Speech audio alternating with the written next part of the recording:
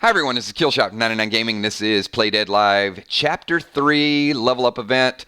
So we're a little later, but a little bit earlier. So I am here live for you guys and looking forward to getting through everybody's Level Up event. So it should be a whole lot of fun. If you guys can hear me loud and clear, do me a favor, give me a quick 999. You never know what YouTube is going to do with the scaling of internet capacity. So we should be coming through. Hopefully. Can you guys hear me okay?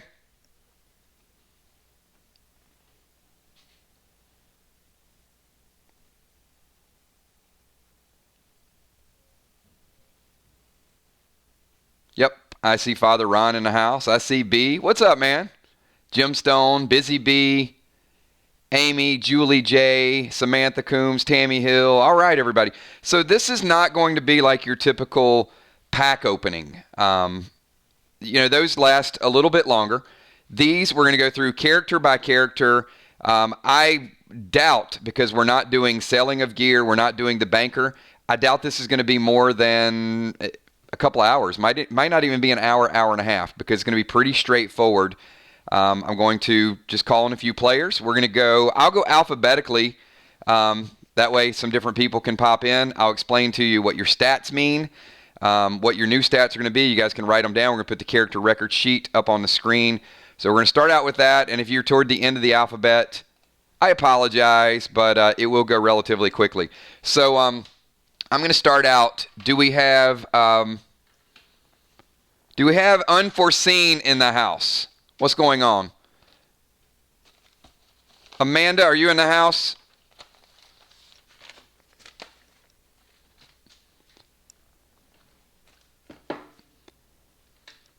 And I can always jump back and all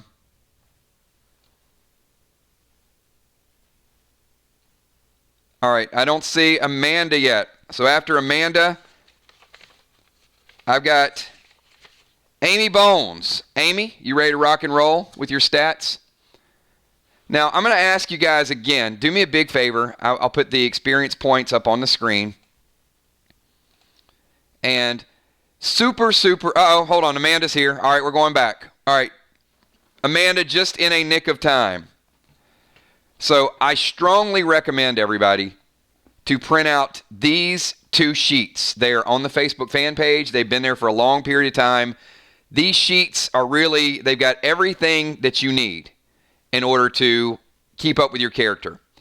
So if you go over to base health, your base health is almost always going to be what, everybody? I'm going to do a little bit of Q&A. This is the time, actually, because we got a lot of extra time on our hands. Your inventories should be 100%. I'll be sending out new inventories to you guys later, so you can look at them tonight. And what I'm going to ask you guys to do is start writing down the things that you want to get rid of tomorrow for your dead dimes. So your base health up there. So if you guys are following along with me, does everybody see where it says base health and you have a red square? So, and I'm going to ask you guys to do me a big favor. The fact all of you guys are kind of tuning in and you're very cordial, thank you so much. I appreciate that. But I am going to ask the group, do me a big favor, and I'm going to need you guys to kind of zoom in today. The more focused you are, the quicker I can get through the stream. And then this is like doing homework for me. So I had a great time last night, but anytime we do these, I've literally got over 100 sheets of character record sheets, stats, experience points, all of the above. So I'm going to ask you guys, just do me a big favor, because I get a lot of questions during the week, and it's kills, how do you do this, how do you do that? And I'm going to address a lot of these questions in today's stream. So either follow along or follow the playback. But if you ask me a question that I've already answered 10 times, I'm probably not going to be real enthusiastic about answering the question an 11th time. All right. So if everybody sees where it says base health, your base health, hello Villar, thank you so much. Great mods, channel members, PDL players, sponsors, all super chats and STs. Appreciate you being here. So when would that base health number change? There are two things that will change that base health number.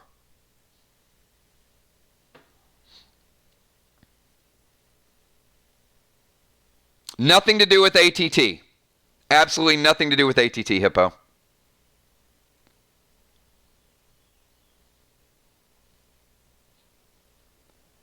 Pink diamonds will not change your base health permanently. They will help your level up based on what gear you're wearing. So you're kind of right, kind of wrong. All right. Several classes increase base health when they level. So for example, warriors do not get a base health increase when they level up. Snipers do not get a base health increase when they level up. They're always going to be 5.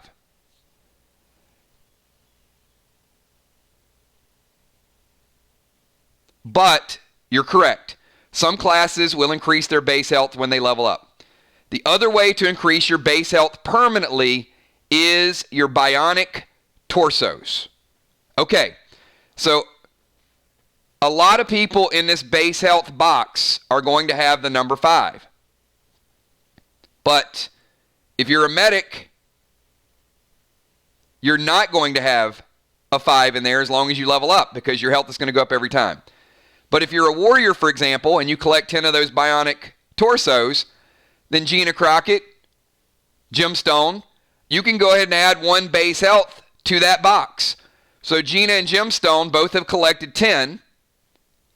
So their base health will no longer be 5, it will be 6. Now, Amy is in a class where her base health goes up every time, but she's also collected one of those bionic Onyx torso sets. So Amy not only gets the bonus from her character, she also now will get an extra 1 point of bonus for that. Now, the reason I don't want you putting your pink diamonds in this category, you should have that written on the back page. Over on the right side, you'll see page 2.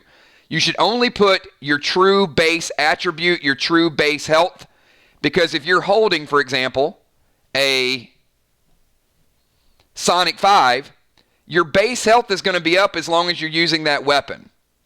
But it's not going to increase your base health on page 1 of your character record sheet. It's important that you guys start to get the hang of these things.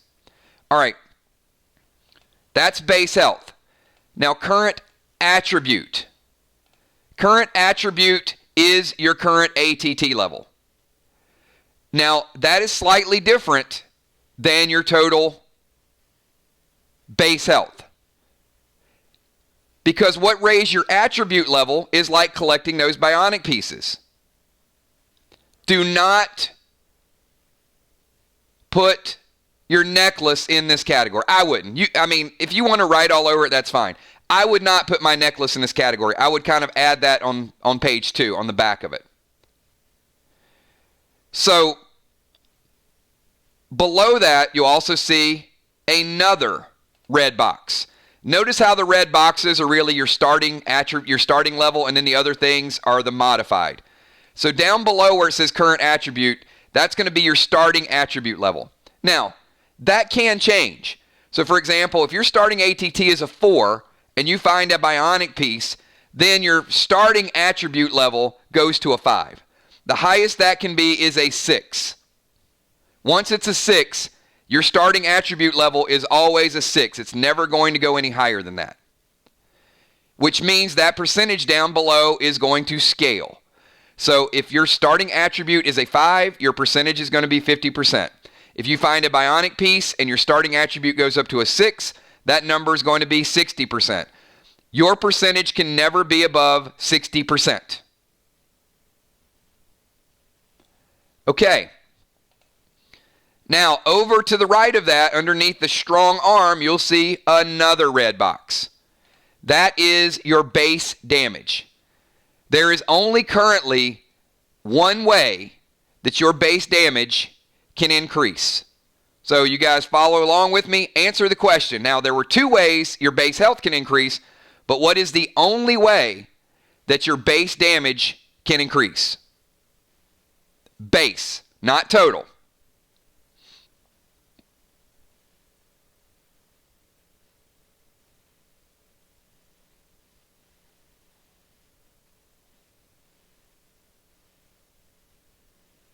through classes that have that ability through leveling up. For example, snipers, warriors. Those are your two big classes that are going to level up. There are a couple that will level up 1 point here, 1 point there. But you'll see that the way you should be playing the class, and not always, PvP is going to be different. Your stats is really what dictates how you play the class. Warriors are going to be glass cannons. They're going to go in there and they're going to hit, but they can't take a lot of damage because they're not increasing their base health. Snipers are the same thing. Whereas a tank, their base health goes up. Fly Rod and Tommy the Tank, those dudes have like 13 base health automatically. But you get close to a sniper, there you go. So that's kind of an example of that. Now there are ways to increase your overall health and your base health. Weapons, tapes, armor, all of those things can help either your base or your overall. Now the reason I went around in a circle with all the red boxes is because now I really want you to pay attention to those three categories: the shield, the heart, and the bicep. That's where you can go in and pencil in what your current attribute is.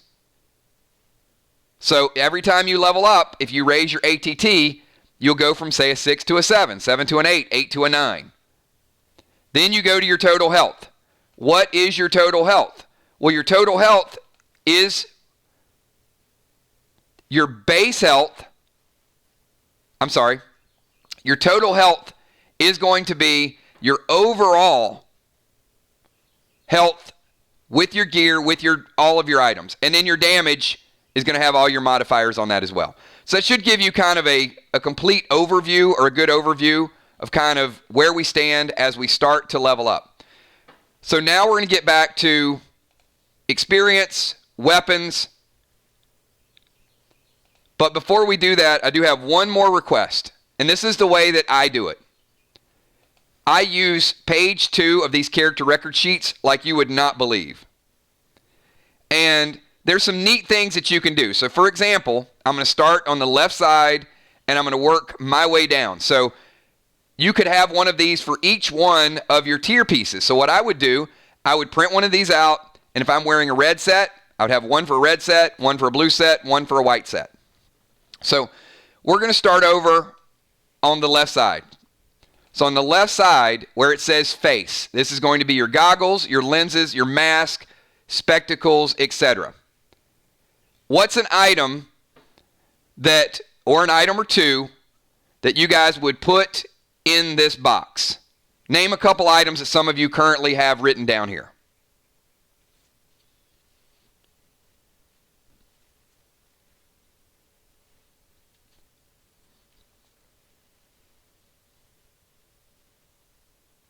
And I'm going to answer a lot of questions of some of the things that you guys are doing. A Vigor mask, a Sub-Zero mask. Yes. Okay. True or false? You can glyph a mask. True or false?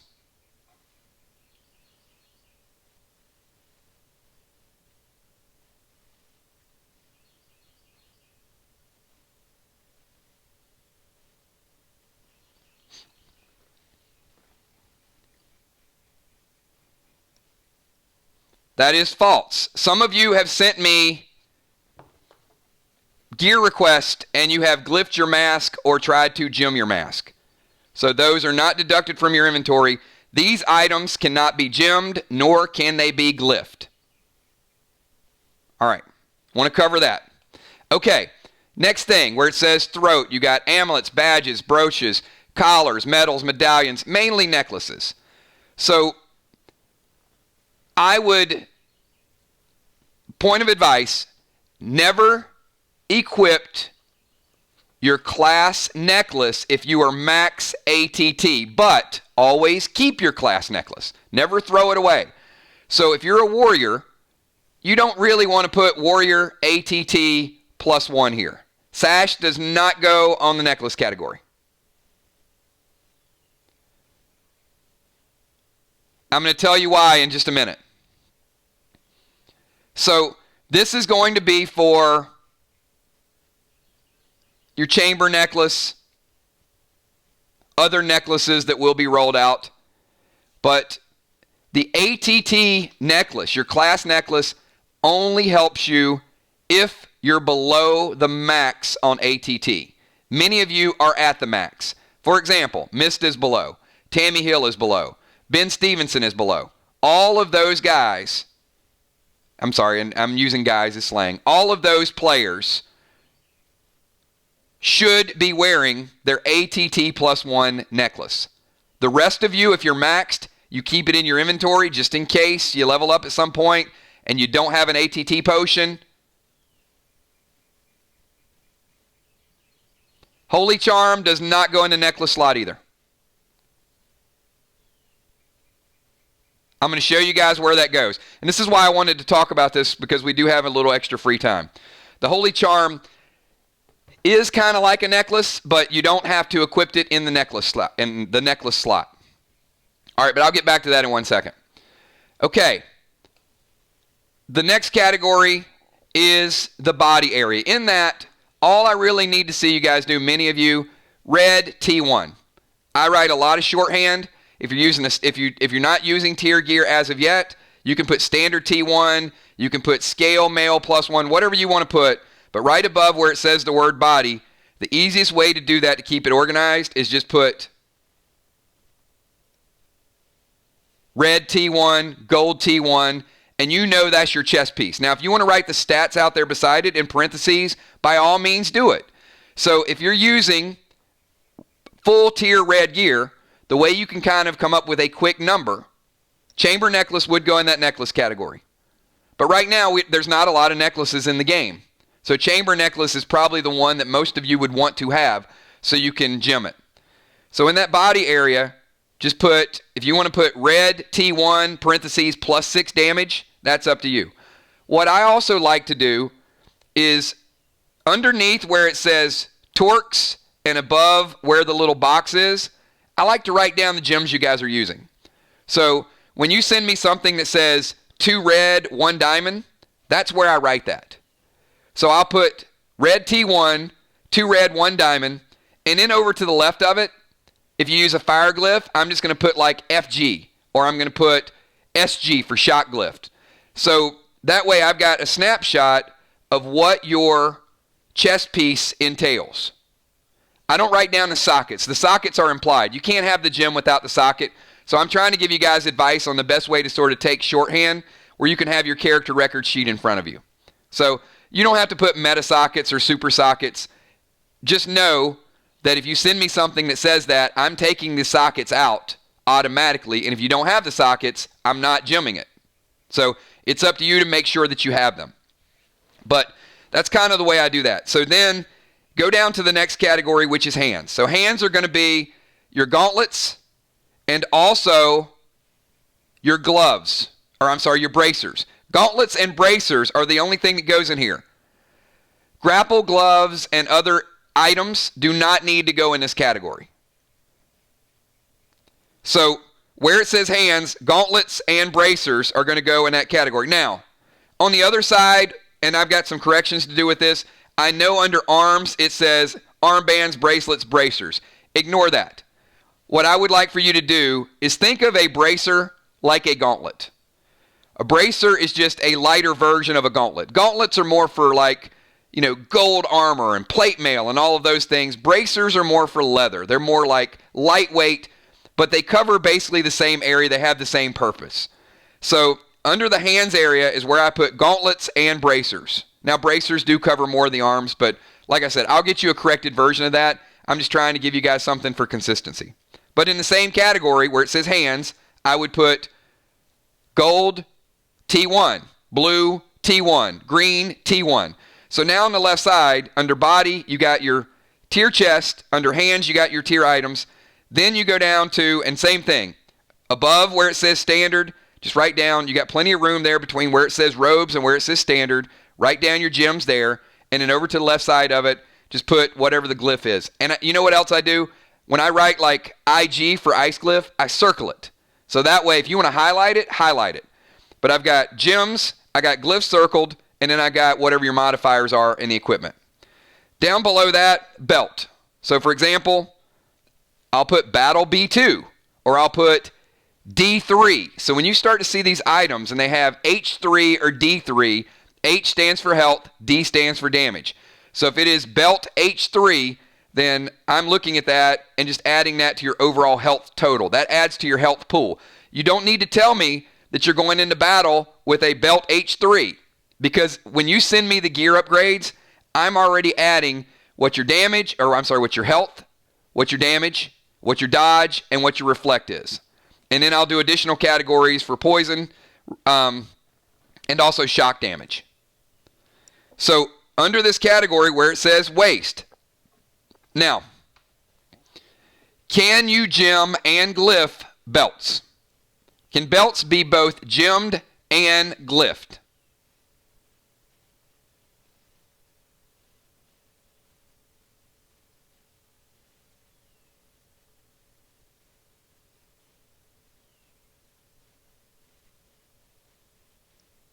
Yes, they can. So you're putting your belt category here. So same thing. Belts can only hold one gem. And let me kind of go back up just a little bit. Nope, they can be gemmed as well, Ron. So let me go back up just so you guys have an idea. So go back to where it says body. You can have 3 gems in your chest piece. Where it says hands, you can have 2 gems in your gauntlets or your bracers. Where it says belt, you can have 1 gem. So, what would make the most sense to use in your belt? If you can only have 1 gem in your belt, which gem would be the logical choice for most of you, not for everybody?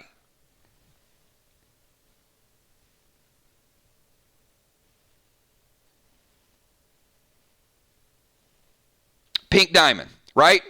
Because if you put a regular diamond in there, you're not going to get the bonus. Now, if you play a class like a tank, I would say the rules might be a little bit off with that.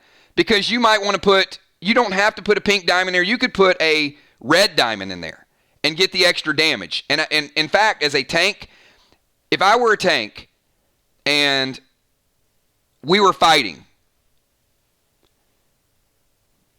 you need a tank at the front that can take a shot when Tommy the Tank throws a grenade at people.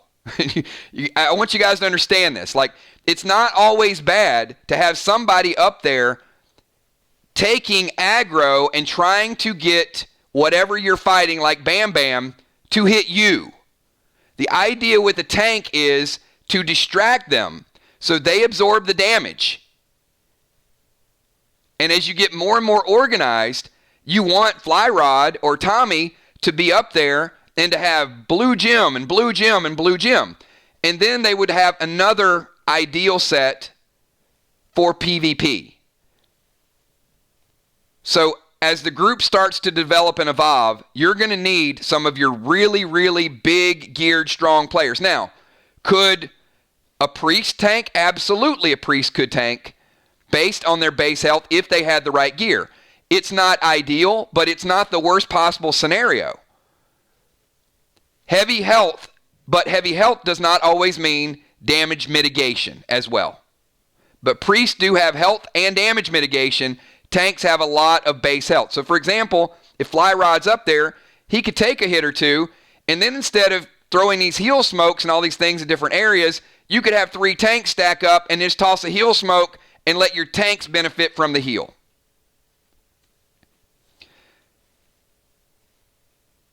Green diamond for a tank would be fine. Any healing over time would certainly be bloodfish. Healing over time would certainly be a smart choice. But I'm looking at now, tanks get a little bit, they want to do a little bit of damage from time to time. But if I were tanking for the group, I would go green, you're right, over red. If I were doing some PvP, or we're going to do 3-man teams in the near future, we're going to do a battle royal where it's kind of like each to their own, where we throw like 30 of you guys in a ring and whoever wins, wins. Yeah, they're going to want to have a little bit of damage. Because otherwise, I mean, they're just going to be standing there absorbing damage and not being able to hit in return. So there does need to be some balance. Absolutely. So Busy Bee says if you have 2 or more belts, you could gem them differently and equipped accordingly. And Busy Bee, that's kind of what I'm leaning toward. We've got people who they'll have like a belt of vitality, and then they put a gem in it, and then they want to change it, and then they put a new gem in a new socket, and then they waste it, and they put a new one. So there's nothing wrong with having at least 2 sets of armor. You don't have to go out and collect all the tier armor, but look, you might want to have a standard armor and say, my Friday night gear is going to be my tier set, and I do like the PvP, but you know what? I'm just going to go with the standard gear and use my own craftiness and creativity and gem it differently. That's fine. You don't have to have 2 sets of tier gear. And I want you guys to get to a point where once you've got this stuff during the week already geared, and I will tell you, I want to give a shout out to Bonnie. A couple other people did this as well. Bonnie sent me a message and said, Kills, I'm using this gear. Bam.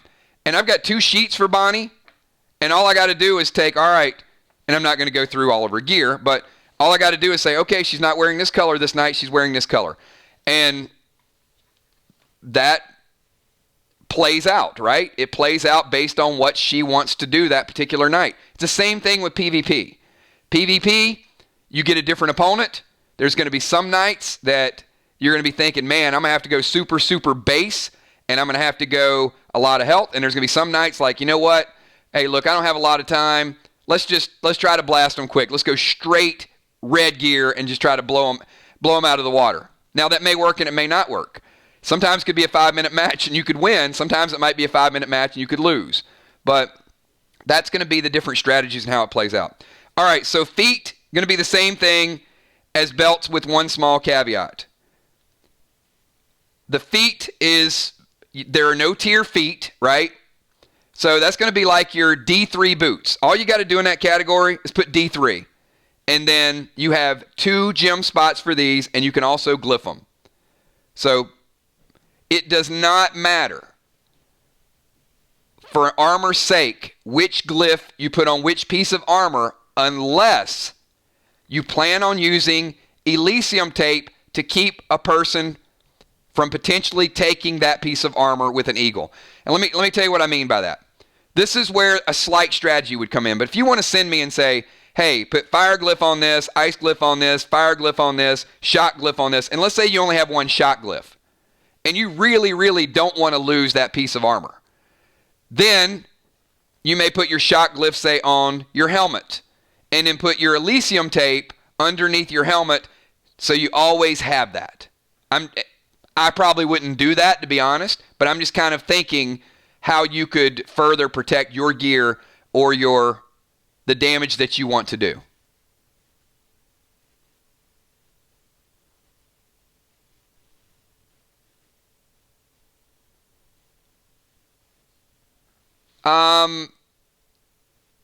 Hang on, Dimes. Let me see.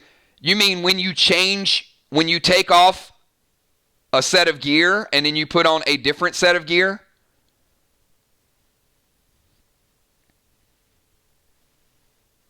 I'm going to get to that in a minute, Gina.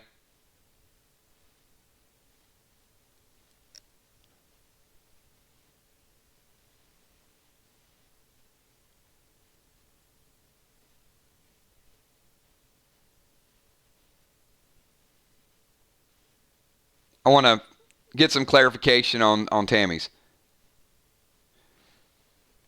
Well, if you want one for PvP and one for PvE, you glyph it and you gem it one time.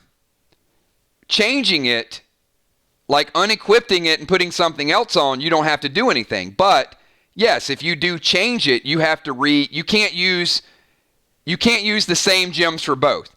If you take the gems out of, if you're going to change, let's say you have like all red, and you don't like all red diamonds anymore, and you say, I'm going to put those in. Those red diamonds are gone. So yes, you need enough glyphs and enough gems to fully glyph and gem both of those. If you change it, that's up to you to change it. If you unequipped it, that does nothing to it. Like you can put it on right now and have no gems on it, and it's just red tier 1 gear. When you start adding stuff to it, it's going to stay that way unless you message me and say, hey, I've been using my red gear and it's got too much damage. I want to start adding blue gems to it. Well, then whatever gems you had in there before are gone. And you can't take them out and put them in a different set of gear. Once you modify it, that's up to you to modify it. But wearing one night and wearing one another night, you don't have to go, add to it again. It's already the same thing. Does that answer your question? So, in any given case, if you had 2 tier sets, you would need some 40 gems in order to fully gem both of those pieces of gear. And we don't have anybody that has 2 full sets completely, maybe somebody's close, completely gemmed and completely glyphed.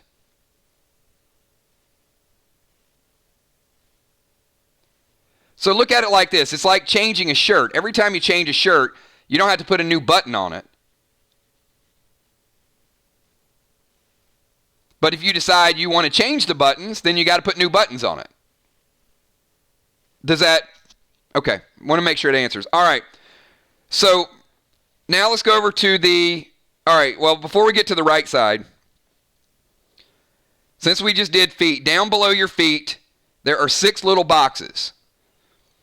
2 of those boxes should absolutely be used for accessories.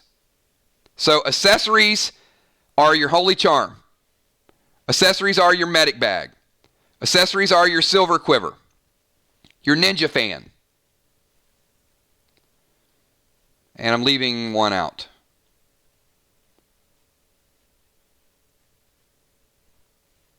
I forgot one. All right. I was going in order. But anyway, those are your accessories. You can pick 2 and put them down under your feet in that box, sash. So there you go. All right. So Bloodfish mentioned earlier, do I need to put my holy charm up in the neck spot? No. Your holy charm goes down. It is an extra item that you can use to get that attribute. Priest should always use the holy charm. Warriors should always use the red sash. Snipers should always use the silver quiver. Medics should always use the medic bag. Which additional item you guys use are completely flexible and up to you. So if you are a warrior, you use the sash and you use the medic bag, you don't get the +2 benefit that a medic gets. You get the +1 health. All right. Now let's go to the right side. So on the right side, up where it says head, circlets, crowns, hats, headbands, helmets, phylacteries. So what I want you guys to put in there, same thing. T1, scale helmet, whatever you want to put in there, and above it, you don't have to send it to me, but this is going to help you out. Just put whatever gems you're using. How many gems can you put in a helmet?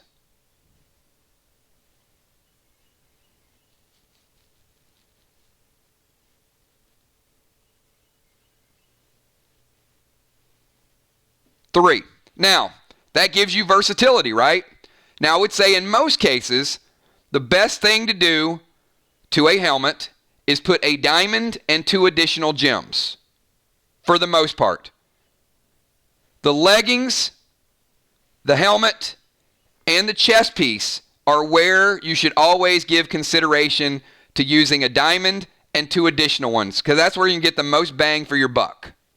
Now, if you just have a boatload of pink diamonds, you just want to go like all pink diamonds, put 3 in there. It's up to you. Do whatever you need to do to make it happen. But in most cases, a diamond and 2 additional gems. Okay. Wolf shoulders. I'm sorry. I'm reading from somebody. Shoulders. Somebody's using wolf shoulders, and I'm like reading it from their list. Shoulders, same thing. If you have wolf shoulders, put wolf and put the damage. What I would always like for you to do is, and I'm going to try to, as the game develops, I'm going to do more and more of this. You're seeing more cards that will say H2B1, H2D2, Health 2, damage 2. I mean, health 1, base 1. Those are all going to be things that incorporate into your character and your overall health pool, your overall damage pool, your base life. If you have high base, it's going to make it harder to kill you with armor pen. So people are going to have to really just blow you away by hitting your armor. If you have low base, then people are going to ignore your armor and they're going to go straight armor pen for you. And they're going to kill you fast that way. If you have high damage and you're sitting back waiting, you're wasting your damage. I need you guys to understand this. If you're wearing all red gear and you are the slightest bit hesitant about killing your opponent fast, you probably should not be wearing red gear. The purpose of red is to get out there, 5-10 minute match, get out of the game. Then I would say, and if you're uncomfortable playing like that, you might want to consider a white set or a blue set or something that has a little bit more time to think things through and figure out your position. I love the blue set. The blue set is one of my favorite sets because I don't have to go just straight kamikaze mode. I can back off a little bit and play differently. But if I got an opponent and I've seen them play and I know they're susceptible to high burst damage, then I may go red set and say like, hey, I'm gonna end this thing quick. If they beat me, they beat me, but I got turn 1, 2, 3 planned, and this is how I'm gonna go about it. So your strategy and your gear and your gymming and your glyphing, and in some cases, I've said this before, and this is why I don't want you guys to get in the middle of, when we're doing matches, don't John McEnroe me and talk for 15 seconds and 20 seconds, because in the future, and I sent this out to you guys, and this is not directed at anybody. Everybody has done this. So this is not one person. So I'm not talking to Moonshot or Bloodfish or Father Ron or Gemstone or Dimes. Your timers are going to be your timers. So if you're sitting there debating a move, one move is not going to make or break a game. The idea is to get these moves in. Now, how you gym, how you glyph, the weapons you use, all of those things. But if everybody's acting and reacting and doing the things they go, they're going to play out the way that they play out. And if it gets down to one move, then I'll own that. Won't be the end of the world. We all make mistakes in the game. You guys make mistakes playing. I make mistakes calling it. Sometimes we're flipping through guides like, now what is it that would do in that situation? But the purpose of the game is to have a good time, put on a show for people, create some good moments and some memories, and to get a W, right? I mean, I want you guys really being competitive, but at the end of the match, we're going to be sociable, we're going to be friendly, and we're going to work together. That's why I'm being straightforward. I'm helping out right now, but I'm telling you, starting Monday, the tolerance for the back and forth is going to be 0. Do your move. If you use the wrong item in the wrong place at the wrong time, it's going to be used, and we're moving on to the next person. Because we've got to get more moves and more strategy in these matches. We had matches the last 2 to 3 weeks. There were only like 4 or 5 moves. People dropped Preston, and they weren't even able to get Preston to attack because we were too busy taking 3 to 4 minutes on a move. Some people might have even lost a match that they could have potentially won because they were too worried about some other thing. So, all right. That's my pulpit. That's my lecture on how we're going to game and how fast we're going to game. Plus, it also, you have no time to message people. So if you're messaging people for advice on what to do, your attacks are going to be severely nerfed. Oh my God, let me message my partner. What should I do with it? Oh, there's 10 seconds. Sorry, move on. You need to plan it out with your partner before the match starts. All right. Torso. When this sheet set up, this is my mistake. Torso, Gina Crockett, is where your leggings should go right now until I get this corrected. So where it says shirts, tunics, vestments, put your leggings in that category right there. Just pretend it says leggings or legs. So what I'm looking for there, same thing. T1, white. You want to put the stats there, that's fine. It's a perfect slot for it. Write your gems above that. Arms. Arms is going to be your grapple gloves or additional gauntlets, or there's kind of like semi-accessories. There will be other items that you'll be put in here, but don't worry a whole lot about it right now. And then rings, you have 2 rings. That's pretty self-explanatory. How many glyphs can you put on each one of your rings?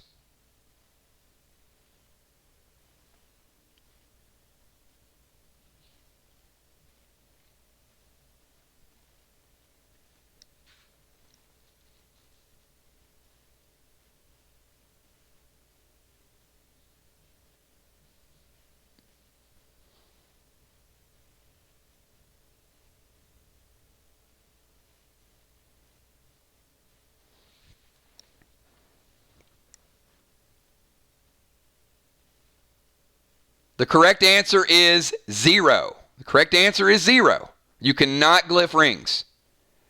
You can glyph and gem your armor. You cannot glyph rings. You can gem the ring of sockets. But you can't gem rings either. Okay. The last category is for weapons, and this is what I'm looking for from you guys. Who wants to help Ron out? How many gems can you put on legs?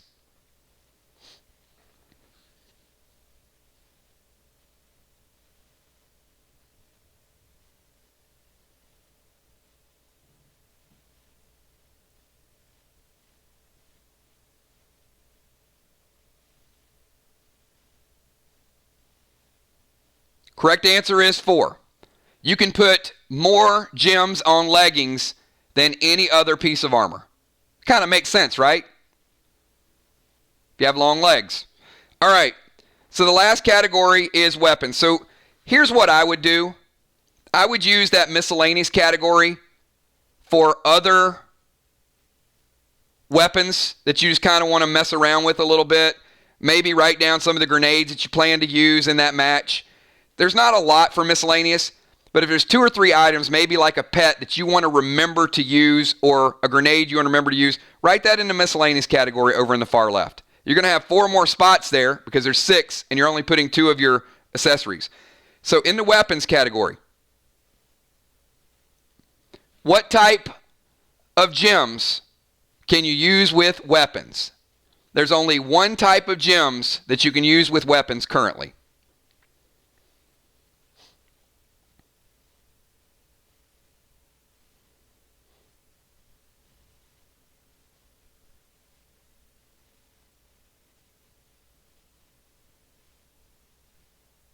Okay, now I also want to tell you guys this.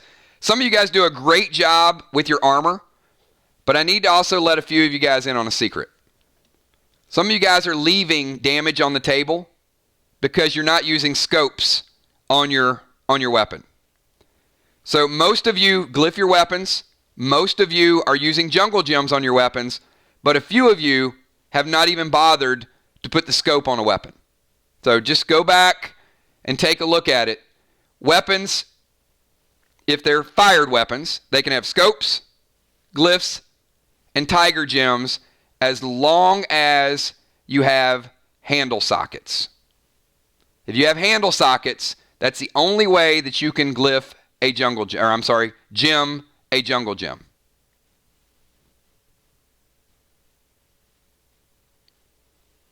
Okay. Now here's another point of confusion, and we're going to get to the level up.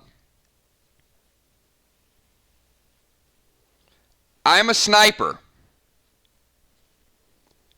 and I have a Sonic 5 bow, which gives me base 1 health. And Ocean Man charges me,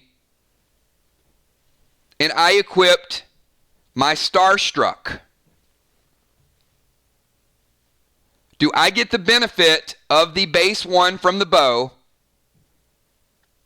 the jungle gem benefit from the bow, and also the glyph that is on the bow?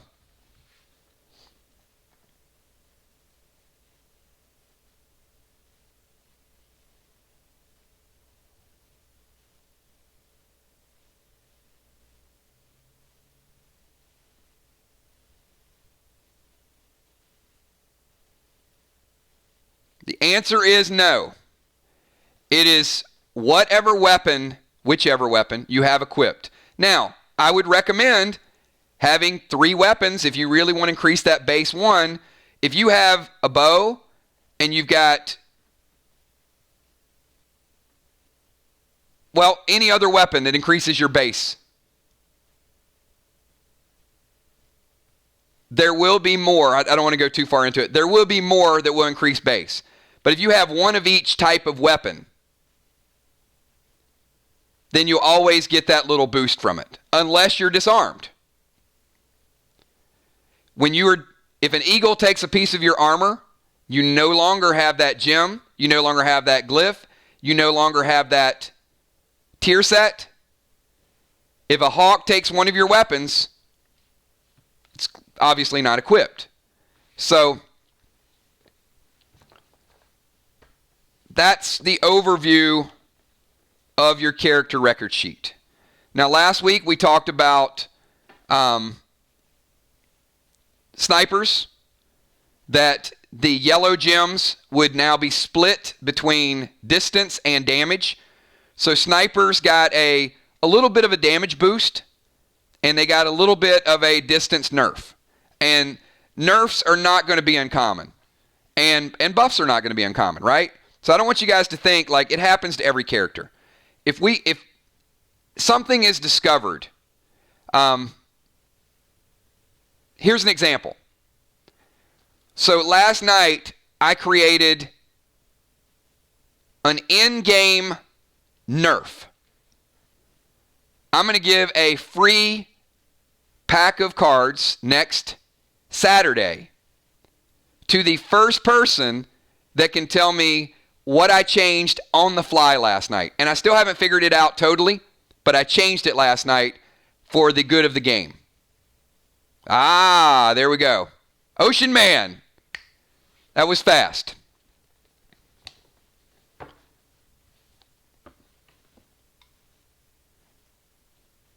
So I nerfed Seal Smoke to keep you guys from turn after turn throwing a Seal Smoke and the boss hitting you doing no damage, throwing another Seal Smoke and doing it again. I realized pretty early on that was a recipe for disaster. So Seal Smoke, and I think it was a great example for it to happen. Seal Smokes, and it usually is not a problem because in PvP, you can only use one of the item, which is why it's never really come up. But I am going to take a look and see which items could make it way too easy and take the enjoyment out of the game for you guys. If you show up on Friday night and it's like, hey, we're here on Friday night, all we got to do is use 3 Seal Smokes, we're going to beat everything, then you're not going to get the enjoyment out of the game. And honestly, some people that died last night were the first people to message me and say, wow, I had a great time last night. That monster just knocked the crap out of me. I want to create a balance where you die sometimes. I'm not trying to kill your character, but where it challenges you to a point to where you got to bring your A game in order to win. That's kind of the goal. And where you got to kind of earn the victory and you don't get it too easy. And I saw early on with Seal Smoke, like, I'm going to have to create and this is what we're going to call it. We're going to call it a debuff. If you guys don't know what a debuff is, it is in most cases, it's a time where if you benefit from something, you can't benefit from it again for a certain amount of time. Now, there's a few things that will qualify under that category on Friday nights. Thrill Smokes, Enrages, heals to a degree. I think heals will probably have a fading debuff where you still can heal, you'll still get the benefit, but it'll probably be less and less of a benefit. Now, most of our matches are not hour-long matches, but we have had some that have been 30 to 40 minutes already. I think the Ozzy and the Bling fight, I think was probably 35 to 40 minutes. It was a long fight. And in cases like that, and OU, that might be 5-minute debuff, might be what makes sense depending on how many turns. It could be turn-based. I might do it where it's, all right, look, you got to wait 2 turns before you can do it again. I'm going to try to come up with something that makes the most sense. And especially, look, if you guys are facing something that's going to hit you really, really hard, I don't want to take away your ability to heal through it. There were some things last night that this is where gameplay and strategy is going to come into effect. So a lot of things were hitting you guys for 75% or more. But then you got an enrage through one of the bosses, and it started doing a single hit death punch. Now, in those situations, sometimes it's going to be unavoidable, but there are also going to be things in the future that you can do to taunt or to distract and then draw that damage. So, for example, let's say OU is selected and he gets this hit that he can't do anything about, and it's going to hit you for 100%. Now, that's where he'll use his priest prevention spell, right? So, problem solved. But if you use that too early, then you're not going to have it later on. Or we'll have a situation where maybe we have tank or fly rod, and that hit was going to go to Father Ron, and now fly rod taunts the hit and redirects it toward himself and then uses his double health. So there's going to be ways where you can mitigate some of the damage, and I don't want to take totally away your opportunity to heal. And I think, look, we're only 3 chapters in. So you're going to get more organized, you're going to get better, you're going to figure it out a little bit more. It was a little too early to kind of throw that out there to the group. I mean, 2 weeks ago we didn't even know how to number 1 to 30, and now we got that part of it down. Now we're going to start to really get the classes and where the classes should be positioned. Less people were blown up by grenades last night. That's encouraging. We still did have a couple. But if someone is going to take grenade damage, it's always nice to have that extra. So, for example, hey, Fly Rod takes grenade damage from Tommy. He's going to die. Father Ron should be using that prevention spell on the tank. So knowing your class and sort of looking out for each other, that's a big piece of it. And tanks are superstars. I would look to the tanks, and I know you guys want to trade, but if there's ever a person that you might want to gift gear to, that would probably be the person. I'd only put a caveat like, look, dude, I've got like 3 pieces of this blue chest, but you better not wear it in PvP against me. This is PvP. This is PvE only. If we meet in the finals of tag team match, you wear some different gear. Don't wear the gear I gave you for Friday nights. So, but all right, that is that's my 1 hour to go over character record sheets. Any questions? Any questions on your stats, your gems, your glyphs? Those people that are not here right now, certainly I would recommend listening to the playback. I'm almost caught up. Crystal Newfield is back from vacation. Many of you have done a good job of writing down gems, but yes, we are going to put out guides. We are going to put out what the gems do, what the benefit to those things. I think most of you, just by seeing in chat, you know at this point, right, how many gems you can put, what items you can glyph and can't glyph. There's still some fogginess around, can I move, can I attack, can I drop this? And not everything is kind of cut and dried. There are situations where we saw this the other night where you might want to climb up on a roof, and climbing up on a roof is going to take your turn. And those are going to be things that I'm always going to have like intervention. I'm not God. But I am overseeing the matches. And I've called at this point probably 100 different matches.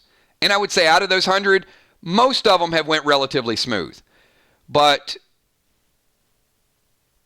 the matches and the terrain just kind of do it, and I'm going to kind of go with it. But the longer you say, well, why can't I climb with 2 hands and climb up 8 feet and then set down my items and then pick up my bow and then fire with my bow? That's the back and forth that really, and you guys don't realize this, it takes 2 minutes to explain that.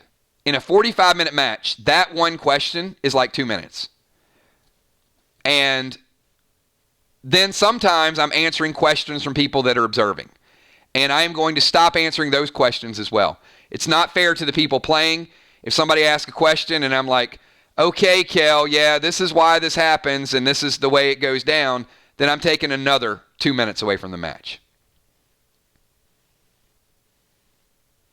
¿Comprendes? Sí. Es bien. Es la tiempo. Mueves forward. Gracias. Okay, Amanda. I started at the beginning in Spanish. All right, we got Amanda T. Amanda T, if you are here.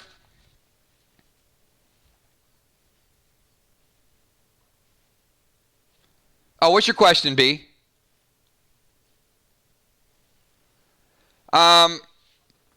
So Bilal wants to know, hey, Kills, I want to know what a medic can do in PvP and PvE. One, medics are one of the most balanced classes that are out there. So I would say medics should be doing really, really well in PvP because they have a mix of damage and also base life.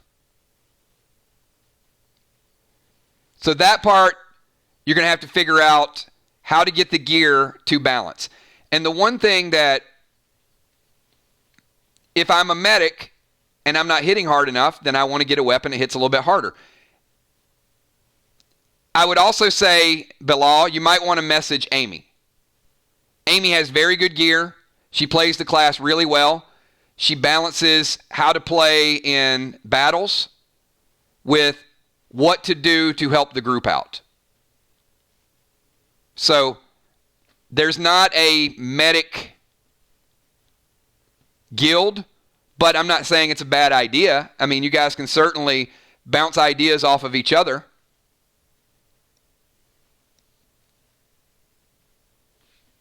But Amy's won some big matches in PvP, and she's also she's got some good experience points for PvE as well.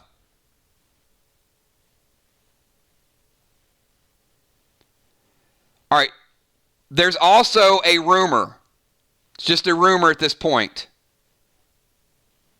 that Amanda T doesn't back down from a challenge.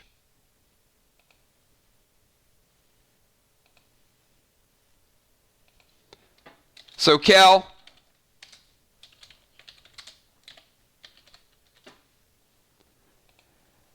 I've seen Tommy the Tank.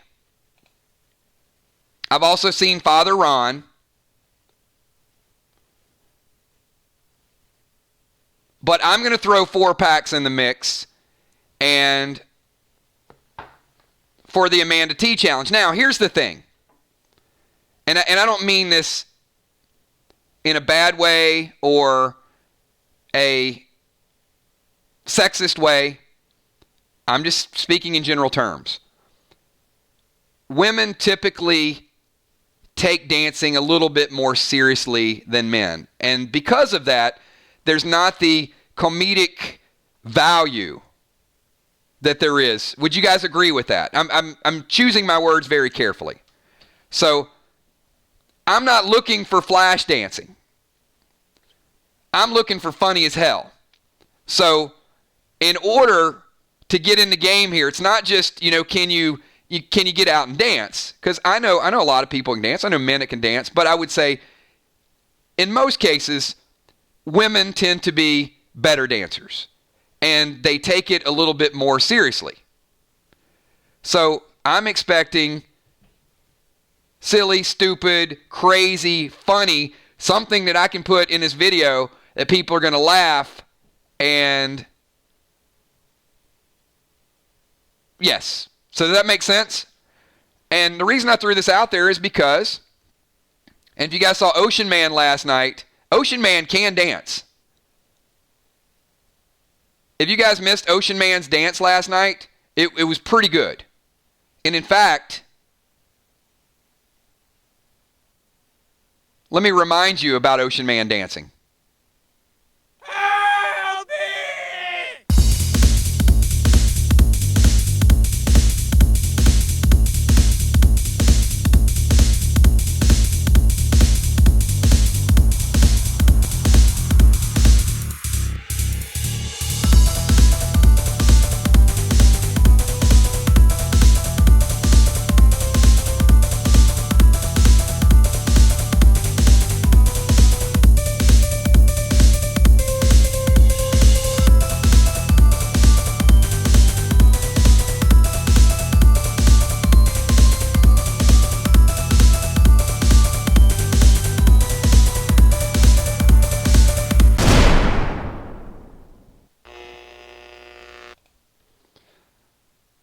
Now, no one can deny that Ocean Man has got some moves.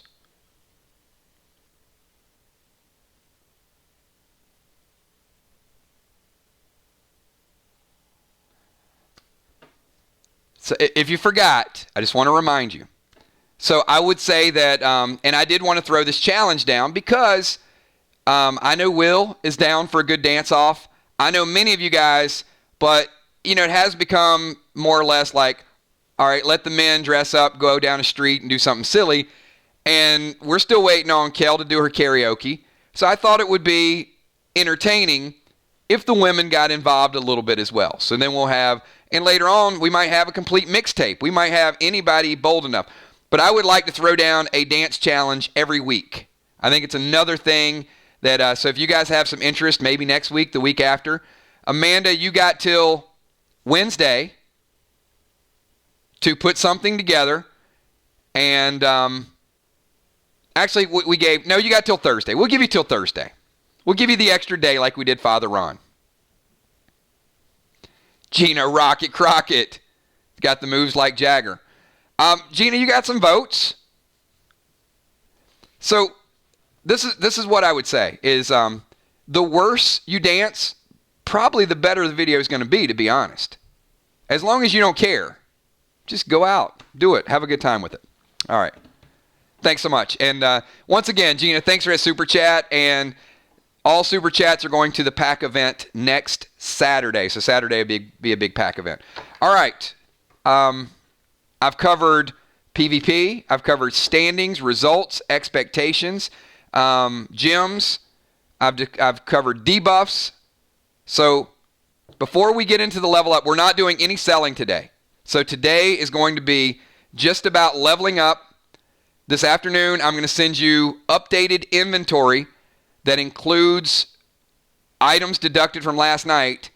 And then what I would ask you guys either tonight or tomorrow, go through your inventory. If you want to message it to me and give me a whole list of items via Messenger, if that's easier, then do that. Once you get your inventory tonight, if you want to send me back a highlighted sheet, then do that. And then I'll send you the totals for dead dimes. If you'd rather do it tomorrow, that's fine too. Tomorrow's going to be a little bit longer stream because some of you guys are going to be selling and some of you guys are going to be buying. But you'll see the banker tomorrow. It'll probably be an all-day stream. So you don't have to be here the whole time. You can pop in, pop out. All right, so we've got dance challenges, all of the above. Let's get leveled up. So Amanda, we're going to start with you. I'm going to go alphabetically. This is going to go relatively quick. I think we could have a dance-off run. There's a lot of cool stuff I want to do with that.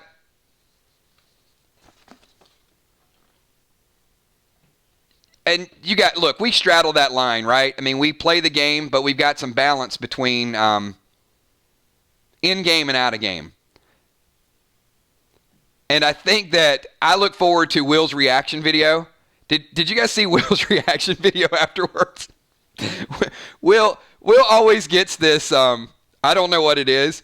It cracks me up. But after about, 3 or 4 Miller Lights, and unfortunately I can't drink while I'm streaming. If I do, I'll be like slurring everything.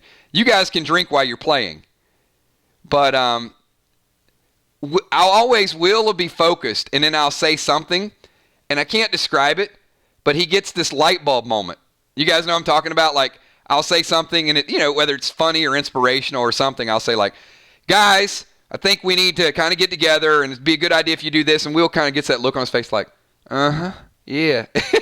It is the coolest thing. So I'm always watching, like, what's he reacting to? And then I have to go back and listen to it again to see what I had said and what kind of struck that chord. But yeah, it's that's a big part of it for me. So Will's reaction videos, Father Ron's lost tape videos, the dance challenges, and then the game itself. Wow, we got some cool stuff going on, everybody. I'm having a blast with it, and hopefully you guys are as well. So let's get to the gear. And I'm going to go through a couple players, and after we go through a couple players, then we'll take some more questions. How about that? So Amanda, we started out, you were level 2. And your total experience points at level 2, you barely made level 2 the last time we did one of these. So throughout Crypts and Catacombs,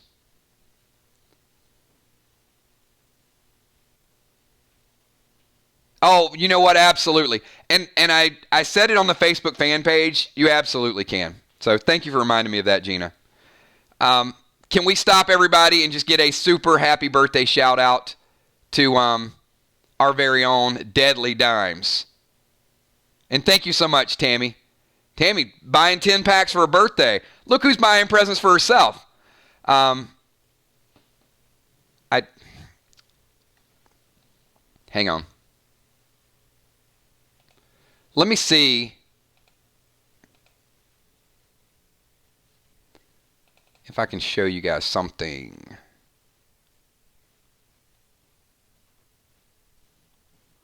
Nope. You can't see it till... Shoot, I should have... I didn't load it. I was going to give you a sneak peek of something for tomorrow. But,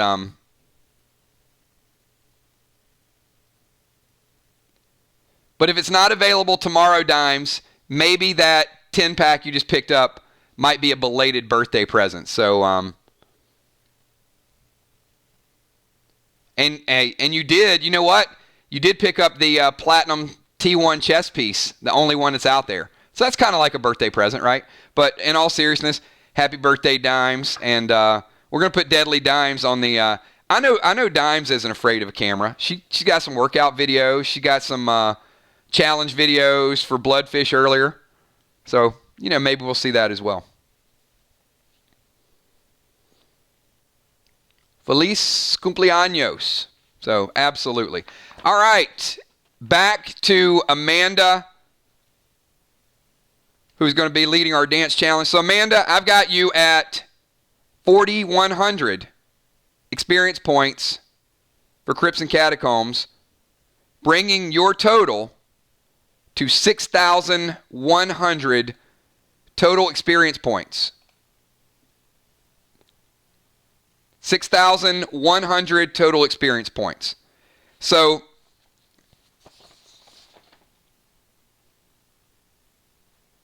you do have some XP potions. However, you don't have 2,000 worth of XP potions. So, you are going to be pretty solidly at level 3. Congratulations. And in order to level up, you need 2 ATT 15 potions, which after last night you have 3. So I'm going to recommend that you don't gamble and just roll with it. I'm going to recommend that you use 2 of the ATT 15 potions so you guarantee that you'll raise your ATT. Now, what that means is, this is very important, is Amanda now has a base ATT of 9, but she has a complete bionic set, making her total ATT 10, which means what, everybody? Amanda at level 3, ATT 10. This is a big deal.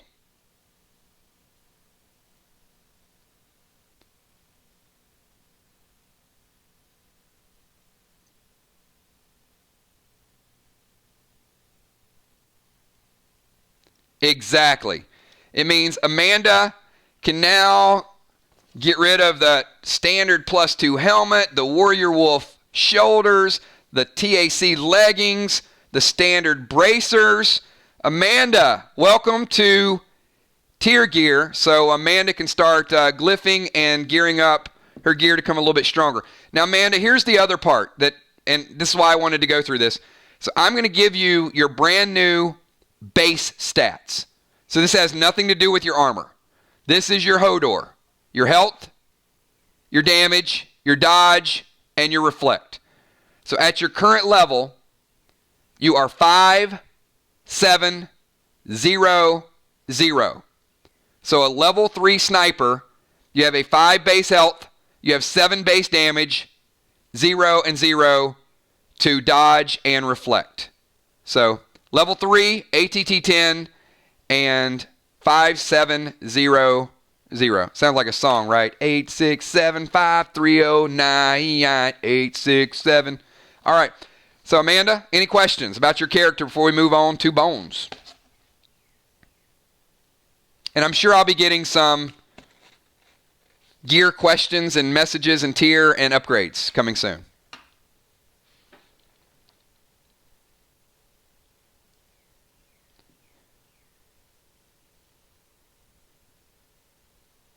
All right, congratulations. And Amanda, you do still have, and in your inventory, you still have XP potions. It's up to you. Do you want to use the XP potions, or do you want to keep them in your inventory? They're not going to level you up to level 4, which is probably not a bad idea anyway, because you'd be technically 1 ATT 15 short. But if you want to use them, just so you don't have to keep up with them, totally up to you.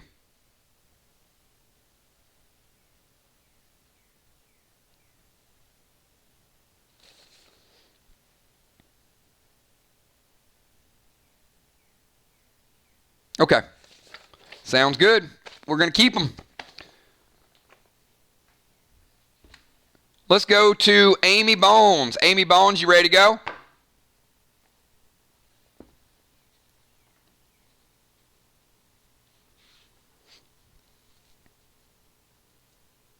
All right. So Amy is one of the unique characters. And by unique, I mean that her and Gina, Jim, they've got a couple extra things. Some of you are getting there. Some of you will be there very soon. So, Amy, at the end of Crowley's, you were at 4885. It's all the items used, everything else. You are level 3. You are currently, after Crypts and Catacombs, 9,785. So 9785, which takes you from level 3 to level 4. Now, again, you have plenty of ATT 15s. You have 9. So I'm going to recommend that and after last night, you'll have 10. So I've got yesterday's, not including. So I'm going to recommend that you use 2 of the ATT 15 potions.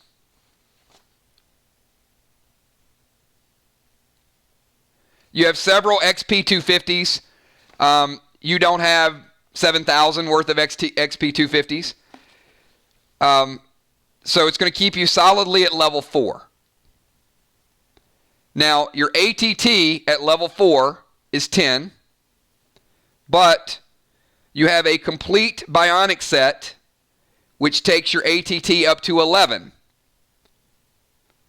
And you still need a few threads and a few items, so you're not ATT 12, but you're ATT 11. But you do have Bionic Torso Onyx, a complete set of those, which is going to add +1 permanent to your base life. Now, the reason that's important is I've got your stats at level 4. You start out with a base of 5. You're a medic. So that means your stats are 9, 5, 0, 0. But once we add the bionic piece, your new base stats are 10 base life, 5 base damage, 0 dodge, and 0 reflect. 10, 5, 0, 0. So Bilal, to answer your question, do you see the balance there? Like, Amy, as a medic, strong base life, but enough damage that she can still hit you hard enough to hurt you.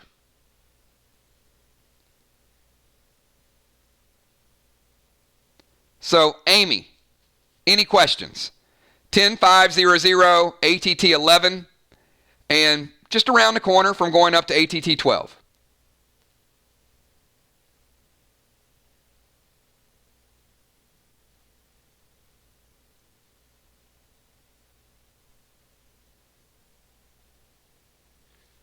All right. There's no questions.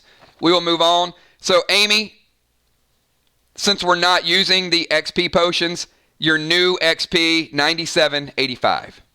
Just in case you want to score at home. All right. Do we have Benjamin? Do we have Benjamin Stevenson? Ben the Tin Man.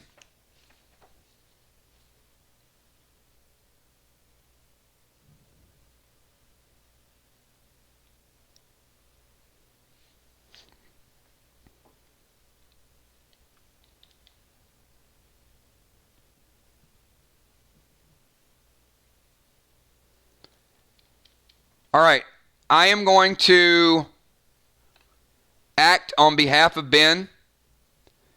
Ben's was at 2,700.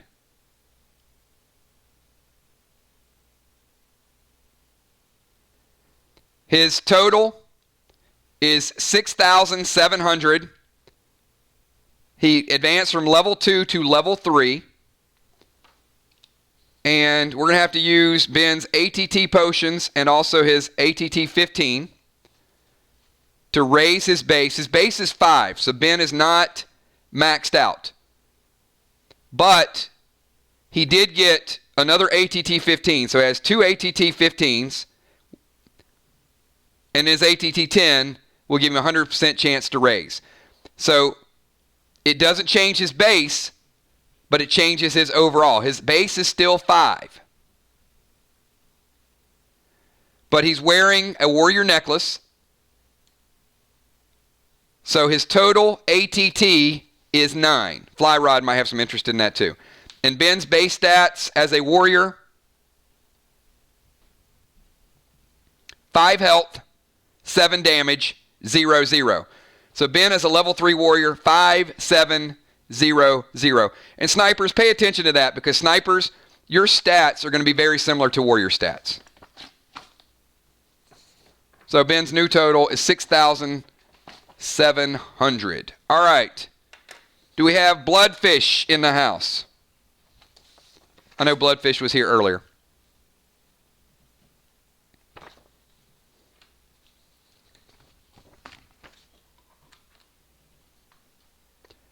And you guys are going to see like such a mix of base stats between priest, snipers, and it'll give you a good understanding of how characters are playing their characters and what they need to stack.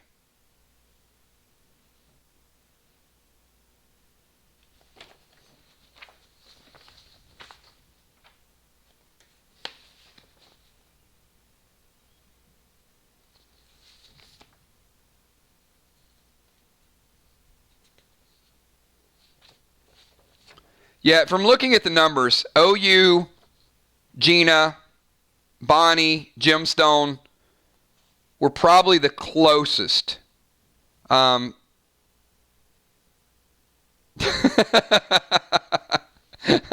Will's going to change his name to Bill the Will.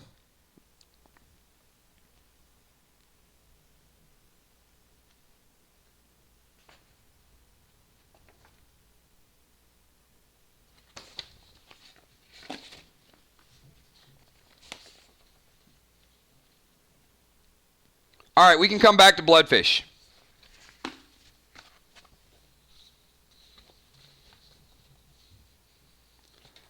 All right, we'll skip over Bloodfish. He's now, I think, he's now a B, so it throws him off.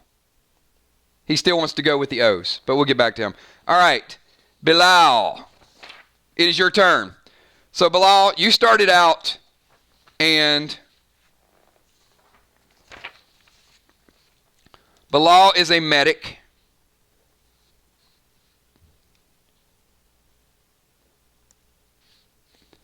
And if you guys remember correctly, Bilal got in just at the tail end when we were starting with Crowley. So Bilal hit XP 1,000. So he was level 1. But then he's been much, much more active after that. So, Bilal, I've got you at a total. And here's going to be the challenge. Bilal, you went from level 1 to level 3. But the problem with that is you only have a 50-50 chance of raising your ATT because you haven't collected a lot of the ATT potions. So your stats are definitely going to get stronger, but your ATT might become a little bit of a challenge.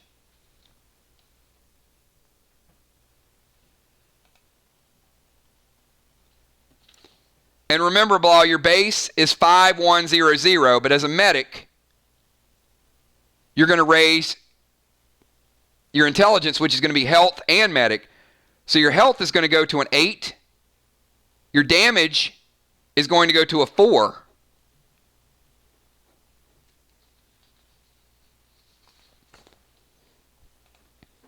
But the big question is, well, you have no choice but to go for it. You can't not level up. That's the thing. So you have enough ATT 15 potions to level up once automatically. But the second one is going to be the challenge, and you have a 50-50 chance.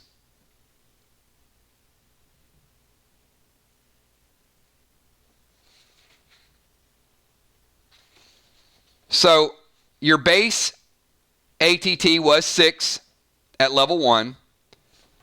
So it's a 7. But we want to raise it to an 8.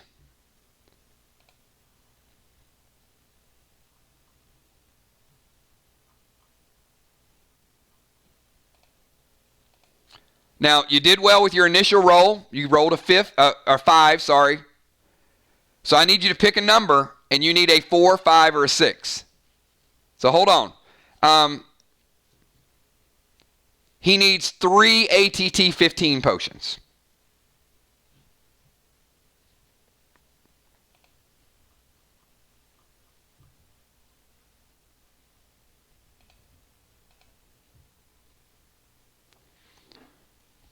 All right, Bilal.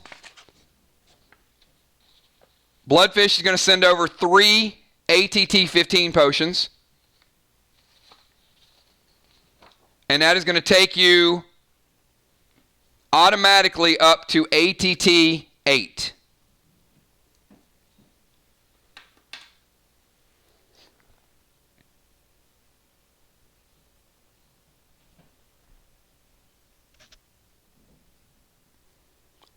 So, appreciate that. And Bilal, that's a big deal. So, certainly you want to give him a shout out. But that is a, because if you miss that 50-50 roll right there, that's going to keep your ATT. And now, as a medic, ATT 8, well, that opens up some possibilities. I mean, this, and you'll probably see some of this with the banker. But let me give you a list of some weapons that you can equip at ATT 8 now that you couldn't equip before.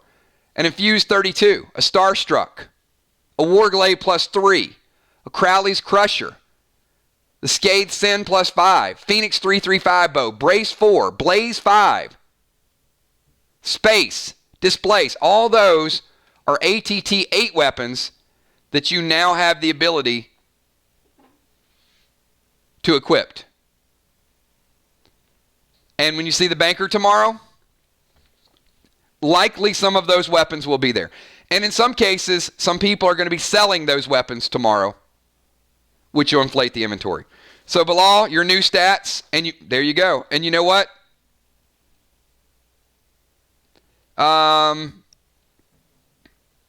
Yep. So you're already in good shape. So Bilal, your new stats are 8400. All right, we're going to backtrack and go to Bloodfish since he's back.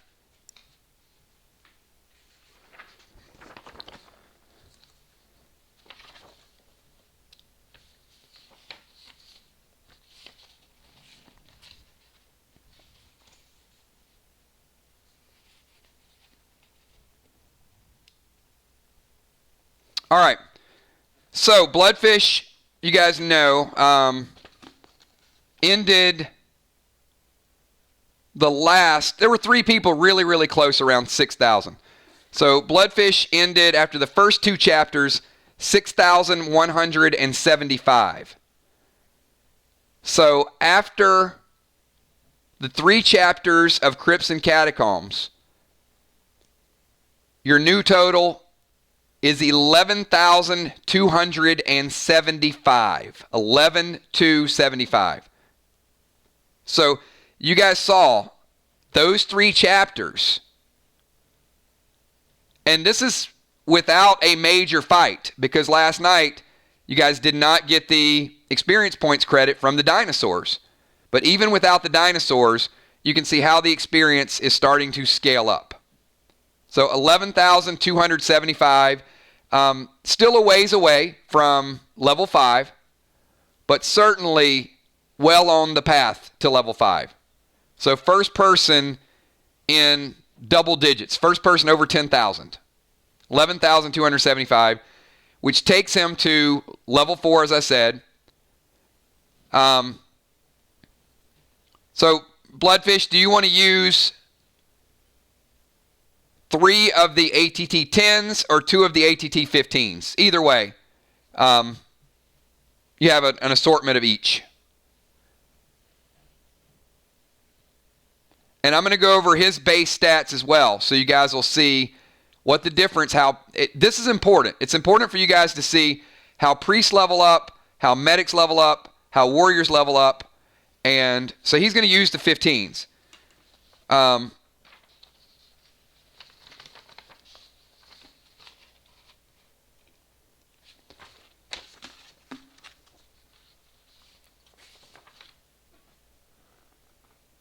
Ron, I'll get to level 4s in a little bit. Hold that question until we get through a couple more level ups, because there will be some benefits to you guys hitting level 4.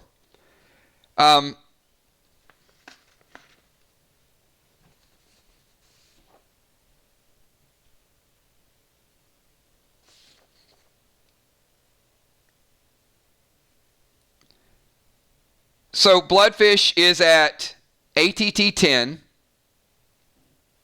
His total ATT is 11. He's got a lot of experience potions, but, and I don't want to spoil the thunder for Gina and Bonnie, a couple other people, nobody had enough experience to get to 16. There were a couple that could get to 14-ish and up there, but nobody could get over the hurdle to level up to level 5. So I don't, unless you just don't want to carry them, they're free to carry. I don't see the value in using your XP, any of them, unless you just want to use them just to have a higher total. But certainly we could calculate it to where it's a little bit higher. But Bloodfish, your new base stats are 9, 1, -4, 0. 9 base health, 1 point of damage, -4 dodge, and 0 reflect. So the importance of this is, you guys can see priests don't hit very hard, right? So the value, certainly from a PvE perspective, is, well, they're stronger.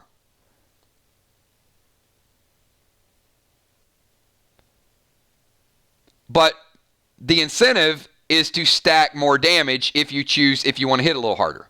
Now, in some cases, you don't need to. You could play a priest and kind of be at the back and conduct traffic, and we're going to do this, this, this, and then you don't have to be on the front lines. So, yep, red tier. I agree. Red tier and adding a little bit to base, and that gives you a little bit more of that level. But medics and engineers, probably the most balanced classes that are out there. Other classes, you just got to stack it. So Bloodfish's new total is 11,275, ATT 11. Now, And I didn't go through and look at Onyx pieces, but yeah, I think we got a ways to go for the Bionic. Bionic and Pearl would be the next way to complete the ATT set. So Bloodfish right now leading highest class, highest level, and also most XP, 11,275. Heading into Jigsaw's Jungle. All right. We just did Bilal. So let's get B-Dub. B-Dub, you in the house?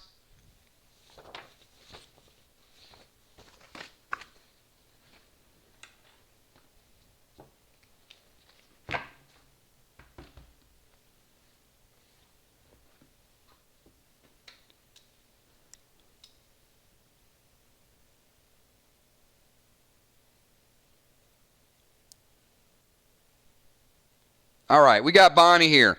Bonnie, Jim, a couple players were up really, really high when we finished the last one.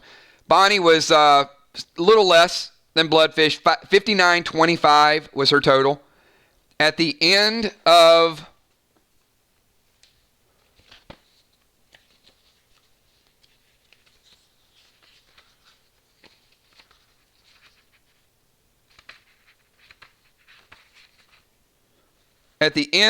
Crypts and Catacombs, Bonnie, 11,025. 11,025.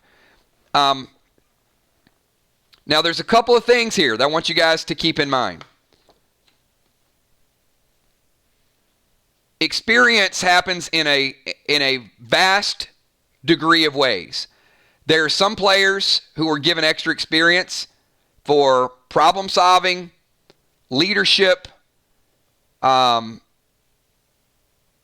were bonus experience given to different people for different reasons.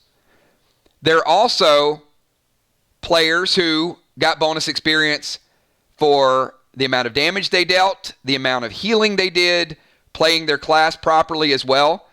And I will tell you, Bonnie is one of those characters that on the front lines, you guys want her on that wall. You need her on that wall. Bonnie deals a hell of a lot of damage. And if you guys, I don't know if you see it during chat, but it is red grenade, purple grenade, plasma. She burns a lot of inventory, which benefits the group. I mean, I got to be honest. Some of the fights that you guys finished in 3 or 4 turns would have been longer and more drawn out if I've got a set amount of hit points or damage points, health points, and when you guys are expending that inventory, you are certainly rewarded for those items. So there's a lot of different ways to level up in this game. Some is, hey, you got to play your role, and if you don't have a lot of gear, you got to be smart with how you play it. Some is a balance. Some is all of the above. But there's certainly a healers casting the right spell at the right time, playing the right pet. Those are all things that there's some additional experiences allotted for that as well. So Bonnie, 11,025. Still up there very, very high. You and Bloodfish, I think, are 2 of the top overall experience points we have right now. So each of you as well have several potions. I would not recommend using XP potions because it might get you to 13,000 and something or 14. It's not going to get you to 16,000. If it would, I'd say absolutely use everything. Either you and Bloodfish both use everything to get to that next level. But you're probably going to need them at some point to get you over the hurdle. So Bonnie, your ATT is 10. Your total ATT is 11 at level 4. You have ATT 15 potions. So would you like to use 2 ATT 15 potions and automatically level up your ATT? I think that's probably a dumb question, but I'll ask anyway.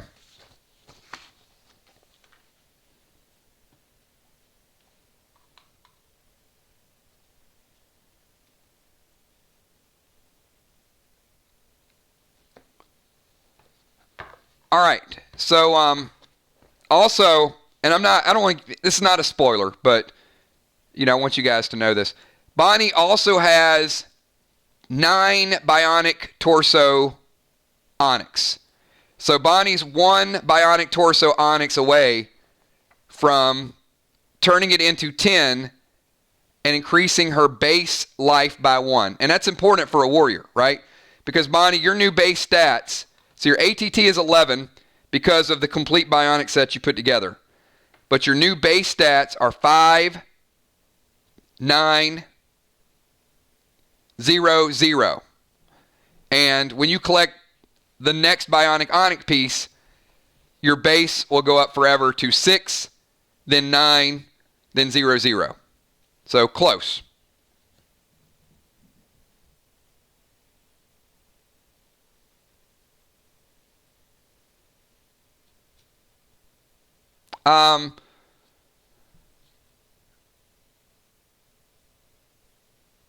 Kills, did I do that with ATT potions to level 12? I'm confused. What are you asking about level 12?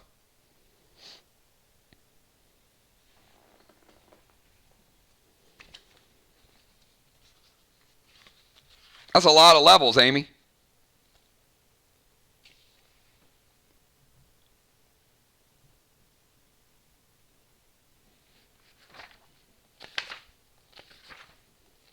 You have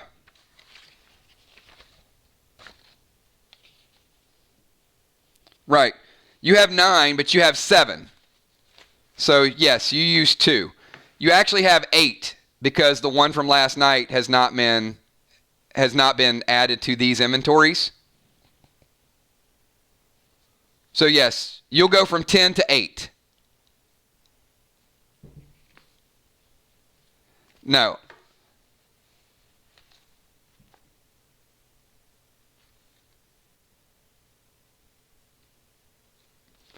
No, that's your ATT has nothing to do with the ATT potions. Your ATT 11, because you go up an ATT for every level. Remember, you start out at 6, and then you're level 4. So 6 plus 4 is 10, and the thing taking you up to 11 is the full set of bionic pieces. So you would need another full set of bionic pieces and 5 of each bionic thread to go up to 12. The only thing that can take you to 12 at this point, Gina's probably the closest to go to 12. Nope, the torsos have nothing to do with ATT. The torsos add to your base life. So 10 of the bionic torso onyx will raise your base life 1 point. And then after you collect 10 of the bionic torso onyx, you collect 15 of the onyx and 15 of the pearl, and then you'll increase your base life another 2. Everybody got that? So the first set of bionic pieces raises your ATT 1. Then in order to raise your ATT again, you need 5 of each bionic piece and 5 of each thread. Okay. Want to make sure. It's a point of confusion for some people, so I don't mind taking the time to explain it.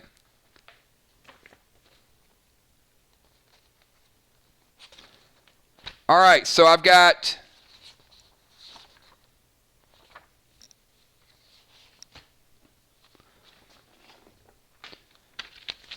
B-Dub as well, level 4, ATT 11. Some of you are closer than others in collecting the threads, but you still got a ways to go. So I know it ain't going to happen until at least next Saturday.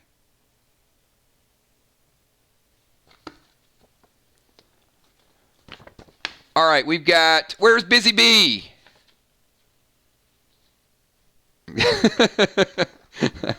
Yeah, come on, bionic torso. Well, the bionic torso will be big, but threads as well.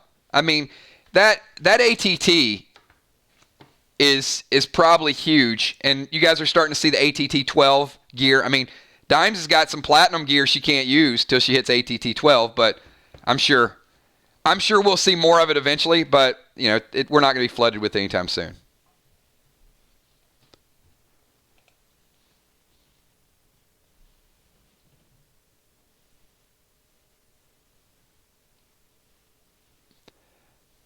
All right, we're going to get Busy Bee going in the house. Where's Busy Bee?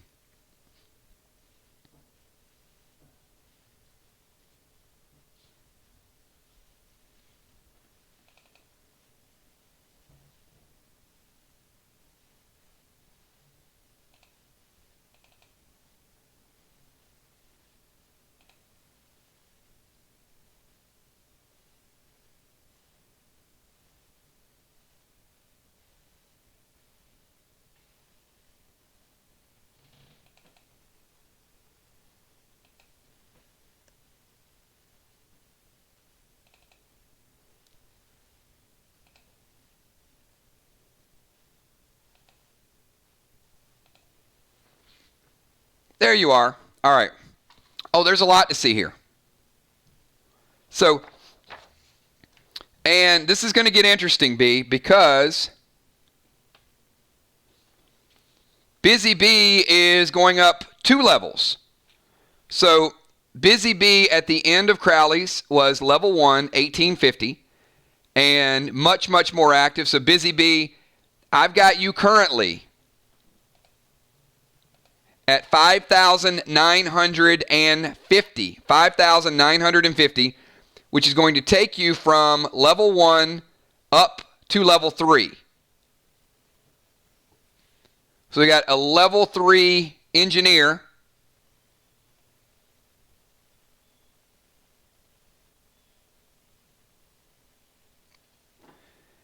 And I'm going to go over your new base stats. And engineers are pretty fun. So remember, your stats at level 1 or level 0 are 5100. So as an engineer working on that guile, now you're going to get, at level 3, you're going to get 3 more points of damage. So you're going to be a 5, a 4, and then you also get that mitigation. So how cool are these stats?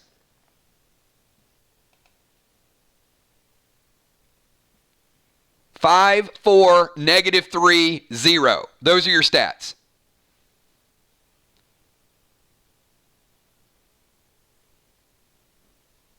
I mean, it's a great mix because you got some health, you got some damage, and you got some mitigation.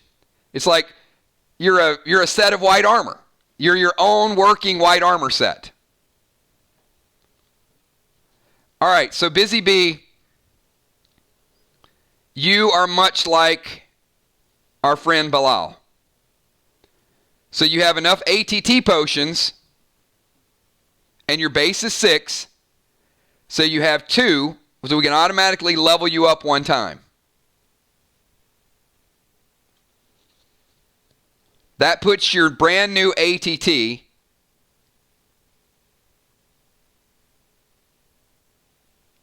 at 8.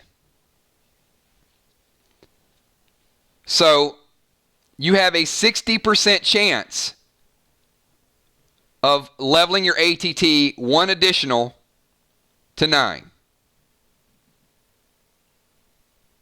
So we're going to get a die roll for you. And there's going to be 2 numbers that you cannot pick. You're going to stay away from those 2 numbers. So you get one of the other 4 numbers, you're automatically going up to ATT 9.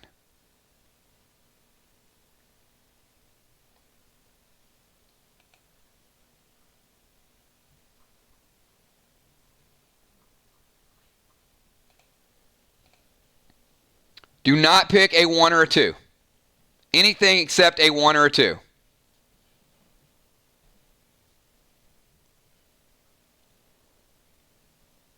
Three, 4, 5, or a 6. Come on, Busy. She picks a 3, and it is, oh my goodness.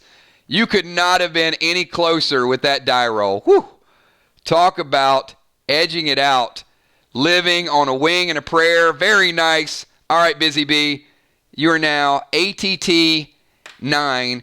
And just like Bilal, you there's a whole world of weapons that is now opened up to you.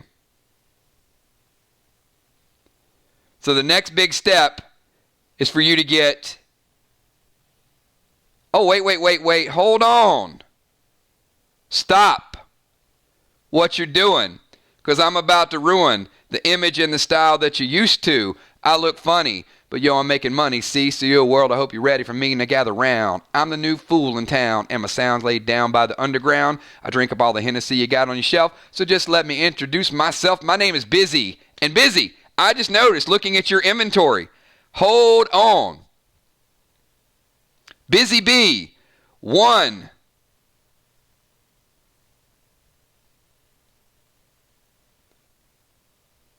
I think you got enough to level up.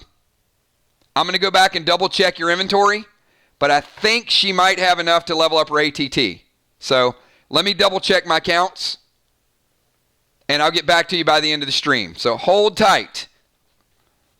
And if that's the case, she goes 10. So, all right. Sorry, I had to go Humpty. The Humpty dance, here's your chance to do the hump. All right, who do we got next? I'm going to skip over a couple people to see if they pop back in. Deadly Dimes, where's Deadly Dimes? Happy birthday, birthday girl.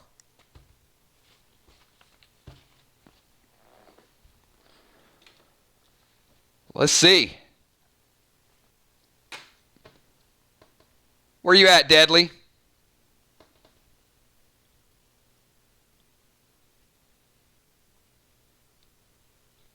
There she is. All right. So, Dimes, this is what we got for you. All right. At the end of Crowley's, we had you at 56.15. I think you were about third in overall XP. You were up there. We've got you at the end of Crypts and Catacombs. Another double digit. Dimes is at 10,715. 10,715. You got some potions, but you don't have 5,000 worth of potions. So I'm going to say, let's take 2 of those ATT 15s out and level you up from level 3 to level 4. Your ATT is 10. Your total ATT, including your bionic set, puts you at ATT 11.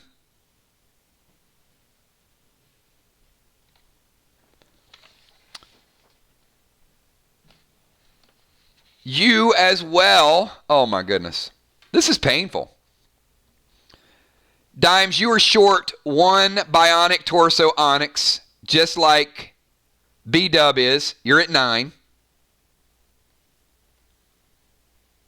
And B-Dub, happy birthday. Picking up another 4-pack. Maybe that 4-pack will have that bionic torso onyx that you need.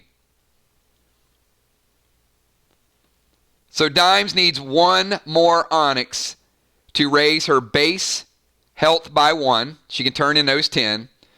So Tammy, here's your new stats. Currently, you are 5, 9, 0, 0. 5, 9, 0, 0.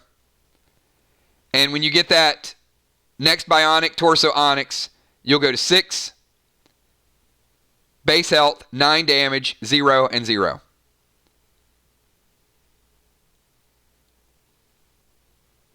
Warriors hit hard, don't they? I mean, look at that damage that Warriors do. 9 base damage. That is crazy. This is what I was telling you guys earlier. You put a Warrior in all red, and even if you're in tier gear, I mean, these guys are going to be hitting you for 20, 25% base attacks. I mean, those are strong attacks. 9 base damage.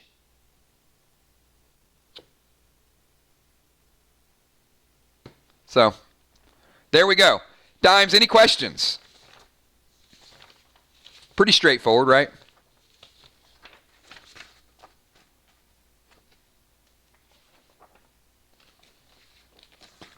All right.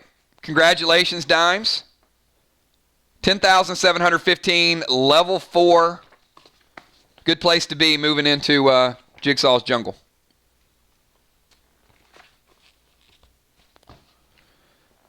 All right. It's time for a little bit of Father Ron. But you know what? I can't have a little bit of Father Ron without a little bit of Father Ron.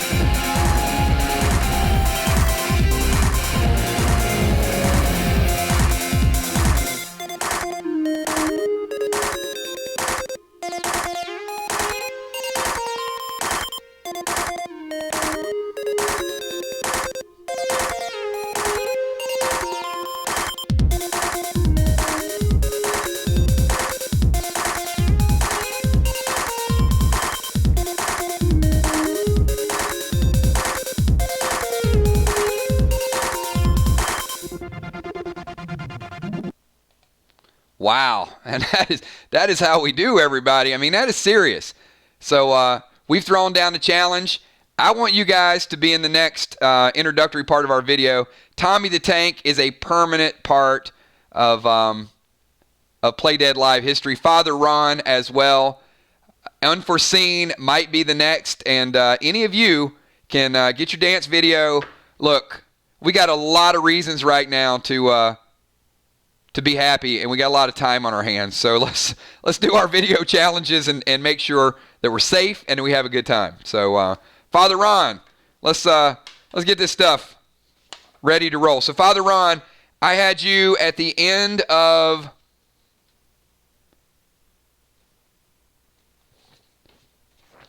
Crowley's at 4,005. I had you at 4,005.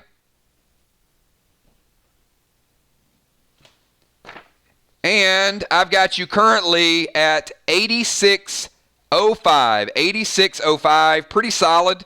Does get you over the 8,000 that was needed, so congratulations. Moving on to level 4. Big jump there. So, look, I know it's one level, but that's a big jump because Father Ron had just gotten into level 3 with the last one. So, Ron, I've got you... How do you want to do your ATT? You've got 6 ATT 10s and you got 4 ATT 15s after last night. So you want to burn 3 of the ATT 10s?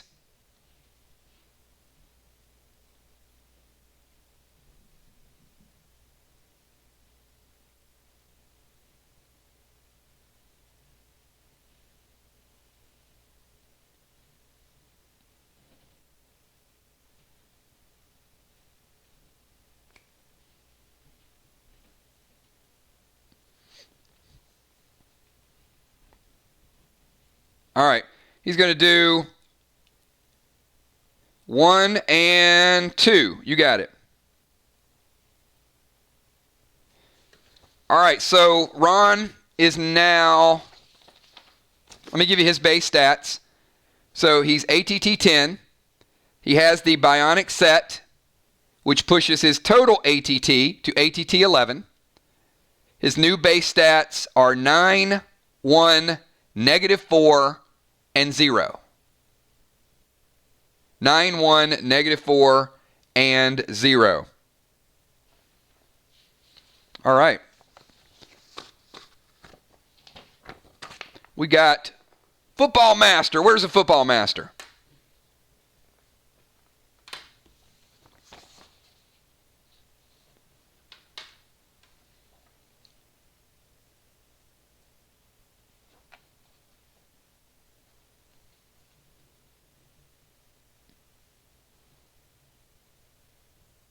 I know he's here. I saw him here a little bit ago.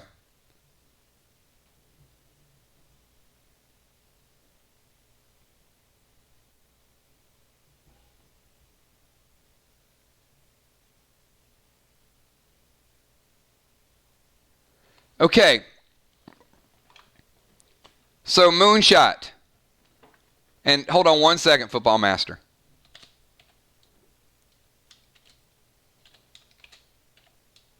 Moonshot, what does Hodor stand for?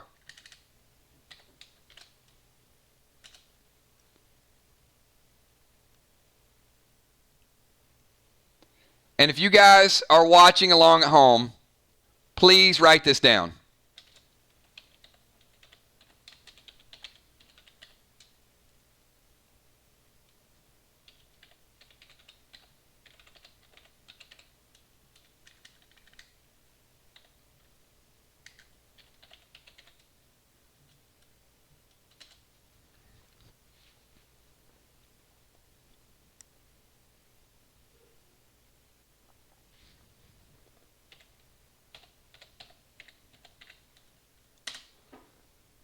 So that's your base.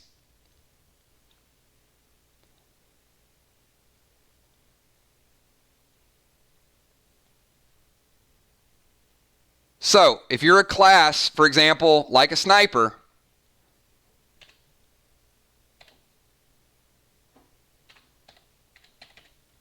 those are normal numbers that you're going to see. Because a lot of times your health is going to stay the same. So when you get classes like engineers and priests, their ability to dodge and mitigate damage is an important aspect of taking damage. So even though they might not be dealing as much, they can absorb and they can mitigate. They're very similar, but they're different.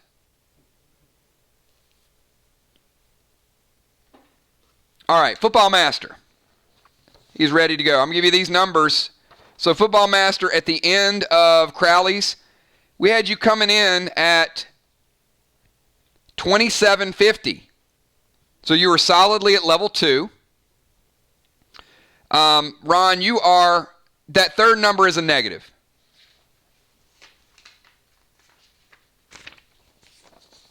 So yes, you are 9, 1, -4, and 0. You can leave it a positive if you want. I just put it as a negative. It'll never go positive. It'll be 0 or less. But yeah, 9, 1, 4, 0. If you want to say you're 4 points of dodge. All right. So Football Master, you ended up at 2750. You have moved up to 6,850. 6850, which puts you squarely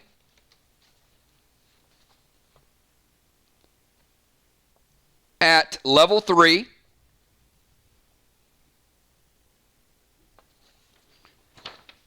You have ATT 1 potion, and you got an ATT 15 last night.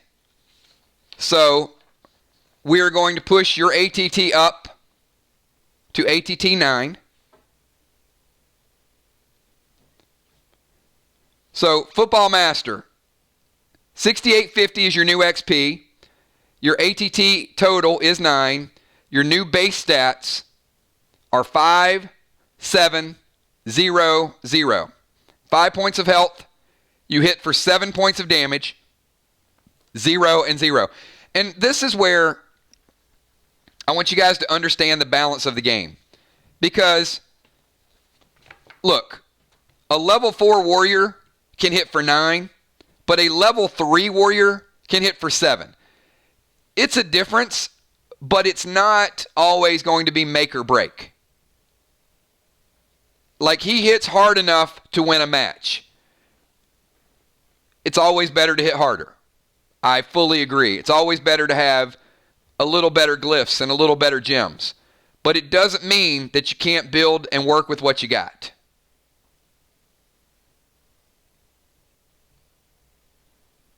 Especially last night. I mean, 4 legendary rings went out last night. Anybody could use those legendary rings. And they were legit. So that's what you're going to see in some of these campaigns and some of these scenarios. You pick up an extra piece of gear or two, that's going to be a difference maker. So Football Master 5700, and he's ATT 9. So getting close to being able to use tier gear, and I know he started to build some of the tier sets.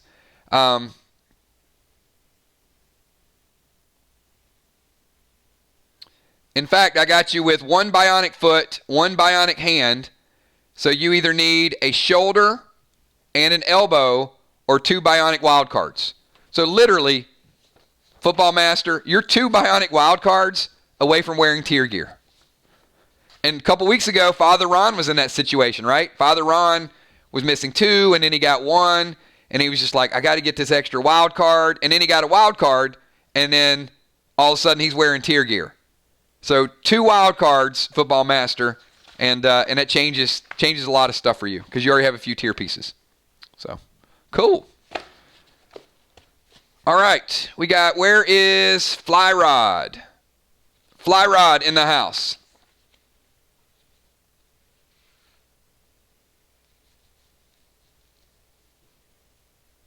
Yep, Ocean Man was in the same situation. And all of a sudden, now he's Toxic Warrior. Ocean Man's gear is so good that...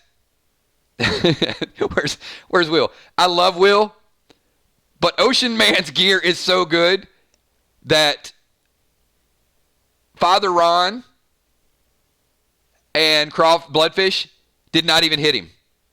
They were like, we're not even hitting this Toxic Warrior. And Ray, the problem is your gear might have been too good because they just teamed up on Will. It's like, yeah. Will should have been teleporting away. He should be like, let me get away so you guys can hit this Toxic Warrior and take some damage. All right, so we're going to skip over, hey, Trigger, do you want to take notes for Fly Rod? Because, I mean, this is easy.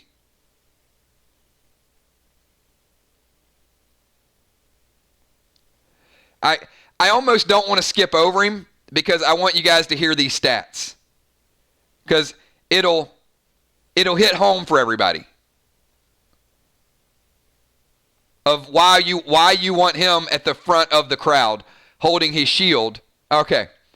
So, Fly Rod a couple weeks ago ended at 4,100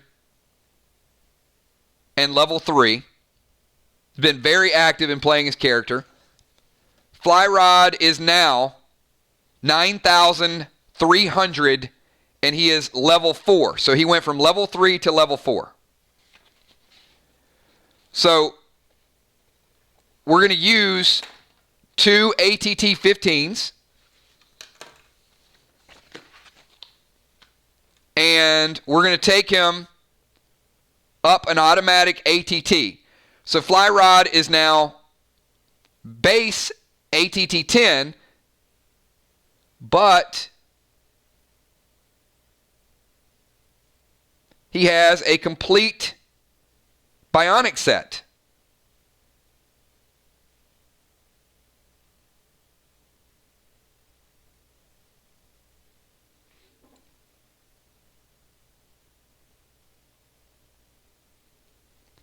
So, no, wait. Hold on. No, scratch that. He does not have a complete bionic set,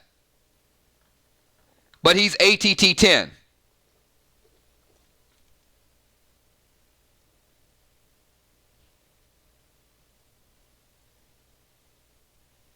Yeah, he has a couple wild cards. All right. So Fly Rod is level 4, ATT 10. So he can fully equip tier gear.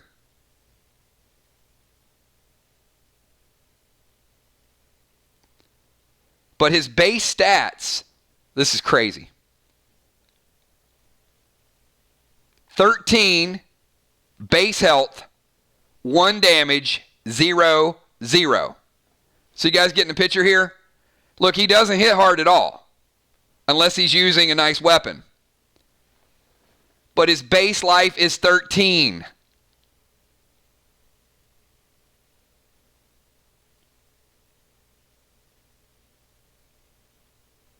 So 13100, and his ATT is 10 trigger, and his experience is 9,300.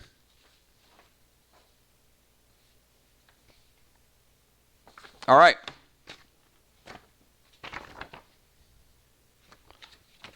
Let's get to Jim Stone. You ready, Jim? Now, that means Fly Rod almost has triple what some people have in base damage.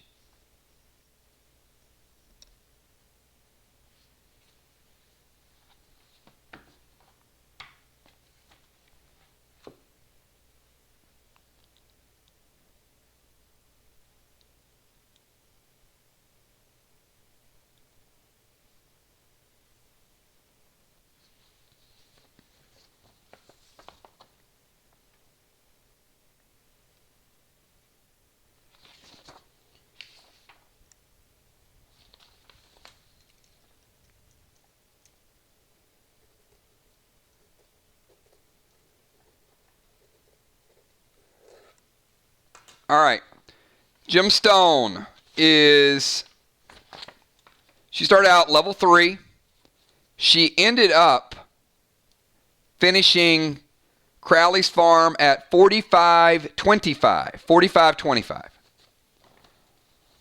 So Jim Stone is one of those that I told you where she's adding to her base health. So everybody pay close attention to this. Jim Stone, your new experience points are 9,625. You got a lot of potions. I would say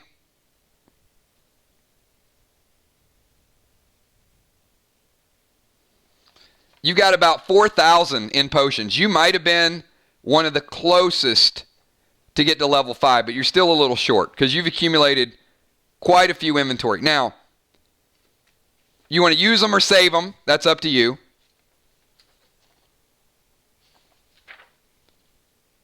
If you use them all, you're probably going to be up around 14,000. Or you kind of hold on to them until you need them next.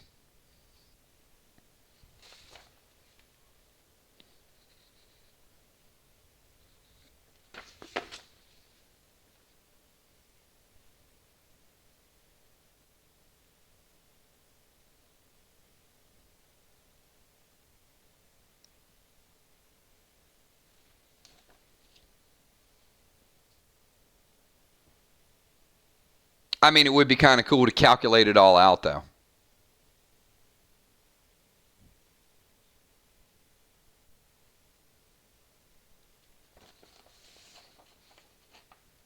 And I guess technically, if you used them all, you would have the most experience of any other player playing right now.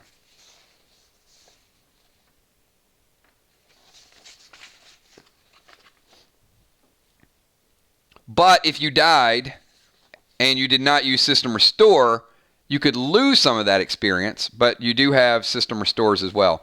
So, yeah, I want you guys to understand that too. As long as you have System Restore, if you don't take that death penalty. But if you run out of System Restores, you do.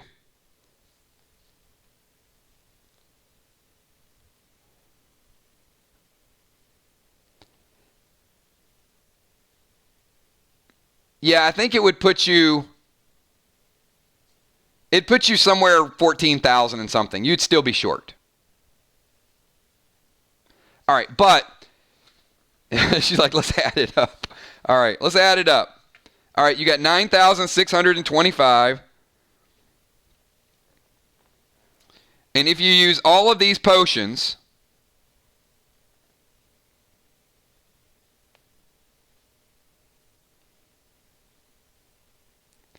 All right, 250.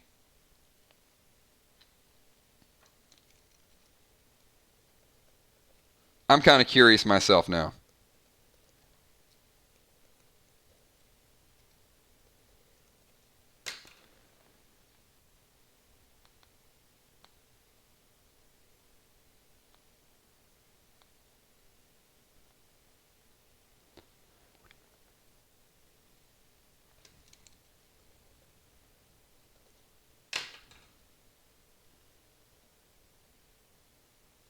13,925 is what I'm coming up with. Yep, 13,925.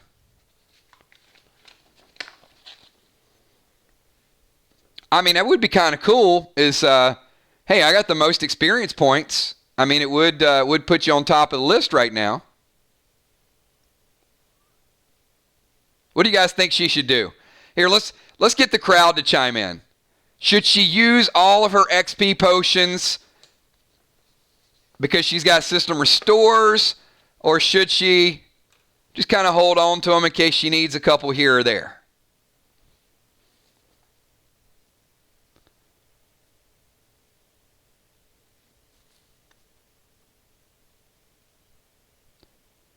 $13,925. It's a good starting point.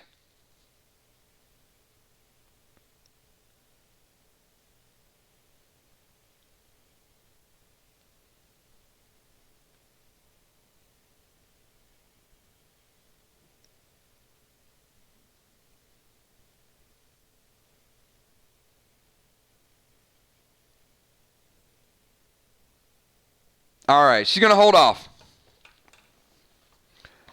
I mean, you never know. If you die 3 or 4 times and you run out of system restores, I guess it would be a little bit of a gamble.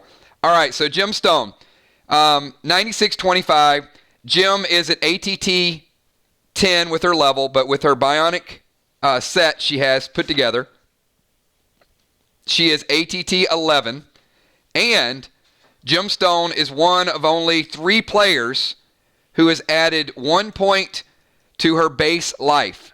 She had collected more than 10 of the Bionic Torso Onyx.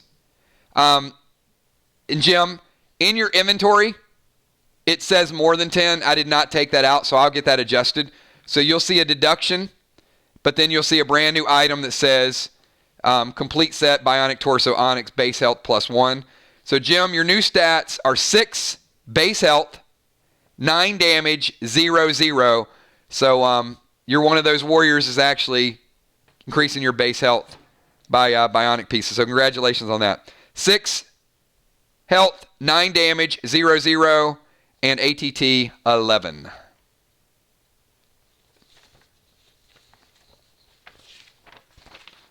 All right. We are moving right along, everybody. Do we have Goucher Goucher? I don't know if Terry is here. Goucher Goucher, are you here?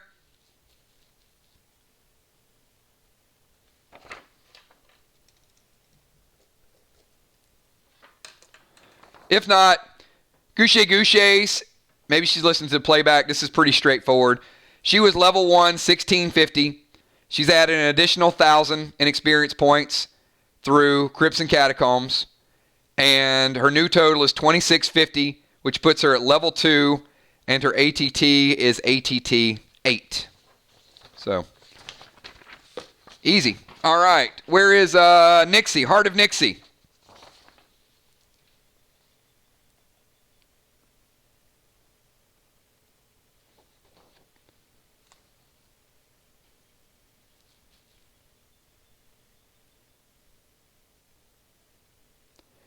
And Nixie needs a couple bionic pieces because you got to get your base up a little bit higher. So when we finished out, Nixie was level 1 at 1,500 XP.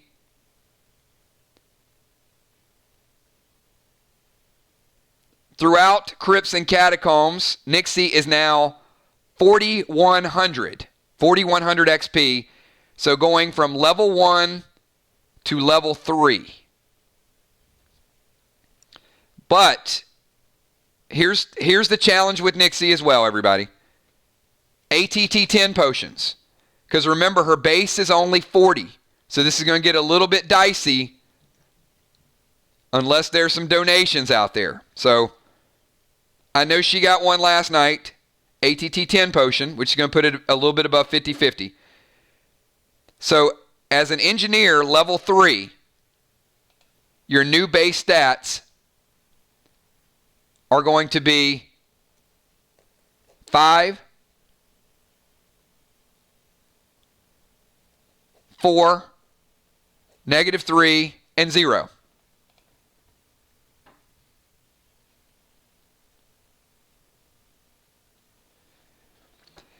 Yeah, but here's the problem, Hart, is remember, we've got to do a die roll to go from level 1 to level 2, and then we got to do it again to go from 2 to 3, because you went up 2 levels. So 5, 4, -3, and 0. So the first roll, you're going to be about 50-50. And then the second roll, you're going to be 40%.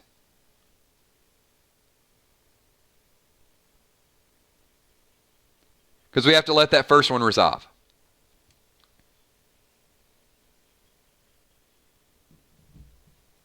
So what I'm going to do is I'm going to kind of even out the odds, 55 one, 40 of another, we're just going to do both rolls at 50-50.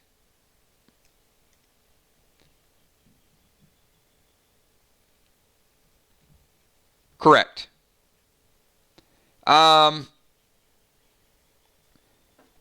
In order, she would need 6 total ATT 15s.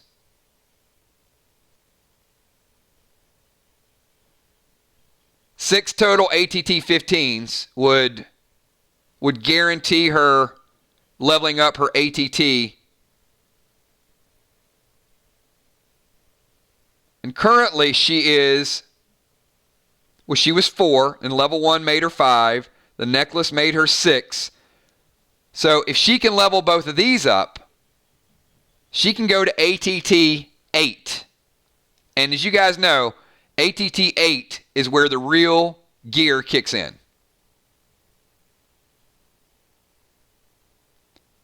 All right, so Bonnie is putting up 3.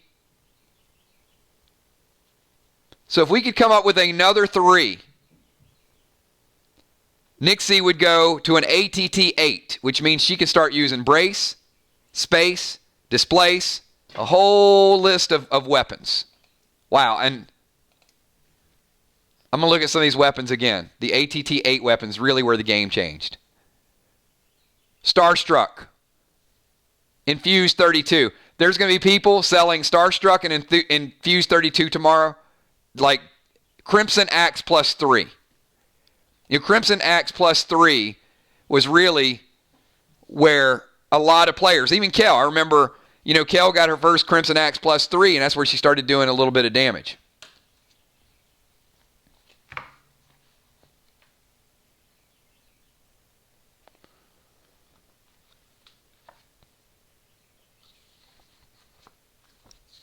Hold on, Trigger, I'll check.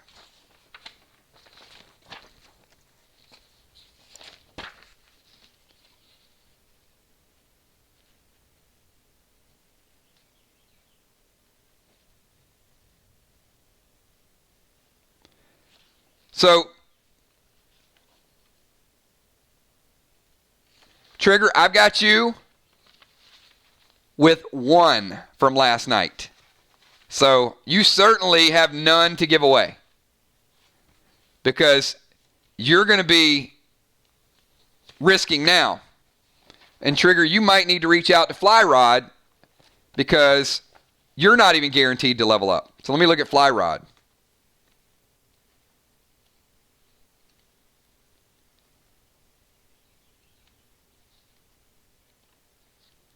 Yeah, that brings up a whole different question.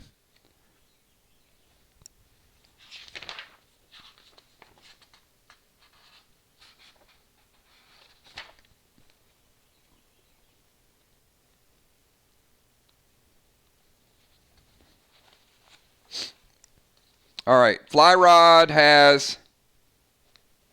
Flyrod only has 1 ATT 15 and 110. So, Trigger, you're going to need both of those from Flyrod for you to level up.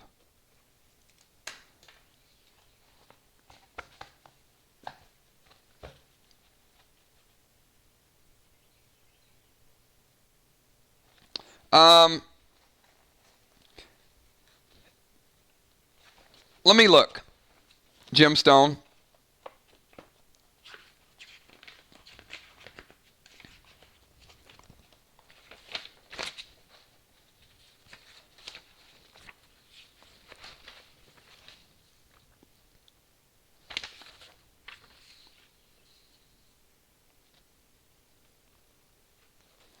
And I don't want to put all you guys on blast with your inventory.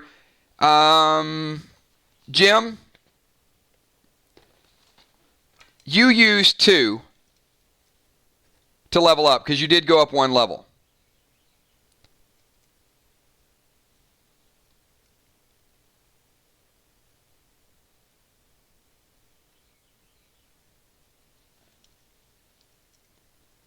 But you still have 7. You'll still have 7 after using your 2.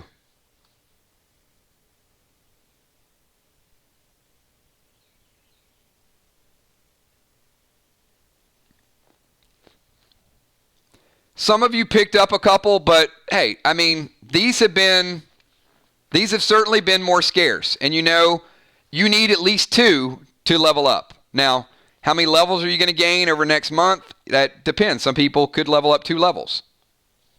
But I know Bloodfish went through a few earlier. Bonnie said she would donate 3. I mean, that'll certainly help out. I mean, that's going to definitely guarantee her 1 level.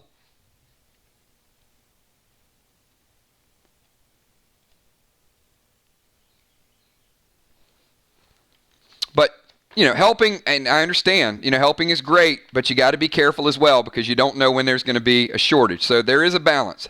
But certainly helping goes a long way because, these players might help you out in the future. I can't answer that question. Jim's like, will they be more scarce?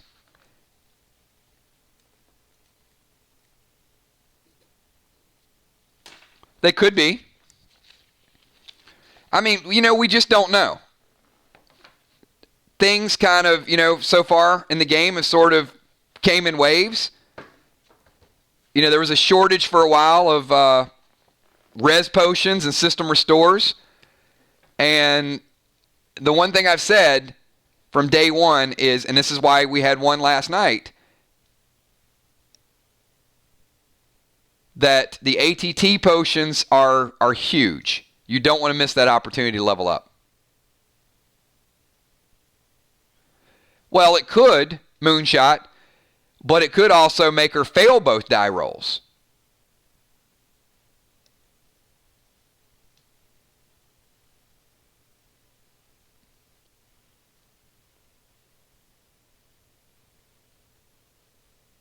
So if we add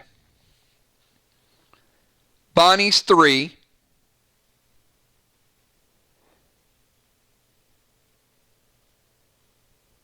hold on, let me do my math again.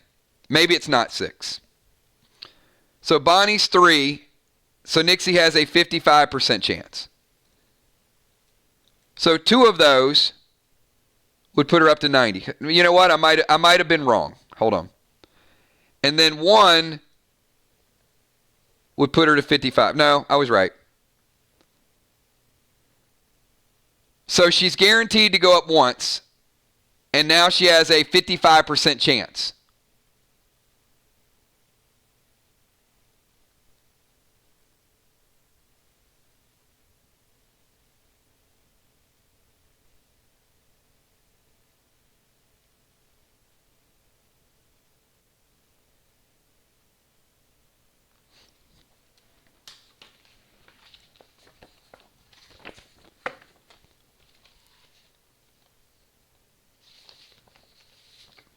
So, Julie J., I don't know what your inventory is. What's up, Joe? Let me look up Julie J.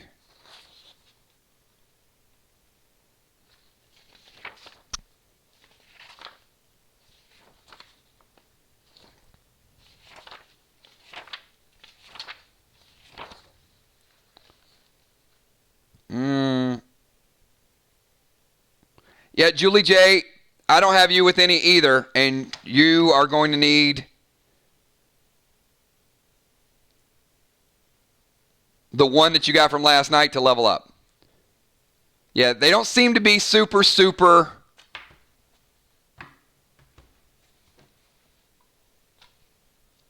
Yeah, the first one's done. You're good with the first one. So I applied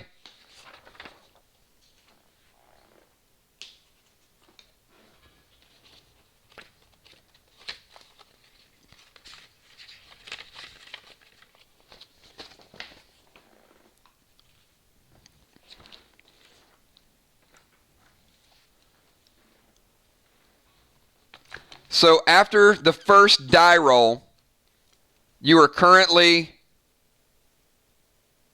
4, 5, 6, 7 with your necklace. So your base is 6 and your necklace puts you at 7.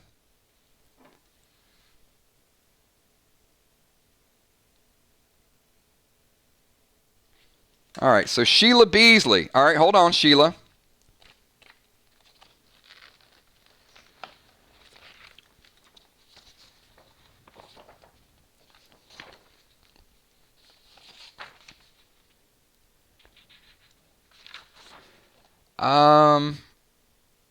Sheila, you cannot, and I'll tell you why.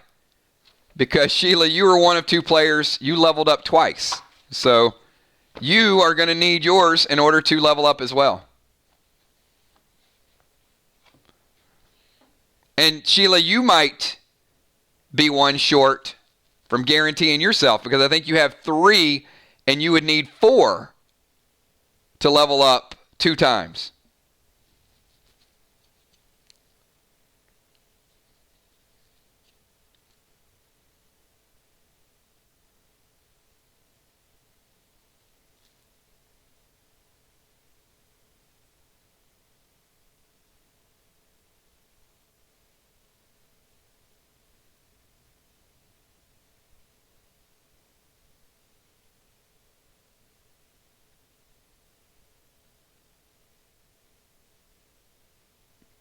All right, well, let's look at it like this, okay? Bonnie helped her get up 1 ATT, and now all we have to worry about is 1 50-50 roll. Now, if she were to get 1 more, she would at least have a 66% chance. So that would increase the odds. So even 1 more would be pretty substantial. Deadly Dimes, we're trying to figure out if we could get 2 more ATT potions. So Heart of Nixie would level up. Bonnie's already donated 3, but the group is really, really short right now with ATT 15s.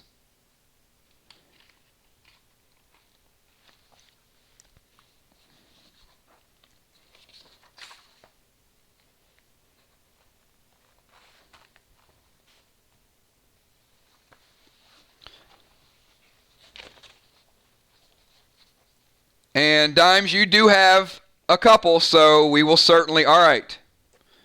There it is, everybody. Deadly Dimes is donating 2,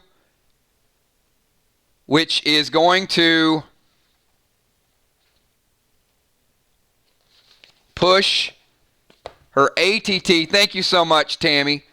So Tammy and Bonnie making it happen for Heart of Nixie. Appreciate that. She is now ATT 7, and with her necklace, puts her at ATT 8. And her stats are 5, 4, -3.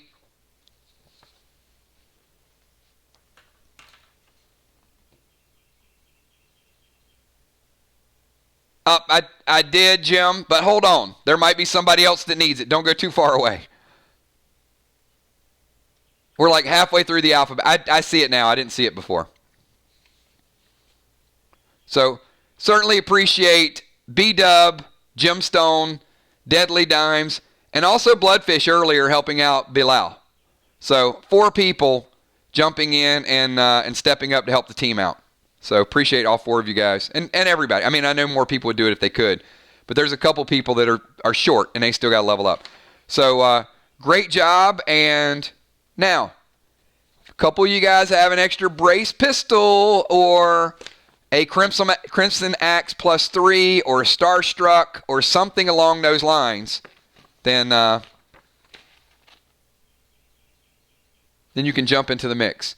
So All right, I'm going to take a moment. I see Joe in the house. What's up, Joe? So anybody, Joe, any others, want to roll a character?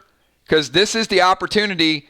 If you guys, anybody here that's been watching, that's been kind of wanting to put their foot in the game, Lynn Nesvik, Diana C., Joe Fulford, we can always use more characters. You guys have seen some of the videos. If you don't know what it is that we do, if you don't know what it's all about, how good of a time we have, then, I can probably take a couple clips and show you what we do on Friday nights and be a part of the entire group. So check this out.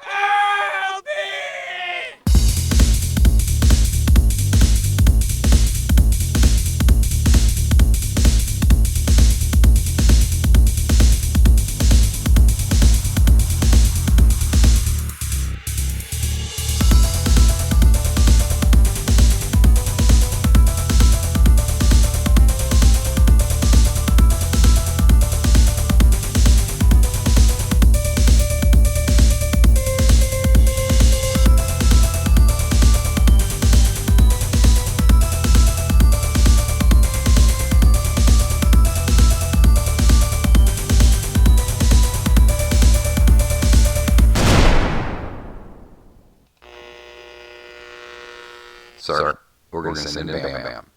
Roger that.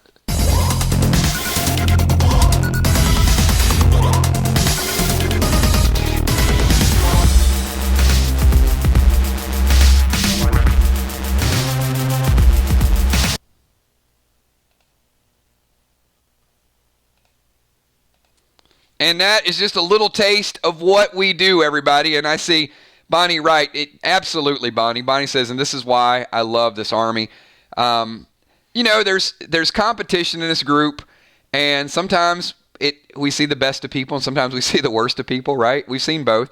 But I will tell you that most of the time, this is what we see from the entire group. It's natural to be competitive and want to win, but I can probably count on my hand the amount of times that I've seen something that was out of line, and I can tell you there are hundreds of times where I've seen people either help with an item, open up their wallet, buy packs for people, help. I can't even go through the entire list of it, but I will tell you it is very, very unique that that you find a group that speechless. All right, Will the Bill. I have a brace. Look at that. Already looking to get Heart of Nixie geared up. A couple weeks ago it was Hippo that was under geared. Before that it was Football Master.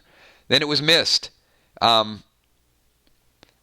Nixie, a few other people. Tomorrow they're going to be the people that are making all of your jobs easier. So, Joe, it's a balance, and I'll say this with the game.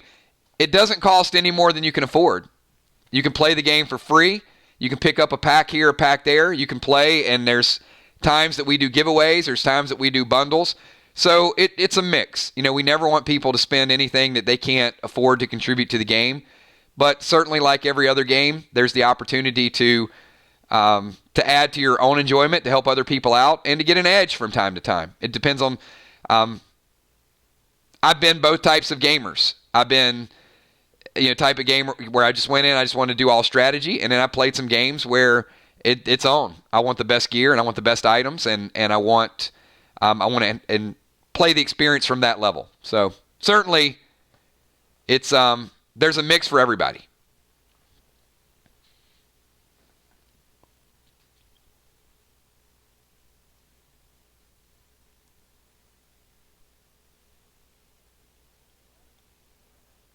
And you can dance from time to time.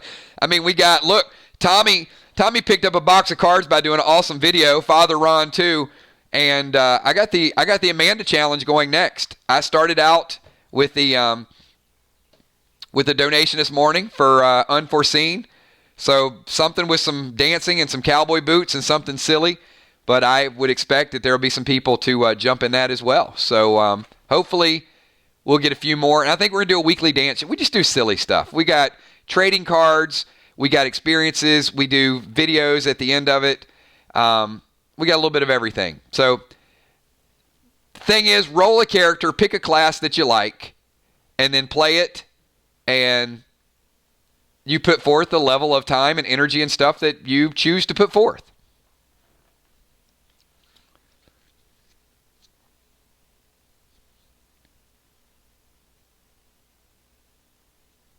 All right, so you guys think about it. Look, I don't want to make anybody roll a character if you're not ready to play and you don't know the game, but I will say a lot of awesome people. So we'll ask again a little bit later on in the stream. I'm going to move on to Hippo. Hippo, I want to get everybody here leveled up. So I'm going to get everybody here leveled up. We'll go to the next person, and then anybody here wants to roll a character, wants to play, then jump in. So Hippo, you ready to do it?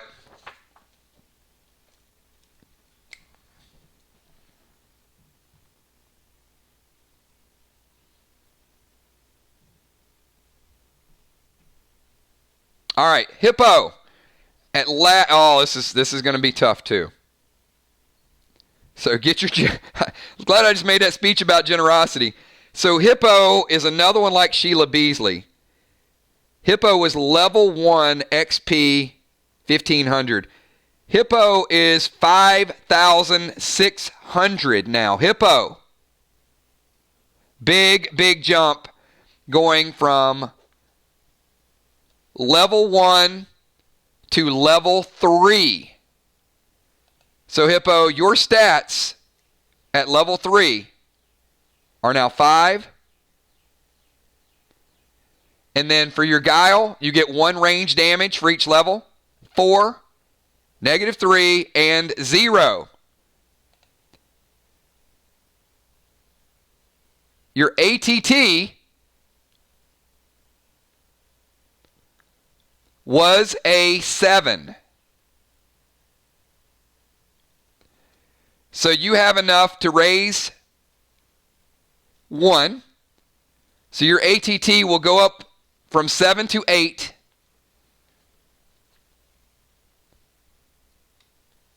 And Hippo, you have a 60% chance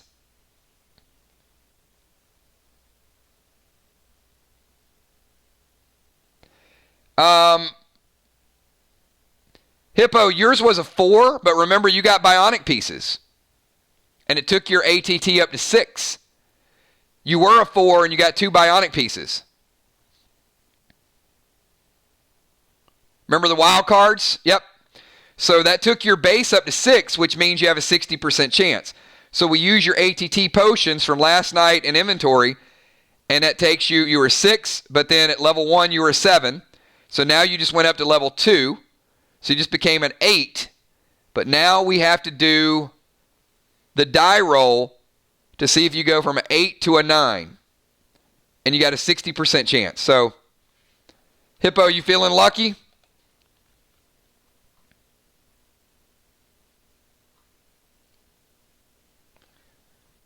Now, I do know you got a big die roll the last time we did this.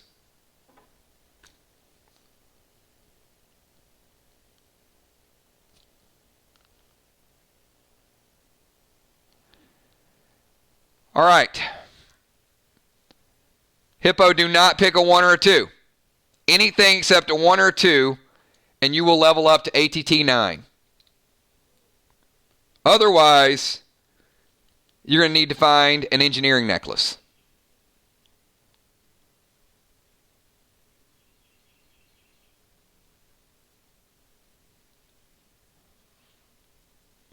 All right. Hey, he can pick, Hippo, but just don't pick a 1 or a 2.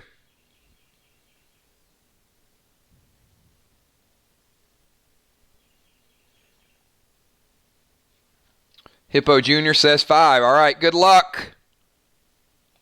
Oh, my goodness. It is a 1. It is a 1.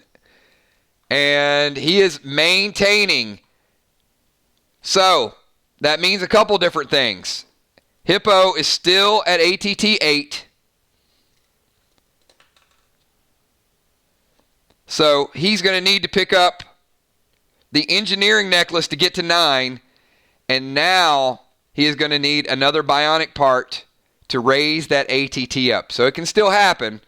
But Hippo, at least the good news is you're ATT 8. And to be honest with you, there's not a lot of advantage to being 9 anyway. It's in groups of 2. So you just want to be 9 so you can get to 10 after Jigsaw Jungle. Now, you do want to get that ATT back before the end of Jigsaw Jungle because you want to get to 10. But there is no benefit to being 9 over 8, if that's any consolation. And your new stats are 5, 4, -3, and 0. All right. Cool. So hopefully I made you feel better. All right, we got Gina the Rocket Crockett. Where's Gina?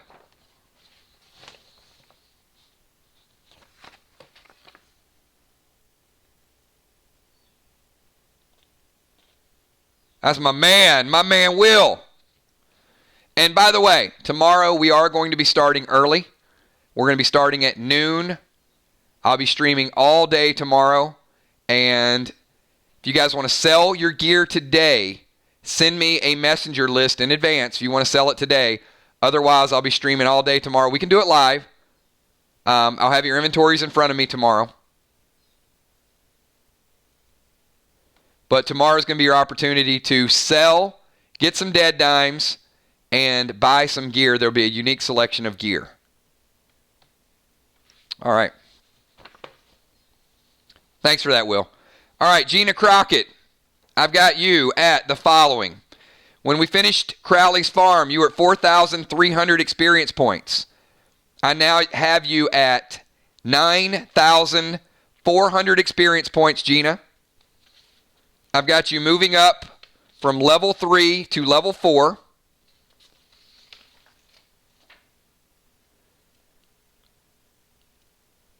So I'm going to recommend that we take 2 of your ATT 15 potions out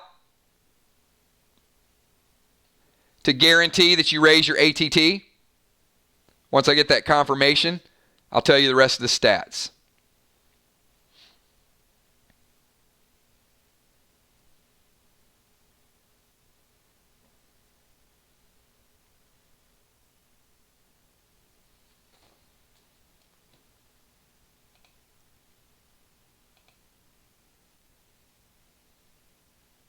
Nope, nobody was level 4.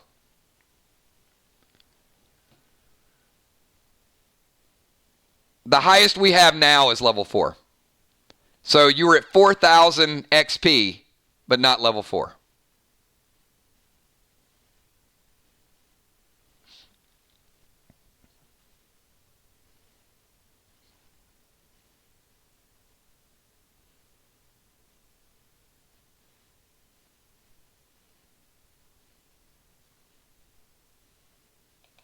Yeah, that's why if you take a look at the experience points grid up on the screen, level 4 is 8,000 experience points is the cutoff. So once you hit 8,000, you go to level 4. And then in order to go to level 5, you need 16,000 experience. And yeah, nobody is... you, Gemstone, Bonnie, Crawfish are probably the 4 closest if you used all of your XP potions, but nobody had enough to get there.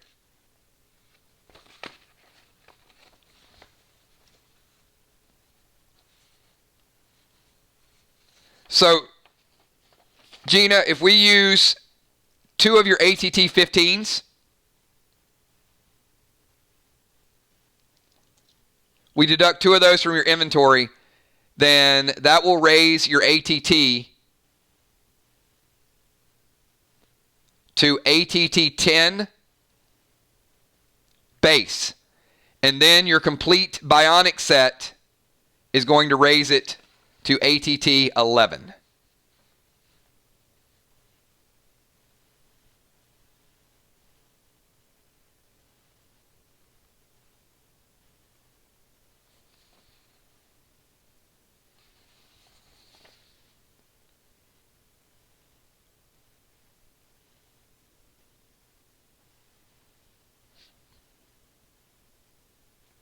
Does that make sense?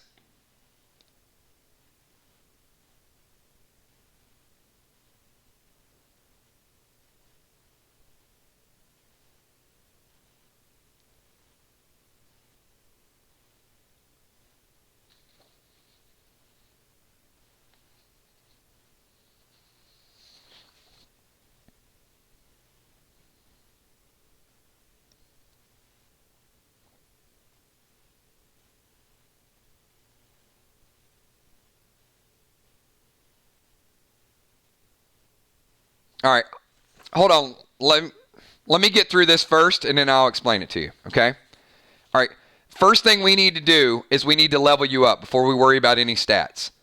So currently, you're level 3. You just gained enough experience to go to level 4. So you went from 4,300 to 9,400. So that puts you over 8,000, which takes you to level 4. When you go to level 4, don't worry about bionics. You're going to confuse yourself. So now that you're 9,400, you're level 4.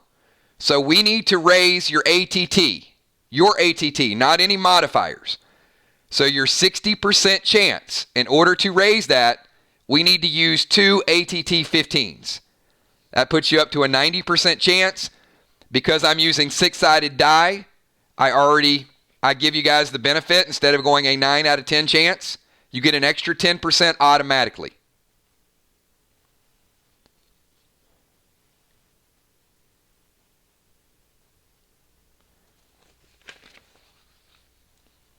So your base is never 10.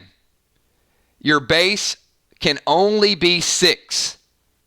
The highest your base ATT can ever be is 6, which means you are always going to be 40% short to level up. Every time you level up, you will always need at least 40% ATTs. You have a base ATT and you have a total ATT.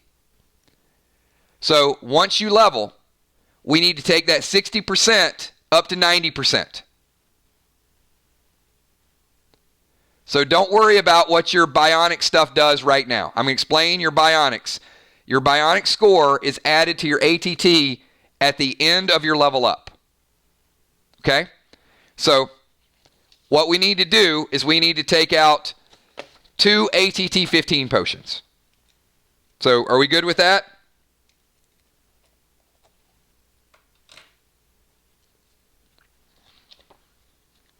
All right. Once we get confirmation on that, I'm going to go to the next stat. All right. So Gina just went. Remember, your base is 6. So for every level you level up, you get 1. So now she's level 4. Her base is now 10. So if she never collected a single bionic piece, her base would be 10 right now. But she did. That's why when her base was 9, she added that bionic piece, which made her base 10. So now, Gina, what we do is we add your bionic set, which makes you ATT 11. So your total ATT is 11. But here's something that is different for Gina than every other player.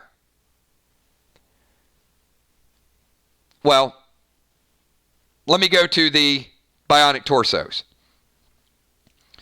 So, Gina, your base stats, because you leveled up, are 5, 9, 0, 0.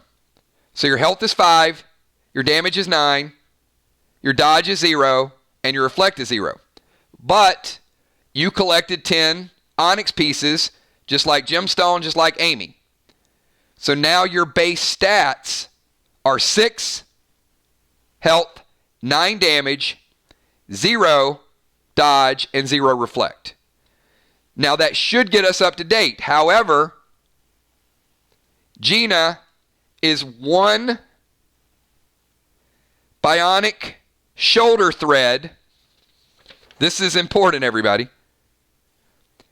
She is 1 bionic shoulder thread away from having 5 bionic hands, 5 bionic elbows, 5 bionic feet, 5 bionic shoulders, 5 hand thread, 5 shoulder thread, 5 elbow thread, and 5 foot thread. When Gina gets 1 more bionic shoulder thread, she will be, wild cards do not work on threads. Wild cards only work on bionic pieces. When she gets 1 additional bionic shoulder thread, she will be the first player to go to ATT 12. Her base will be 10.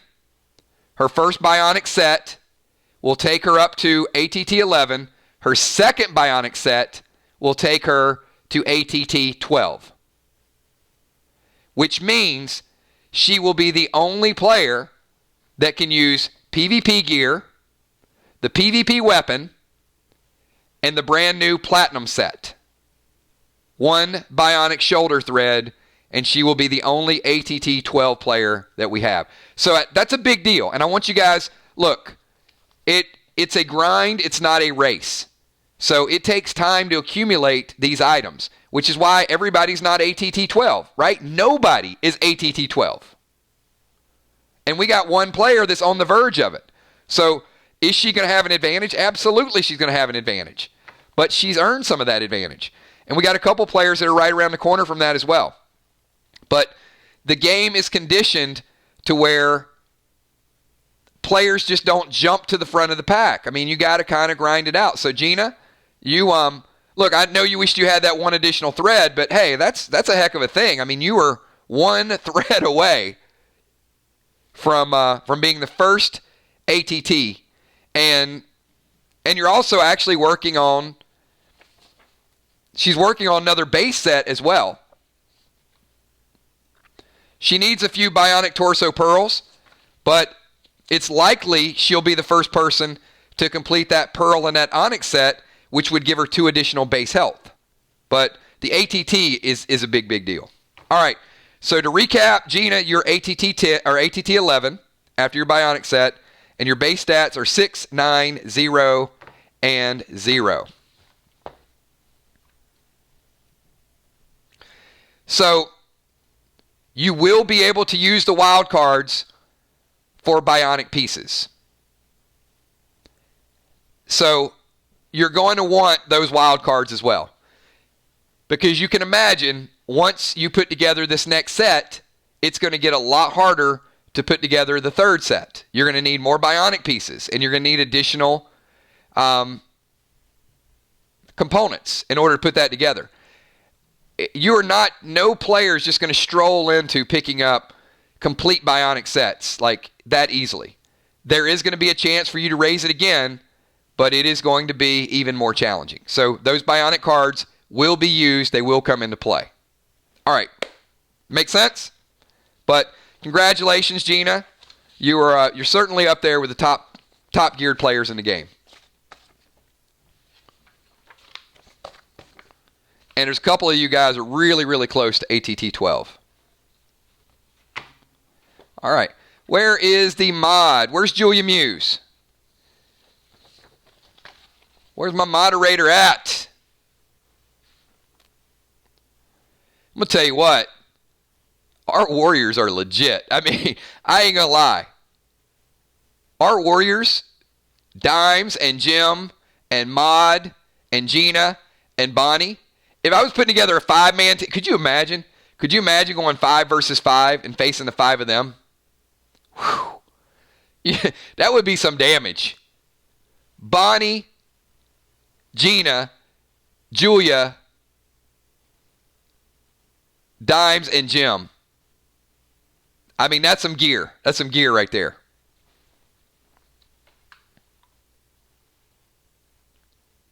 Infuse the Muse.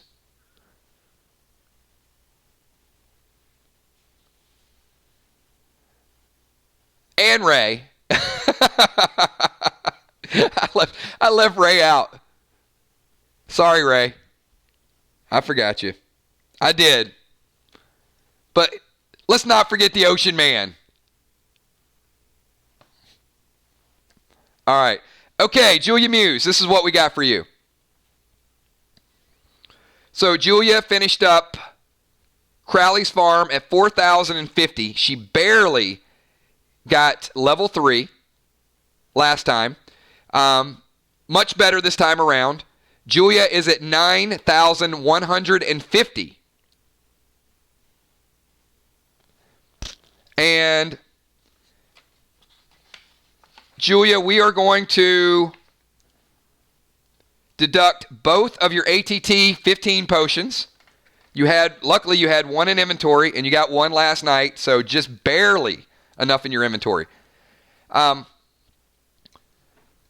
you guys now see the importance of making sure you try to get ATT potions before the next level up event? I'm telling you guys, at a minimum, you want to have 2. Especially if that's the difference between taking you from ATT 11 to ATT 12. So, all right. So, Julia, you're at 9,150.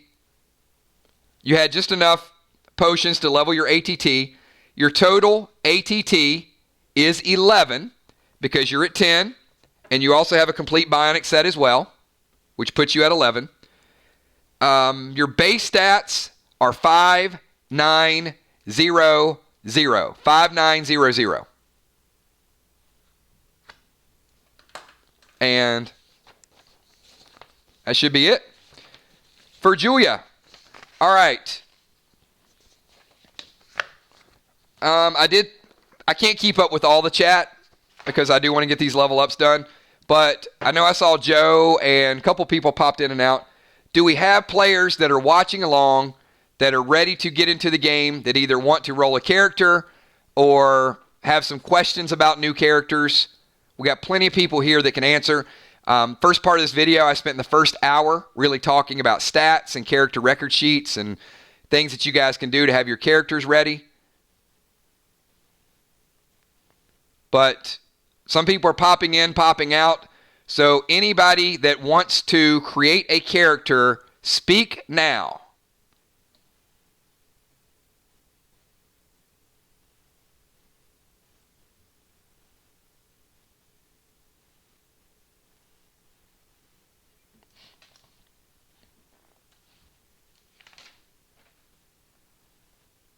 Diana does have a character. She has a medic that she rolled a little while back.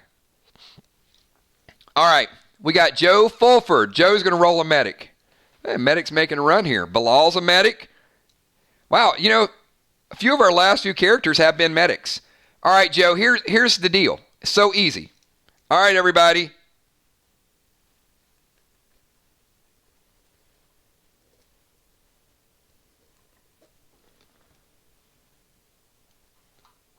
Let's get a die roll going for Joe. Joe, this is how easy it is to set up a character. All you got to do is pick a number from 1 to 6.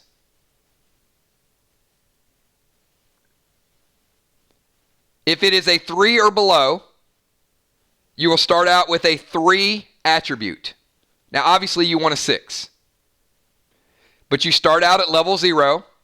You can jump in the game at any time. We're starting back up on April 10th, so you got a couple weeks to hang out, ask some questions. But it's as easy right now as picking a number. And he picks number 6, everybody. Come on. How about a 6 for number 6? All right, it's a 4. Could have been worse. So, Joe, you're in the upper echelon. So, Joe, your ATT is ATT 4. The highest you could have gotten would have been a 6. There are ways that you can get that up to 6. You can get bionic body parts. You need to level up. You can't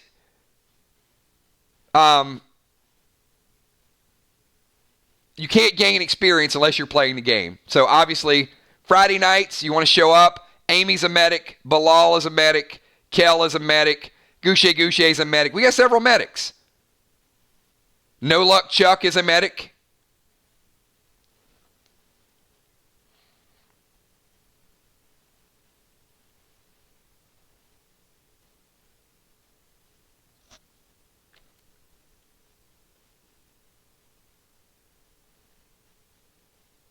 But welcome to the team. And also, Joe, we do PvP on Mondays and Wednesdays. So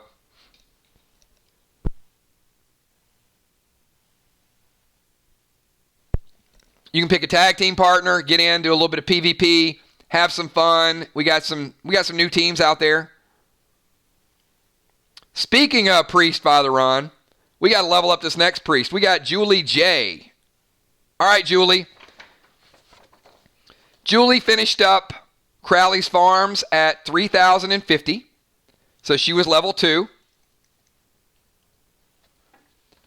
Julie, you are now at 7,650. level 3.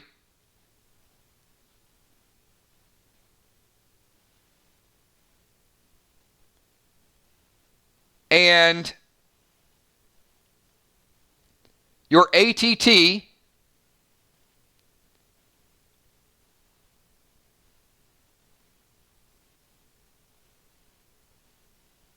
is 9.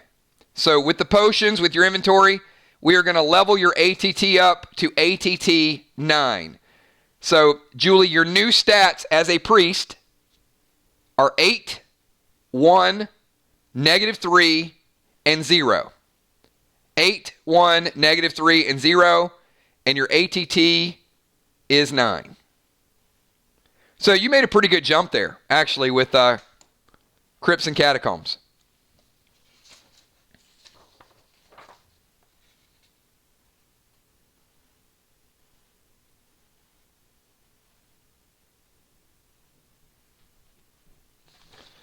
Yeah, you know, that it's funny that Flyrod mentions that, and I've been doing some politicking for Flyrod for a while. 13 base health. A month ago, Flyrod had less gear than Tommy the Tank and J-Law. And now that he is tier, he's the best geared tank with the most health that we have.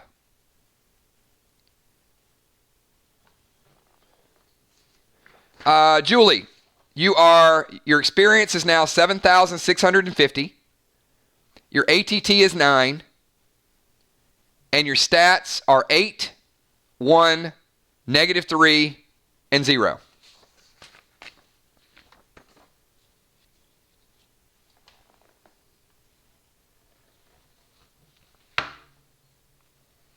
All right. We got another one, and I love to see this success story because this is Kel. And not only was Kel behind early because she was doing a lot of clerical work and doing some other things, Kel's made a big jump. Up.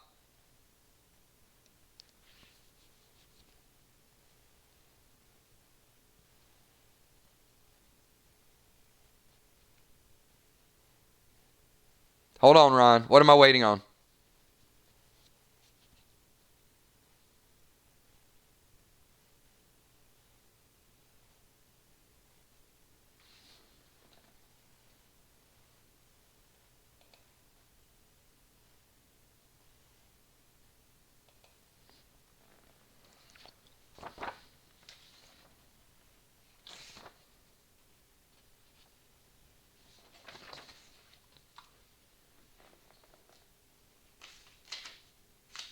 You cannot send XP potions, Ron. You know that.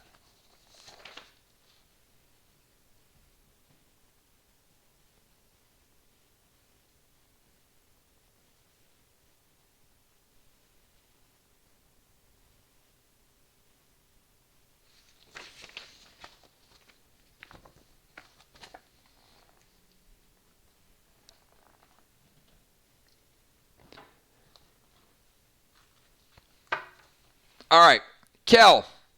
It was a nice gesture, but you'll get her there. The other thing I say, Ron, we need to get her some ATT potions too. So don't level beyond your capacity. Some of you guys, even if you level 2 levels, you need to make sure you have the ATT 15 potions as well. Otherwise, you're going to get further behind. Okay, so as I'd mentioned, it wasn't too long ago that Kel was using, I have her character record sheet. Chest +1, bracers +1, battle +2, Crimson Axe. So Kel has made huge strides. So she was level 2 at the end of Crowley's Farm. At 3,500, Kel is at 8,600 total XP. Kel has went from level 2 to level 4.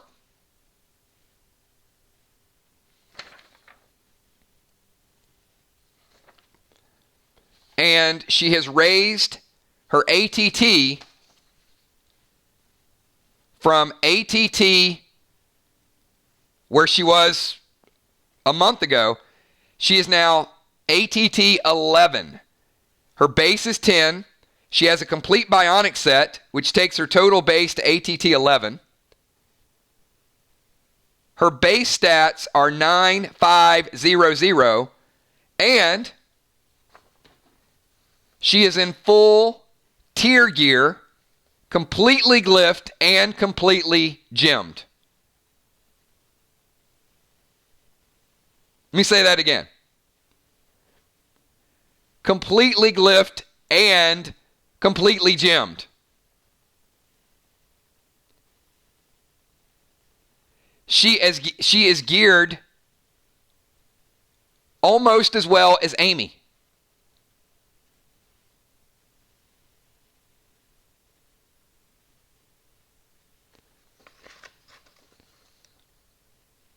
She is a top 10 geared player in the game. So, big jump. So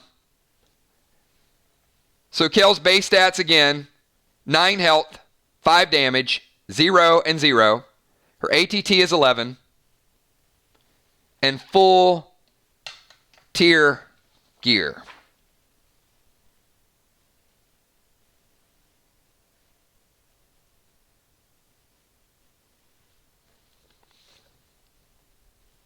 All right.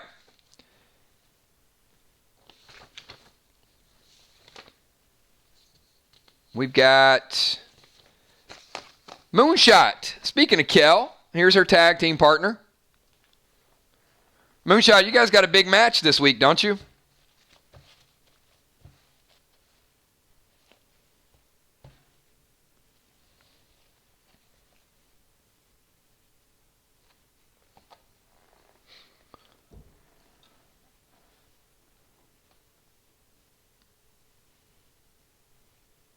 I think Kel and Moonshot are going to be battling the number 1 rated tag team based on points and point differential, which is Father Ron and Bloodfish.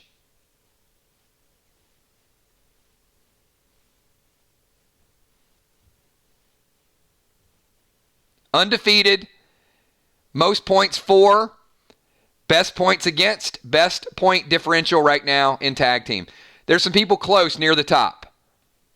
But based on power rankings, Father Ron and Bloodfish number 1. So Kel and Moonshot. Going to be all you guys can do. All right.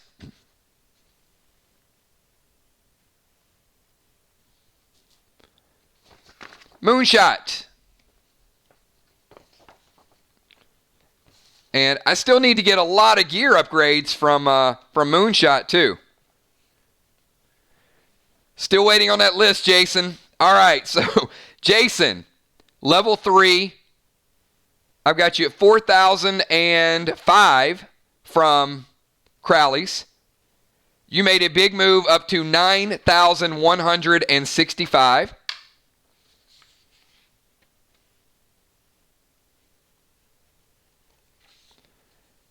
So your new experience is 9165. Your level 4. Your ATT, we'll use 2 ATT 15s. So we're going to take your base ATT up to ATT 10. And with your bionic set, you're now ATT 11.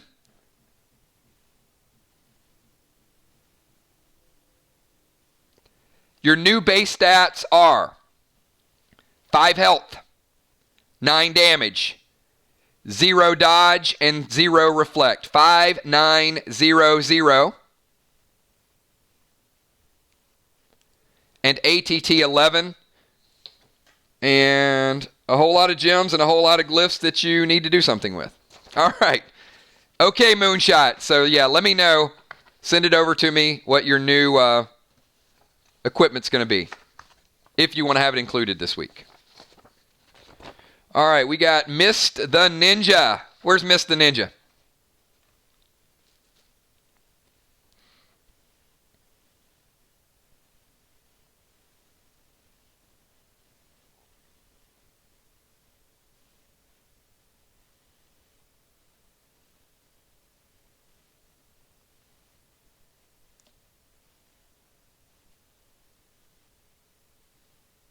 I know I saw a little ninja floating around here somewhere. There she is. All right.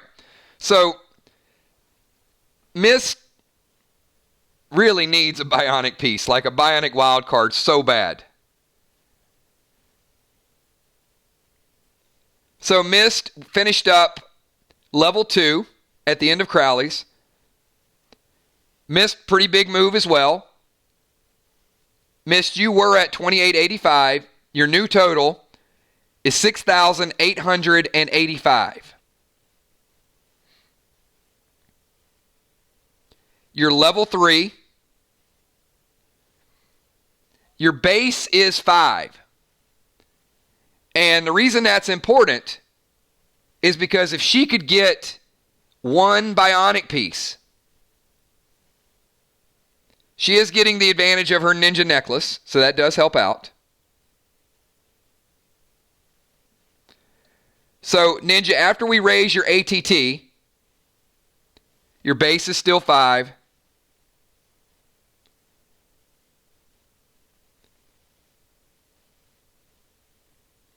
Your new ATT is 9.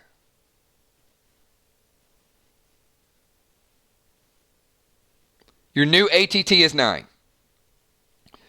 Now, here's the deal though, Mist. Even if you get a bionic piece, your ATT will not go up to 10. So I'm going to ask that question to the group, see how close you guys are paying attention. Why would her ATT not go up to 10 if she is to get a bionic piece or a bionic wild card?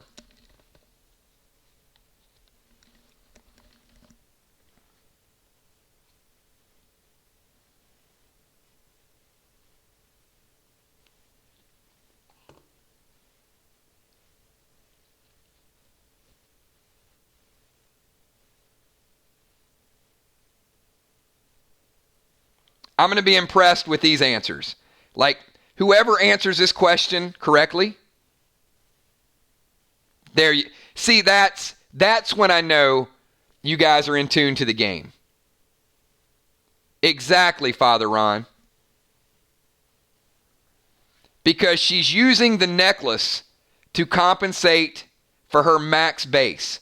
So if she gets the bionic, the necklace is not effective because her base is 5. The necklace is making her base a maximum of 6. The wild card would make it 6. The necklace becomes ineffective. Perfect. Okay. You guys are getting awesome. I love this. All right. So, Mist, your total ATT is 9. Your new base stats, I love these stats for a ninja. Check this out. She's 5, 4, -3, and 0.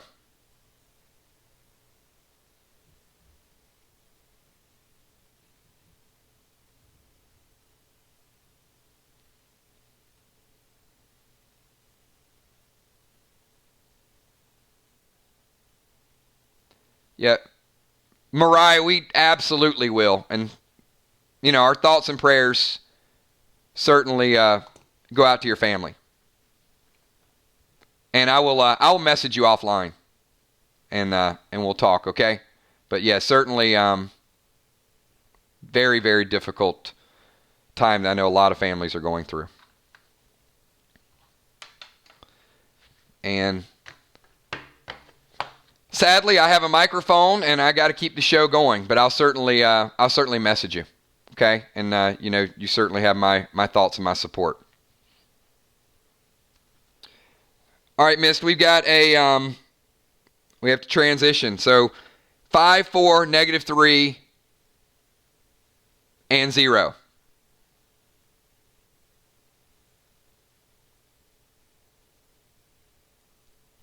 So, Mist, what do you think about those ninja stats?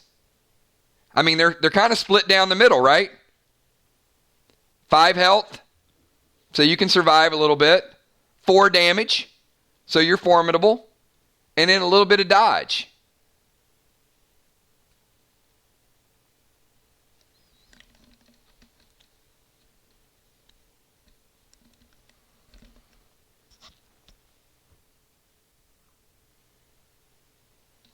All right. So thanks for that, Mist.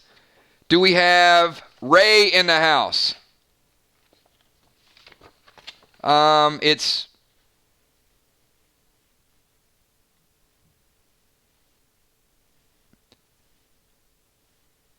Joe. It sounds like the first one.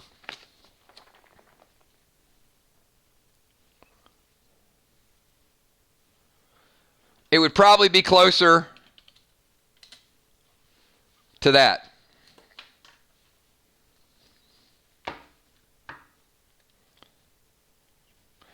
Yeah, Lynn, I think he's trying to enunciate it. All right, Ocean Man in the house. Where's Ocean Man?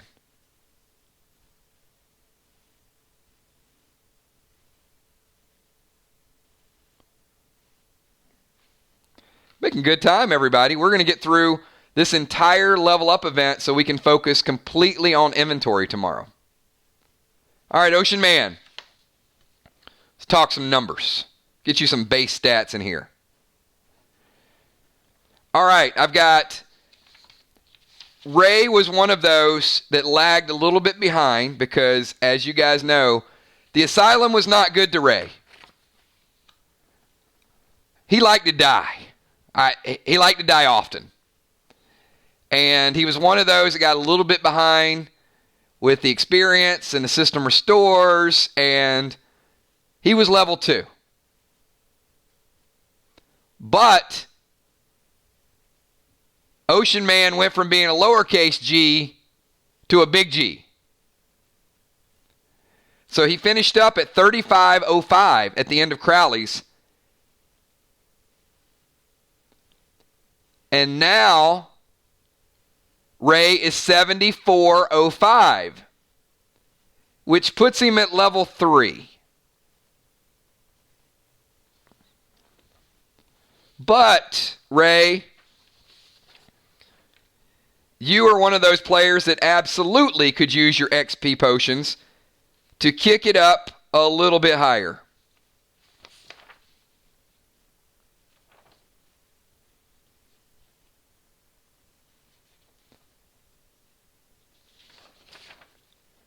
So at 7405,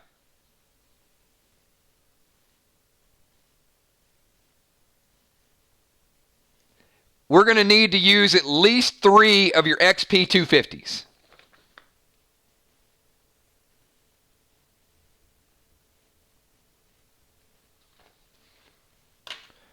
So that would take you from, and this is a big, big move for him.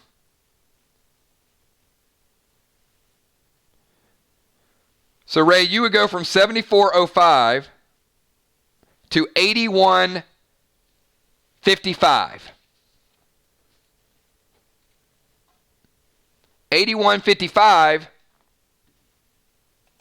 gets you over the hurdle and gets you up to level 4.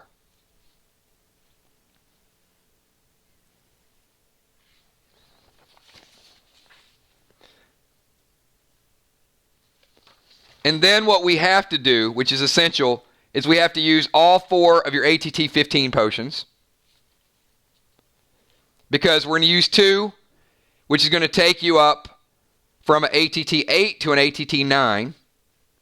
And then the next one is going to take you from an ATT 9 to an ATT 10.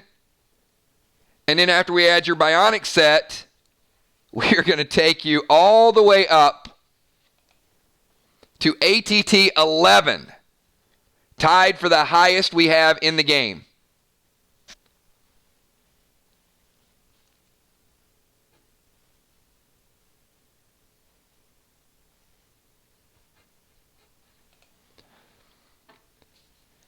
And Ray is dealing the highest damage, tied with the Warriors. Ray, your new stats are 5900. So, oh boy. Do these Warriors hit hard? 5900. Ray, your new total is 8155 experience. Your total ATT is 11. Your stats are 5900. And I will tell you guys, Ocean Man put together one of the best set combinations that I've seen. I really, I know they had a tough match and he had a tough situation last week, but his gear mix is very, very good. Very good.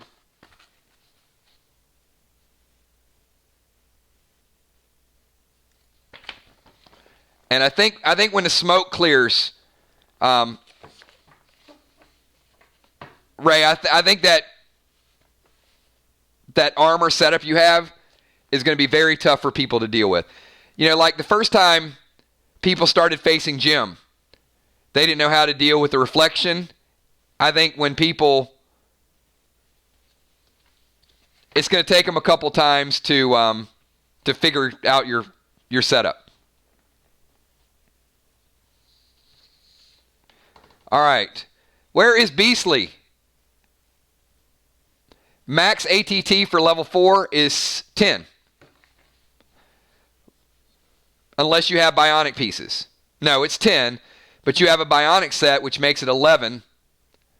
And Gina almost has 2 bionic sets. So the answer to your question is, there is no max. But for your player stats, the max you can have is 10. Remember, your highest base can be 6, and the highest you can get is 1 per level. So at level 4, it would be 10.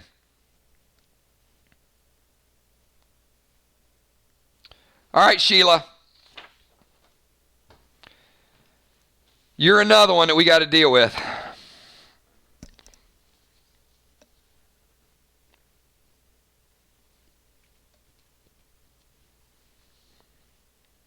Sheila, level 2 at the end of Crowley's.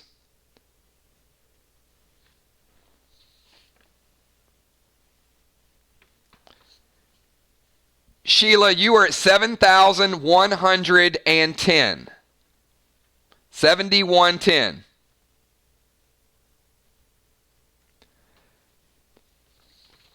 So that takes you from level 2 to level 3. But, Sheila, much like Ray,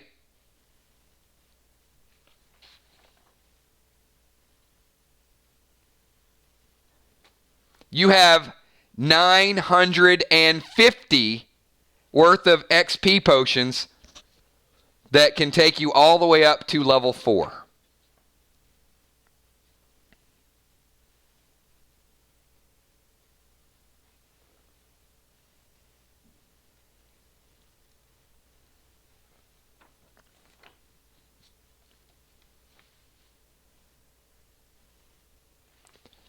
Which would make your new total 8,060, barely getting up to level 4.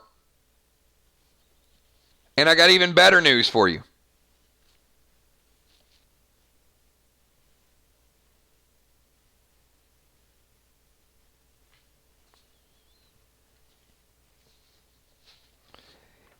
If we use your ATT 15 potions, and the one you have last night, we can take your ATT all the way to ATT 10. Which means you can equip tier gear. So, Sheila Beasley, this is probably like the best success story in the game right now. Listen to this. Sheila, and Flyrod too. Sheila started out Engineer ATT 3. She's gotten 3 bionic pieces, which took her to ATT 6. And now she's leveled up to level 4, barely, which takes her all the way up to ATT 10. So Sheila, Engineer class, your new stats are as follows. 5 health,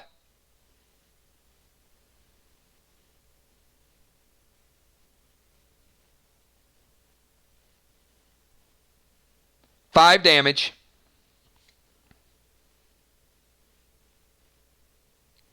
and -4.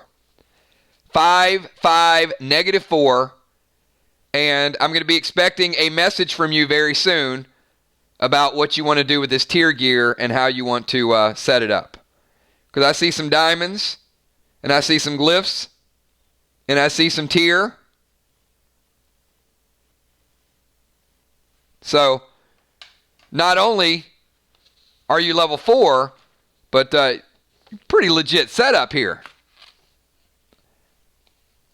And I would say Sheila is probably in the top 20 in potentially best geared players. So that's a pretty big jump too. So your new experience points total, 8,8060, ATT 10, and nice base stats. So it looks like the killer bees might actually become killer bees very soon. Watch out. All right, Tammy Hill, where you at, Tammy?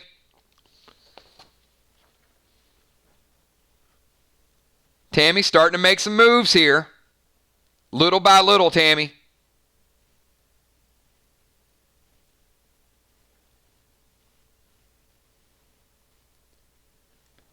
Tammy's another player. Just got to get a bionic piece or two. Bionic piece, bionic wild card, something. Getting close, Tammy. So Tammy was level 2, 2335. She's been working. Man, she's been working Crypts and Catacombs. A couple new pieces of gear, but starting to make it happen gradually. She does have that sniper necklace, which has helped her out a little bit. So Tammy, you are now 6435, level 3.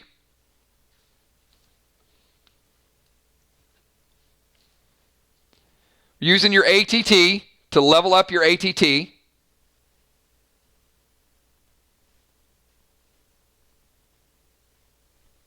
So your base was 4. But you have the necklace, which has been giving you a nice little kick.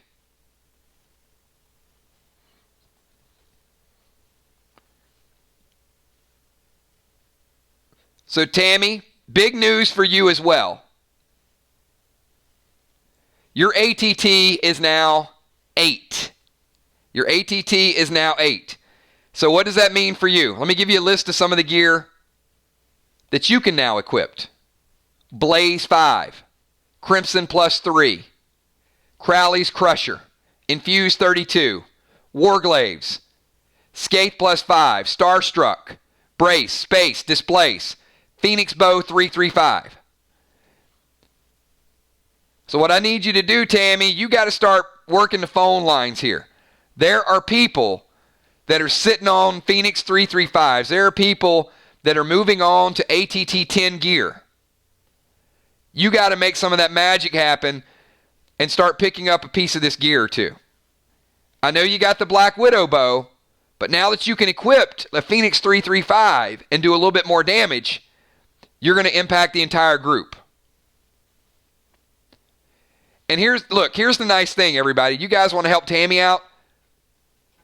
You don't have to worry about, she's not playing PvP right now. So your gear is not even going to be used against you. Anything that she gears up is going to benefit the entire group as you guys go into Jigsaw Jungle. So, you might be able to sell that Phoenix bow or that brace that you have for a couple thousand dead dimes, maybe tomorrow. Or Tammy's been there. She's been in the shadows a little bit. She's been trying to hit, doing a little bit of damage, kind of, clicking away a little bit. But players like Tammy, players like Heart of Nixie, they're very diligent. They're going in there. They're doing a little bit of damage. It would be nice to have them have a nice little boost. Just saying. And I would expect Tammy Hill, Heart of Nixie, a couple of the other, Joe Fulford, a couple of the other new players to start to take some of the burden off the rest of you. I mean, what would have a few extra players done last night hitting a little bit harder? Could you guys have gotten control of the dinosaur fight? Maybe, maybe not. But you're going to need it. You're going to need all the help you guys can get. And hopefully you guys saw the hitting is getting harder and harder. So Tammy, Here are your base stats, which are pretty cool. So at level 3 as a sniper, you have 5 health, 7 damage, 0, and 0. So ATT 8, 5, 7, 0, 0. We still need to get your base up a little bit higher. One additional bionic piece would raise it. I'd love to see you get 2 bionic pieces. That way you don't have to rely on the sniper necklace, but you can still keep it. So good job. We're moving right along. All right, have we seen Tommy the Tank? Do we have Tommy in the house?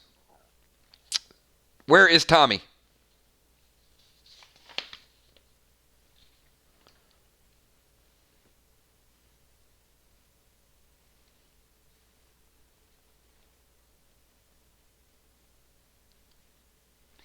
Man, this is a big day for Tommy because this changes his...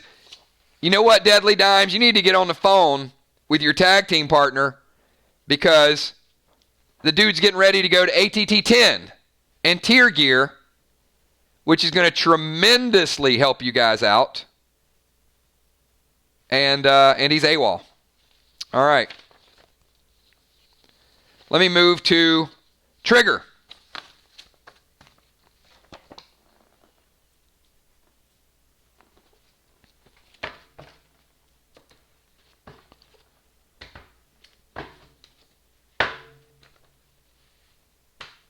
All right, Trigger, where you at? Wow, we've only got a few more people. I'm so sorry for Will, man. Will's like, this whole alphabetical thing just ain't working out. Well, hey, Will, I have to be here from start to finish too. So, you know how it is. All right, Trigger's another character. Top 10 geared. Someone did an amazing job with Trigger's gemming and her glyphs. Man, that person should get a raise. All right, Trigger. Trigger finished out Crowley's Farm at 4165, level 3. And Trigger, you currently went from that to 9,265. Trigger, solidly at level 4.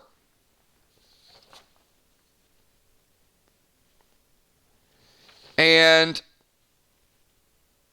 you have XP 250 potions. There's no sense in using them.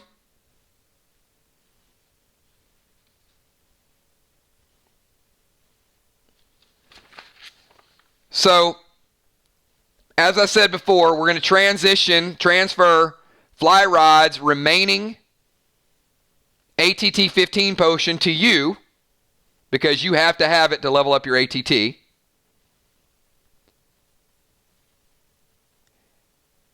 And that is going to take your base ATT to 10.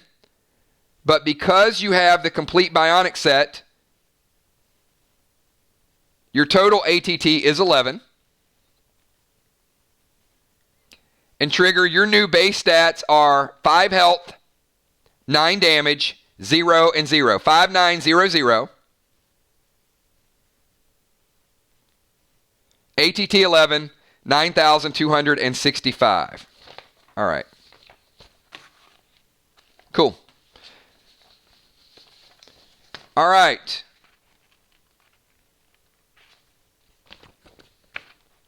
Let's go to Valar. All right, Valar, you in the house? Yes, she is. Okay, Valar. I've got you at another one of my snipers. You guys, I'm cheering for the snipers, right? Trigger, Valar, Moonshot, Tammy Hill, Amanda. They're characters after my own heart. I need the snipers to start stepping up. I'm not going to say I'm disappointed in the snipers. I'm just going to say that I think the class needs to step up just a little bit more.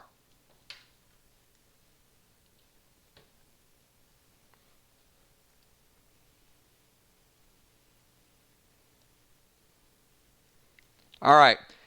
Well, Tommy, you'll get a turn and two more people. We're going to go through Villar, Will, and then we'll get back to Tommy.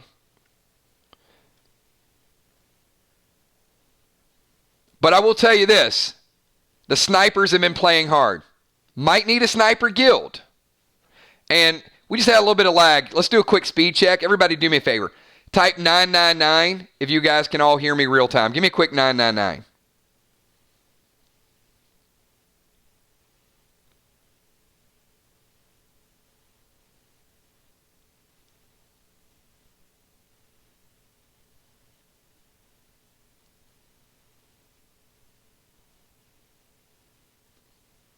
Yep. Everybody F5. Some of you guys are like 40 seconds behind.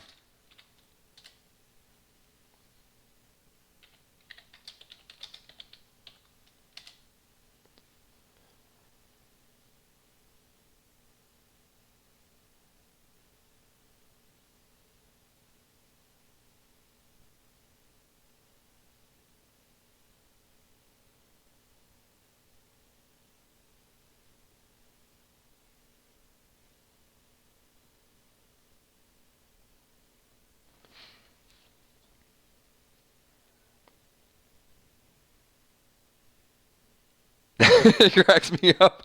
You know, I just figured it out. I'm not laughing at anybody. Yeah, when I type F5, what I want you guys to do is actually at the top of your keyboard, there's an F5 button which will refresh the entire screen. I was wondering why people do that afterwards. Yeah. You don't want to type F5 in chat. You actually want to push the F5 button. It just dawned on me because I kept seeing people do that like multiple times. I'm thinking like, are they mocking me? No worries. If you can't do it on your phone, you can log. Yeah, you might not be getting the same lag. All right, let me try it again though because I just want to see as we start to wrap up. Everybody do me a favor. Speed check. Give me a 999 right now. Everybody go. Let's see if we improved it any at all.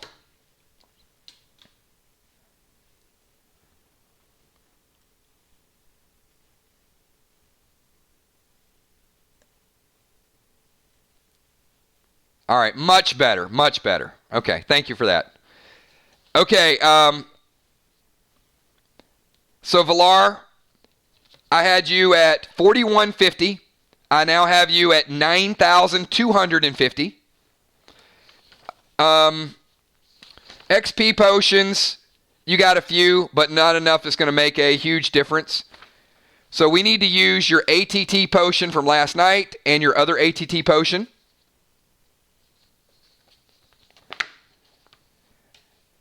So Villar, 9,250. Your base ATT at your level is 10.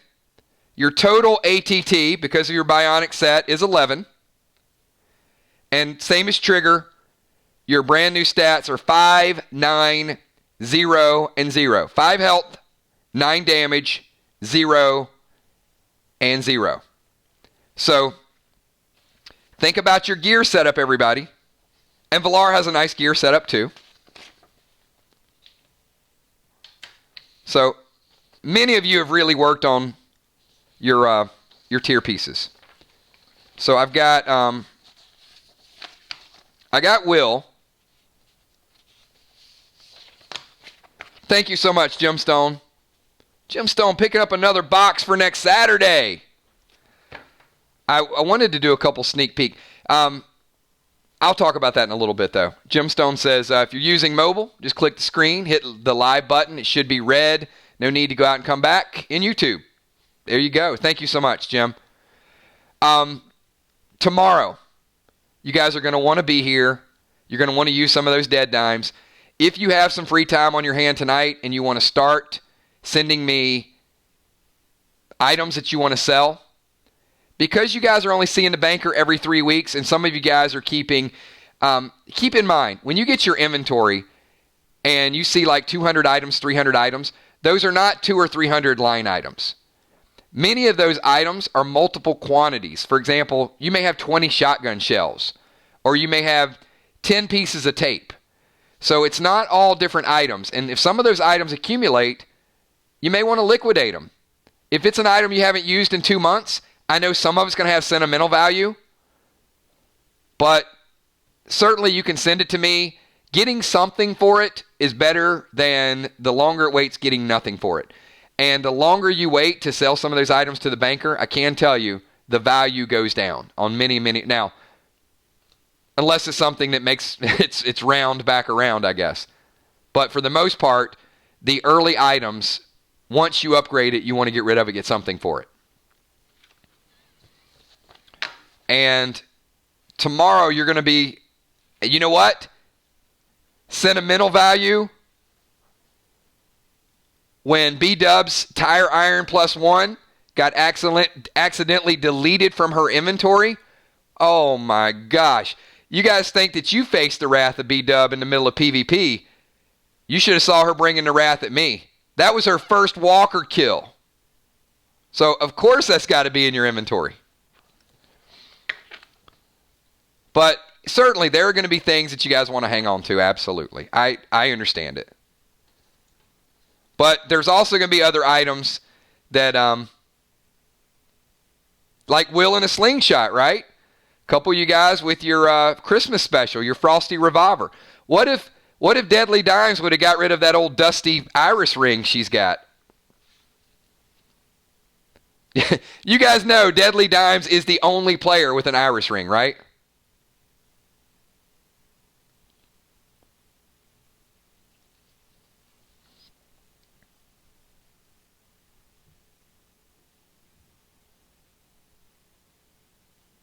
Where's Deadly Dimes?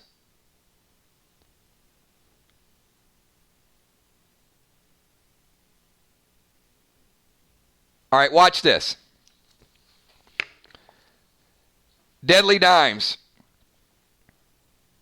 I will give you 30,000 dead dimes right now for that iris ring. 30K dead dimes. You can triple them up if you want. I'll give you 30,000 dead dimes.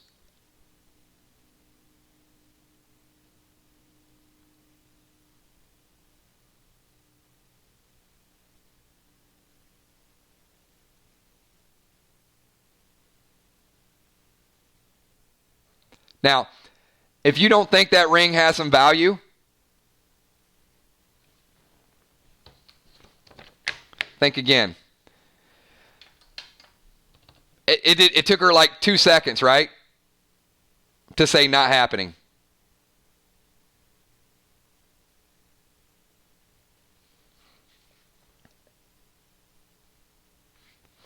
All right, let's get Will the Bill. All right, Will.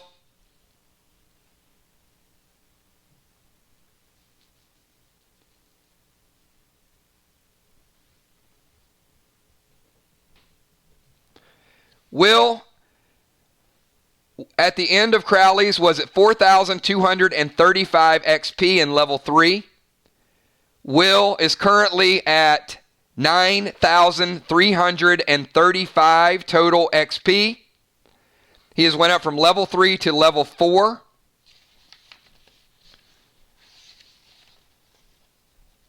Will, we're going to take out 2 of your XP 15 potions out of your inventory. And that is going to increase your ATT to a base of 10. Your complete bionic set will take your total ATT up to ATT 11. And your new base stats are, talk about balance, 5 health, 5 damage, and -4 dodge. That's about as even as you can get, right? 5, 5, -4. Very balanced character. 9,335. And you guys know, Will is rocking some tier as well. And part of strong team. Him and Ocean Man, very strong team. So, Will, congratulations on level 4. 5, 5, and -4. All these stats are going to help you guys for the following week. So, I've got one more person, and it is Tommy. Tommy, you with us now?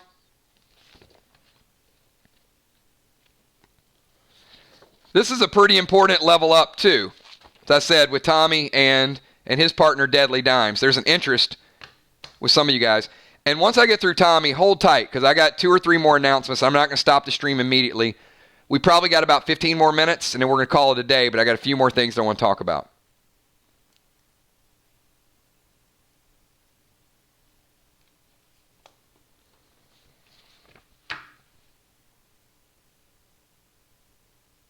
All right.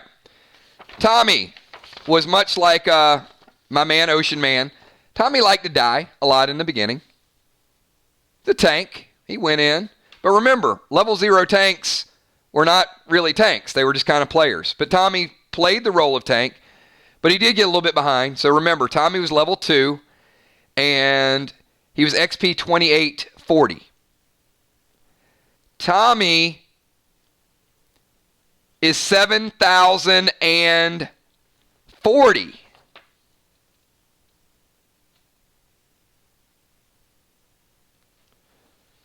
Which puts him at level 3.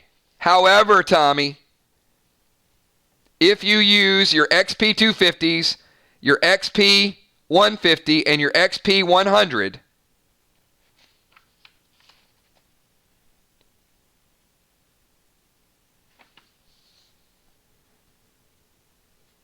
we will take you to 8,040, which will barely get you over the hurdle. It'll put you level 4, and it will also allow you to go to ATT 10 and be able to equip tier gear. So Tommy can now equip full tier gear.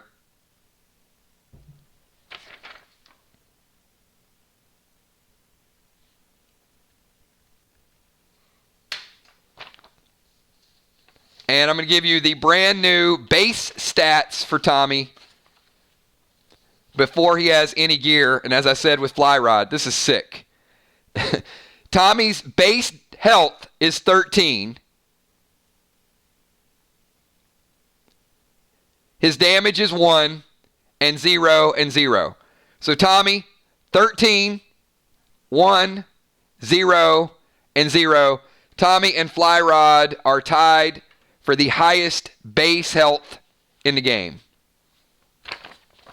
So 8,040 XP, ATT 10, 13, 1, 0, and 0. So as I stated before, there's a lot of incentive for you guys to put those 2 tanks up in the front and stop having them stand in the back and throw grenades. You get those, they can absorb some grenade damage. A little bit of coordination between a very well-geared tank, a couple priests that have prevention spells, the ability to double your health at any given time, Fly Rod and tank, means that the group can start to coordinate your battles and act accordingly.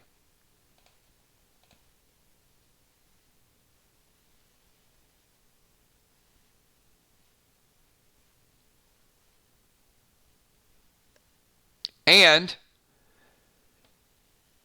if you look at some of the abilities that you guys have, with the ability to double your health or the ability to absorb an attack, tanks actually have 2 mitigation attacks. Priests actually have the ability to mitigate 2 attacks as well.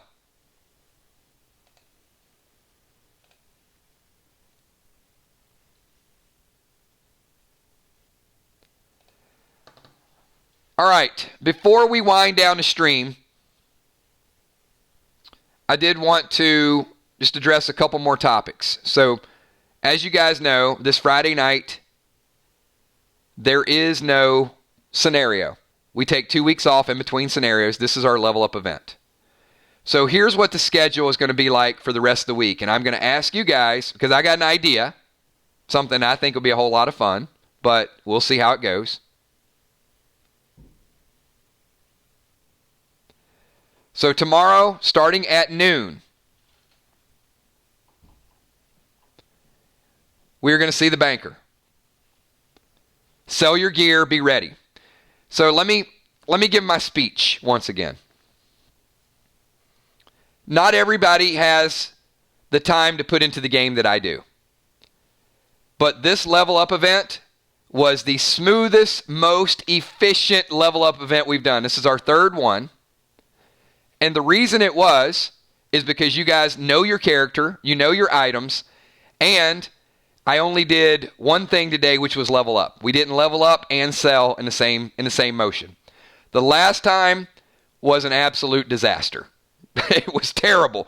It was bad. You guys were asking questions that were making my head hurt.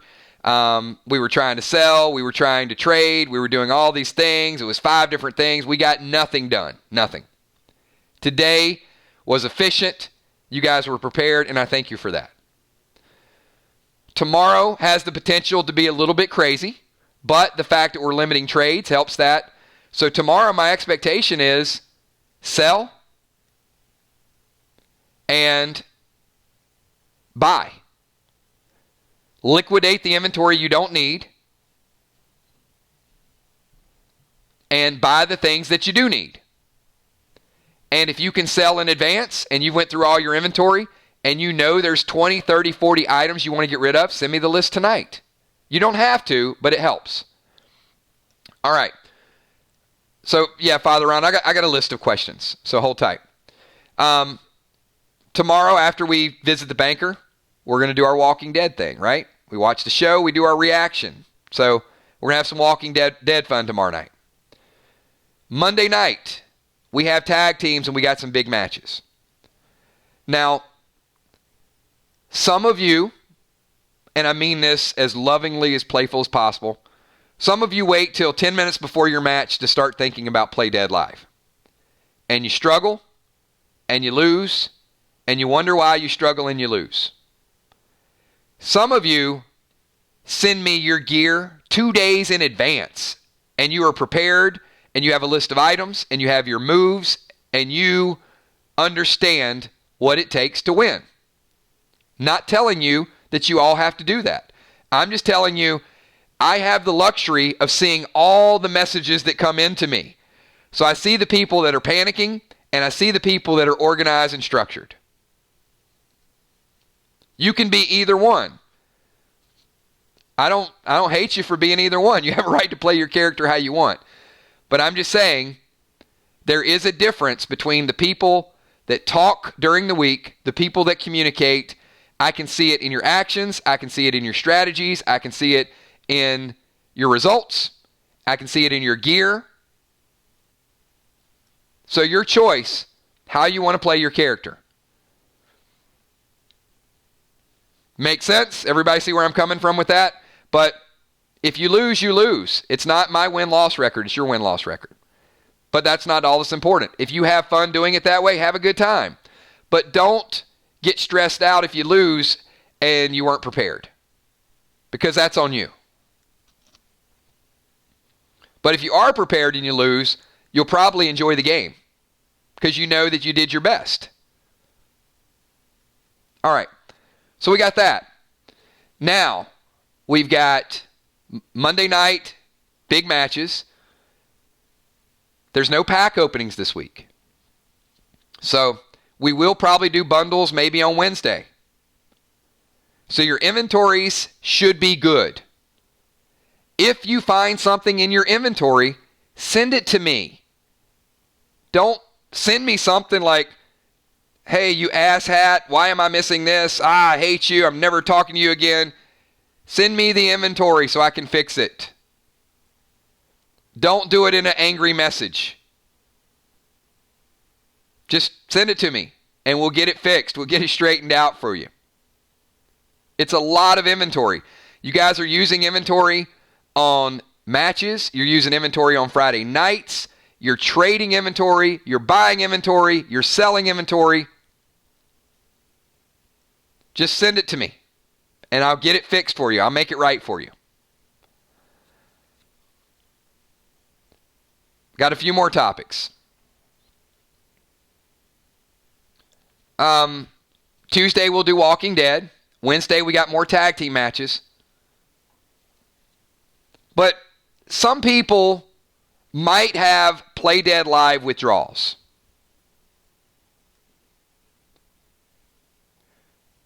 So I am willing to do a 3 versus 3 or a battle royal if you guys would like to do that on Friday night and throw everybody in a ring, and you guys can blow up whoever you want to blow up. You can strategize. We could have 20 people in a ring, and 20 people can all blow up Father Ron and kill him early, and then move on to the next person and the next person, and we just have like a crazy free-for-all and see who can survive it. So if you guys would like to do an open cage match where all of our players are there and just see what happens, see who is the enemy, see who gets taken out first. Ocean Man kills. I have 4 March Trace batteries. Can I use them next month, or should I sell them? Sell them, because next month would not be March. So yes, get rid of them. It is a good question.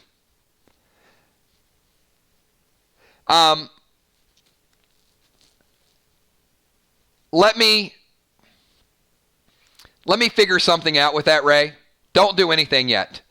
What I might do is, because I got to continue to offer them, so what I might do is, if you have 4, maybe recycle them into 2. Let me think about it. I'll give you guys an answer tomorrow. I need to think about it overnight. I don't want you guys to get penalized by buying them and having them, but at the same time, I don't want them to continue to accumulate. So what I might do is, if you have 2, give you credit for 1. I think that's fair, but if you have 8, then I'll give you credit for 4. So at least you get something out of it. But let me make a decision on that tomorrow. That's pretty smart, Tammy. Wow, Deadly Dimes. I wished I would have thought about that. She must be lagging. How about 2 equals 1? Great minds. Will the Bill, we need a charging station. Amy Bones, only 1 trade per person this week, correct? Just want to make sure. Yes. So let me explain trades. Who can explain? I hate asking this question. It's almost funny. Who can explain the difference between a trade and a gift?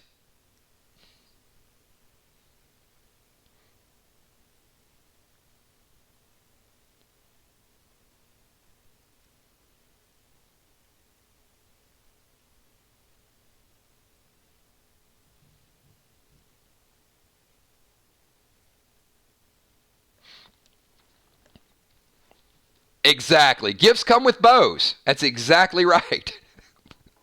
You guys are killing me. Okay. Now, I have had people who have said, my trade with you is this, so that'll be my trade, so you can do a trade with someone else. Okay. Let me explain. A trade is between 2 people. So when you trade with someone, they trade something back to you. That is your trade, and it is their trade. It doesn't mean that you traded with them and got something back. Now they can go trade with somebody else. That's not the way trade works. If I trade with Will, we trade something to each other. That's the word trade. That means Will is done and I am done. Both players are done. I need everybody to acknowledge this. This is important. This wasn't just one person.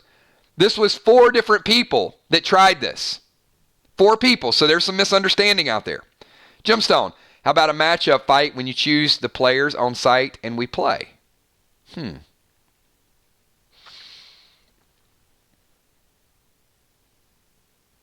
me think about that. I'll make an announcement on that tomorrow.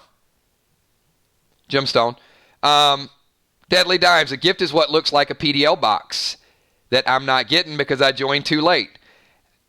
I got an announcement on that too. And I'm waiting on one more. I told you guys, it's shipped and I got confirmation.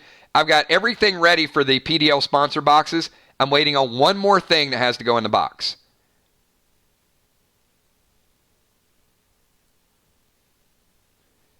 And I will probably have a couple of additional boxes, and I'm going to do a raffle or something to give those away as well. I think I'll have a couple extra boxes. But, Dimes, even if you join too late, there's always June. There's always that next mailing that we're going to do in June. All right. Well, Villar, I agree. Villar says, I'm shaking my hand and you have to explain trades. So let me get to my next point. If you use the gift mechanism, look, I have to log all inventory. I know your gifts. So you can't trick me with the gift. You can't say, I'm giving this to this person, and then a week later, that person give it to somebody else, and that's your workaround to a trade. Because I see them all. This is mind-blowing to me, the sneakiness that some people try to do. I'm shocked. But the purpose of limiting trades is so I can get your inventory out to you much, much sooner and much, much more accurately. So, again, a trade is an item that 2 people exchange, and once you have your weekly trade, you are done. You can't collect them. You can't say, oh, I didn't do a trade last week, so these are my 2 trades for this week.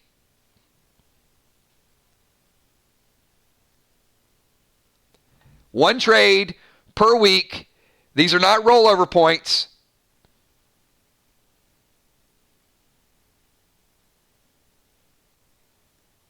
All right. I want to clarify all of that. All right. I think I got a couple more. I got a list. I want to get all of these things out in the streams we can possibly get out in the streams. All right, so we've covered gifts, we've covered trades, we've covered the banker tomorrow. I am going to limit you with the amount of time that you have with the banker tomorrow to 15 minutes. Each player will not go over 15 minutes. If you do go over 15 minutes, I will stop the trade at that point, and we will resolve it, and then I'll go to the next person. Everybody got it?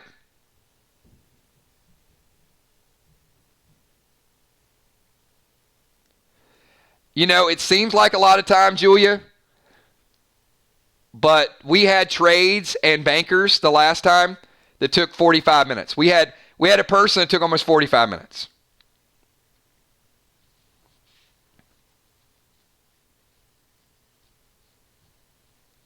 So it would benefit you to not go first, to be honest, because that way you can kind of look at the items, calculate what you have.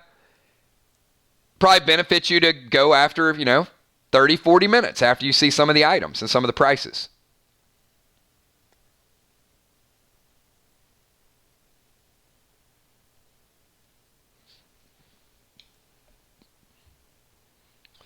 Okay. Level 4 spells is a question that has come up. And it's important because your ability to use these spells are going to impact your gameplay, your strategies. Spells in some instances, are kind of like, they're free actions. They're either free potions or free items or helps to get you out of a spot.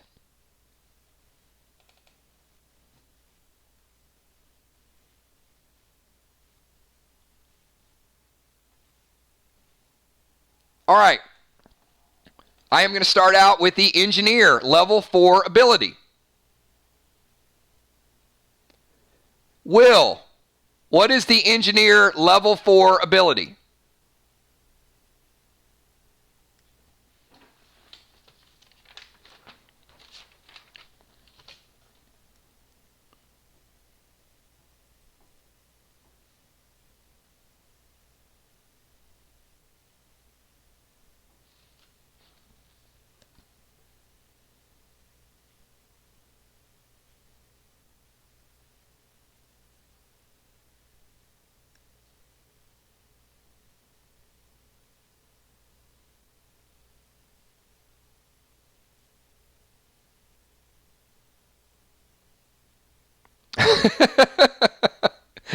Sheila Beasley, what is the engineer level 4 ability?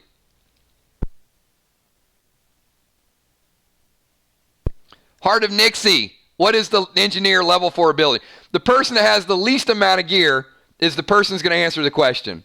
I love this.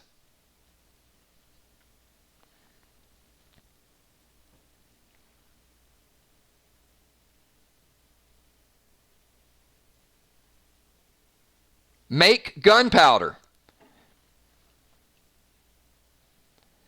Will, Nixie, Sheila, once per week, you have the ability to make 5 brace ammo bullets. So you just got 5 free shots of brace ammo with your ability. All you got to do is message me and let me know that you're creating it, and we add it to your inventory. Now, it's likely that you'll have the ability to make other things in the future.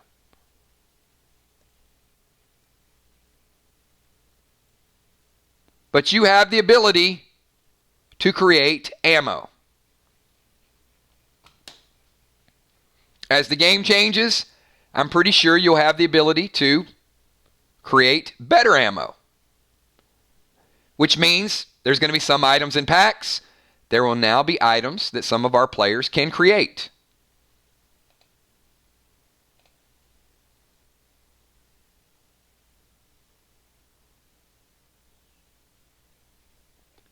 Medic. Where are my medics?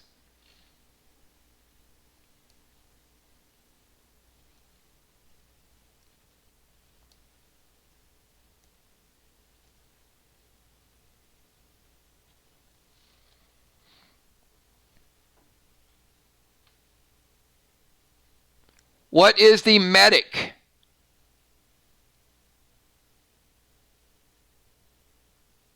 What is the medic level 2? I'm sorry, level 4. Level 4. I said level 2. I meant level 4. My bad, everybody.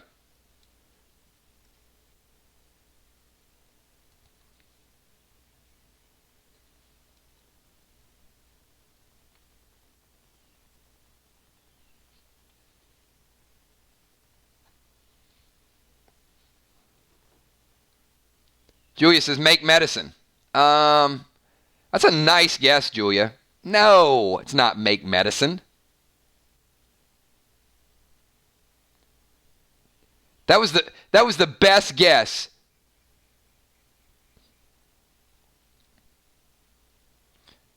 Does anybody have Medic Page 2? All right. Medic Page 2, your level 4, is called Slow Poison. You know, like poison, deadly, moving in slow. Slow poison.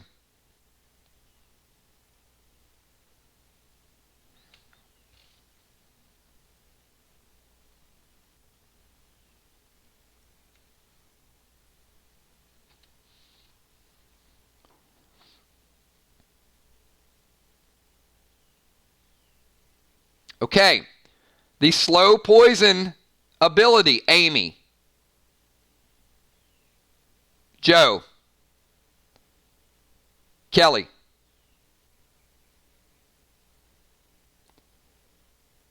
Means when your character or another person is poisoned. Toxic glyphs, PvP, poison damage.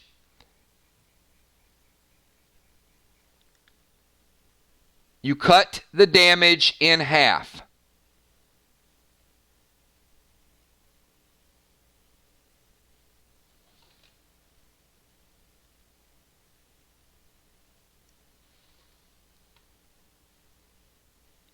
So now you may have someone like Ray, who's a toxic warrior, and you may want to charge in and have somebody attack Ray. Amy, you don't have to cast it on yourself. You can cast it on your teammate. So if Amy and Valar are fighting somebody that has a lot of toxic damage, Amy can use this ability on her teammate, or if your tank on Friday night is standing up there and taking a lot of damage, Amy, you now have a free slow poison spell.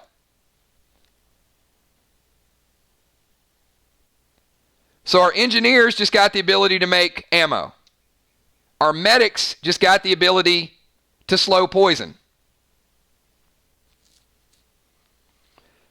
So where's my ninjas? Where's my ninjas?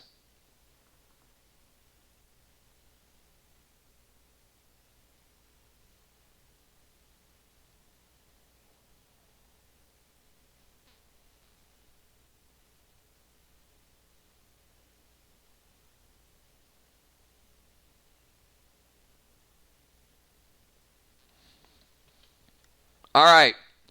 Mist, what is the level 4 ninja ability?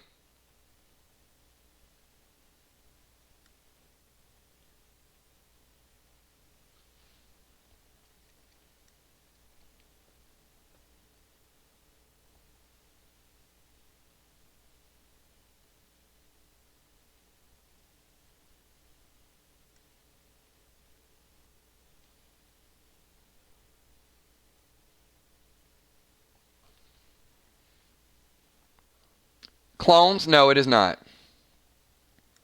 The ninja level 4 ability is make poison.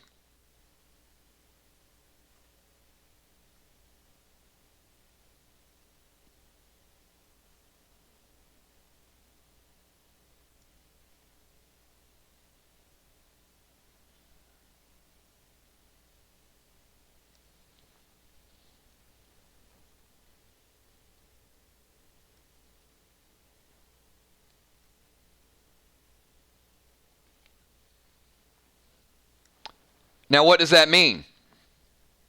Well, right now, Mist, it means that you can make one toxic glyph per week. You can trade it. You can sell it. You can use it. So you have the ability to create one toxic glyph per week.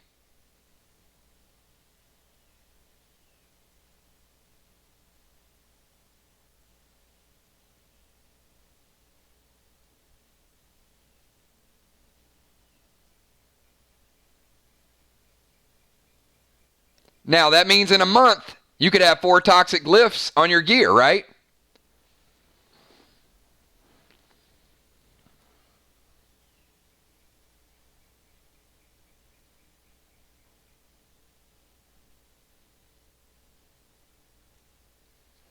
All right. Priest. Level 4 spell is a holy shield.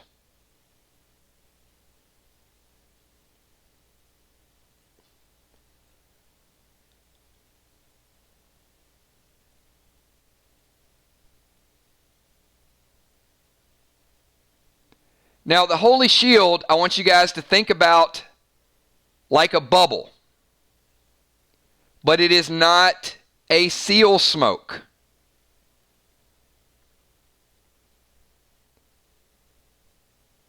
It is a bubble that will absorb 50% damage for one turn.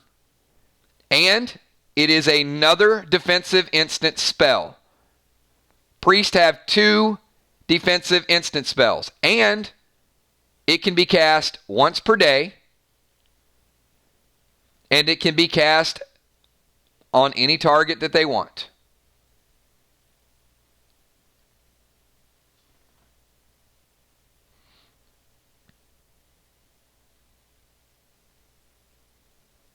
So they have a prevention, which means the attack misses, and now they have a holy shield, which they can cast on a target to absorb half the damage.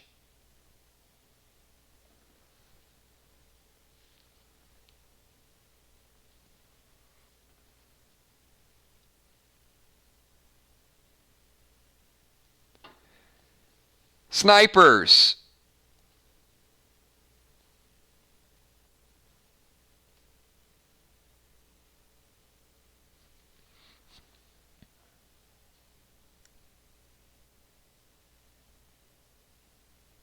Where are the snipers?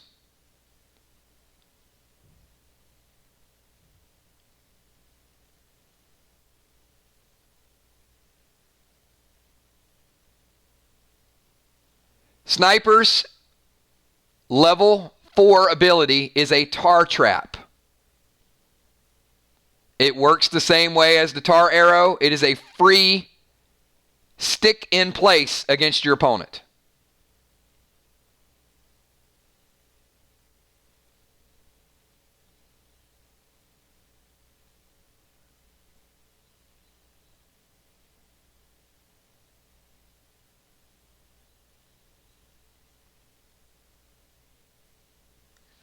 Okay, where are the tanks?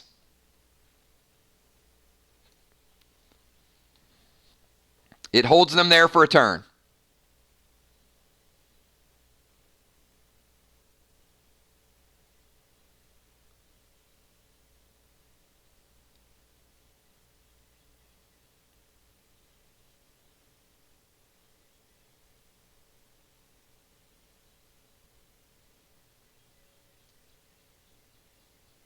I know we have some tanks still here. Where are the tanks?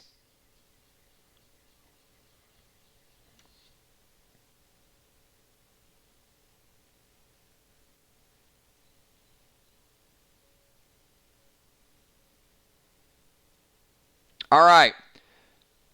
The tanks level 2 actually absorbed an attack. A tank's level 4 gives the tank double health for 1 turn.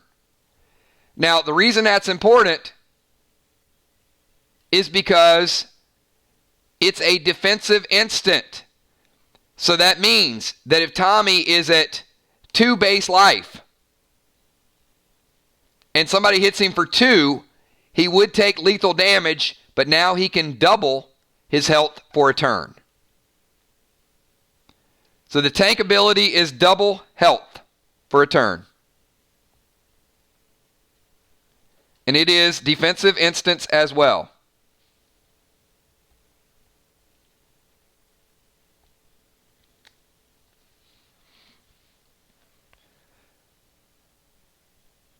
All right.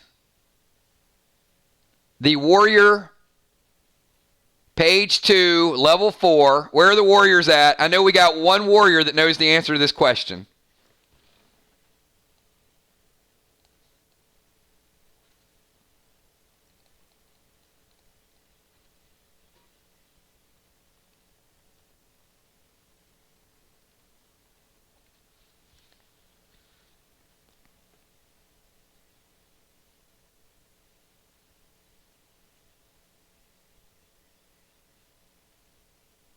All right.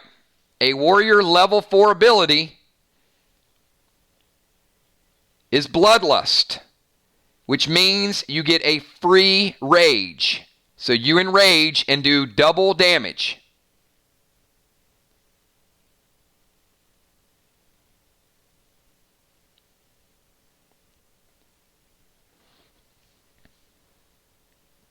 So it's the same thing as having a free potion.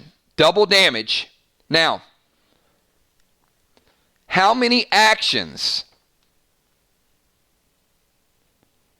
are each of these spell abilities?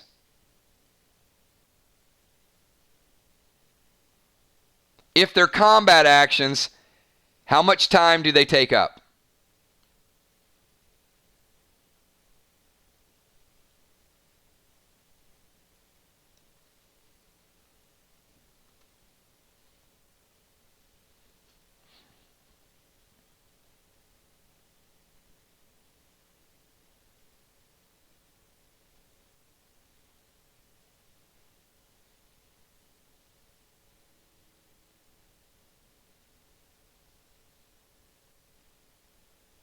See, I'm glad I asked this question.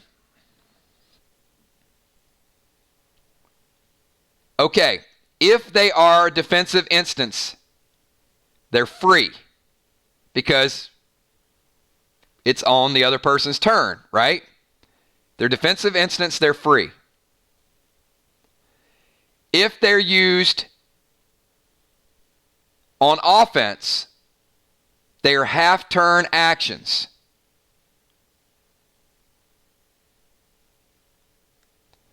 So if a priest uses a holy shield during the other person's turn, it's free. If for whatever reason the priest wants to use it on his or her turn, it's a half a turn action. So the bloodlust is a half turn action. You can bloodlust an attack. But you cannot bloodlust, charge, and attack.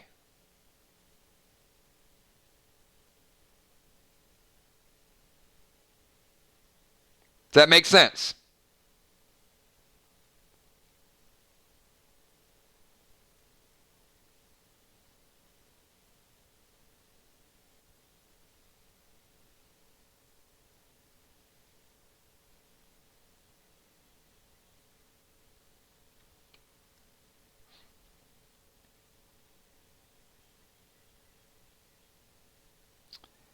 Yes, as long as you don't have to move, Ray. But if you're at 30 yards, you can't bloodlust, move, and throw. And that's where some people are getting kind of caught up with it. And what I want you guys to think, and when we go back to it, there is a common sense element to the movement. And if you have to climb, you can't really climb and throw. If you have to move 5 or 6 feet, you can move 5 or 6 feet and throw. You can move 5, 6, 8 feet and shoot. But you can't smoke, move, and shoot. Just want to kind of make sure you guys are getting that. And that seems to be most of the holdup in the matches, because people want to, and they continue to do it. They're like, all right, I'm going to throw Rage Potion, I'm going to move 20 yards, and then I'm going to throw a Goldar. And, most people are like, you can't do all that. But you get in the heat of the moment, and I know it's people not intentionally doing it. It's just they're panicking, and there's pressure, which is good. I mean, that's really what PvP is all about. It's about, what do I do? I don't want to let my partner down. I got to figure out a way to do this. So I think the intentions are good for the most part, but start to think about how to play. Don't think about what you can debate and what you can get away with. And that's what I feel like the game was getting to a degree, is, well, I'll just do this and then I'll tell you what the result is going to be. And no, you won't. you just won't. I mean, we're gonna make sure that we keep the game entertaining and pure and fun and fast and eventful, and just play it and give it your all and jump in there. And, I mentioned this, and I'm pretty serious about it, that if it gets to that, your team will either be penalized, you'll lose points, or you could possibly forfeit the match. So I want to make sure that everybody kind of understands that.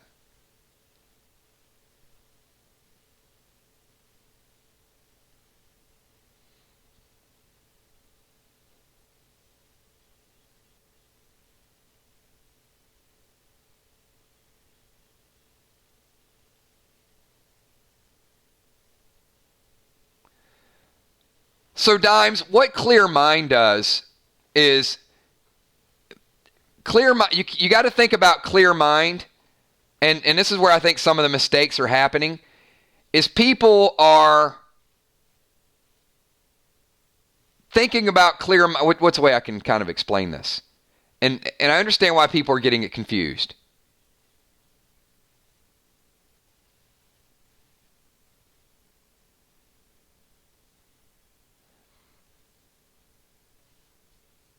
It's not meant for movement. It's meant for an extra action that could be lumped into another action. And this is where we're getting to the problem. People want to heal and seal and move and attack with a clear mind. So, what a clear mind would allow you to do, take the movement base out of it, is it could allow you to cast 2 smokes and attack, but not a smoke, a movement, and an attack. Does that make sense? It's meant for the casting of the smoke to be an instant cast, like 2 smokes both happen and now I'm shooting you. Not 1 smoke, 1 move, 1 shot. Does that clear some things up for you guys? Because I think what people want clear mind to do is they want it to create an extra action, and it's not meant to create an extra action.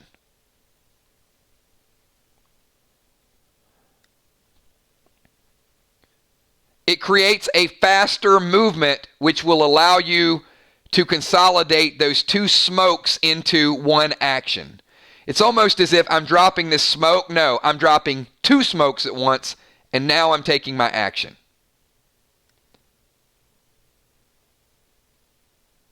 Not an additional move, but an additional step ahead, an additional thought ahead.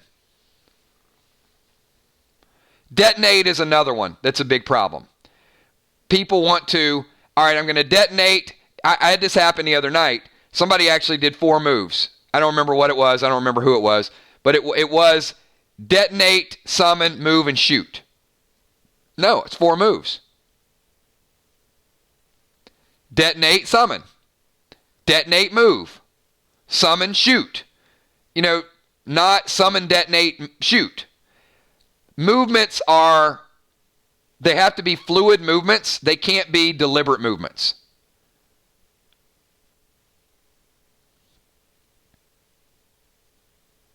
Like if you're out of range and you move into range and fire. That's the only one that should be a little bit of a gray area. And I'm pretty lenient with that. As long as it makes sense in the context of it, I'm not... Range it's not subjective, but it's not exact. Like I'll tell you you're about 33 yards away. You're 34 yards away, which means if you move and you move 14, 15 yards, I don't want to get to a point where, no, he was 6 inches behind the line. That's not the context of the game. The context of the game, snipers have an idea, if they got 36, 37, 38 yard range. But the moving into the zone to attack, if you guys are spending time worried about that, you're doing the wrong things. You should be worried about your opponent. You should be worried about how to beat your opponent. You shouldn't be worried about whether somebody crossed the line and and because they were 2 inches closer to you, they were able to fire a shot. That has nothing to do with you. That probably has to do with their last move anyway. All right. Does that make sense? Everybody kind of getting the gist of it? I feel like we're in a great spot with the game. So I'm just going to open it up for you guys. You got a lot of new items today. Everybody leveled up. Where do you guys feel like we're at with the game? You feel like there's a better understanding? The story is solid. There's several different subplots. You're understanding your character a little bit better. The weapons make sense. There's good game balance. You don't see one class is crazy stronger than any other class. If you did, you probably wouldn't tell me anyway. If it was your class, you wouldn't say, you know what, Kills, I'm a warrior and I think we're way too strong. It never happens that way. But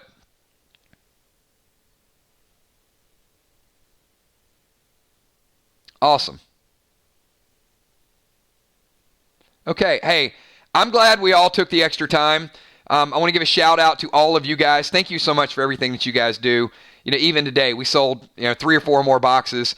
The pack event next Saturday is going to be a big deal. They always are after 2 weeks. So once again, any super chats you guys do tomorrow, Monday, Tuesday, all throughout the week, Kel has a ledger of exactly where we stand with that. We got a pretty big dead dime ledger, so I know Kel's posted that.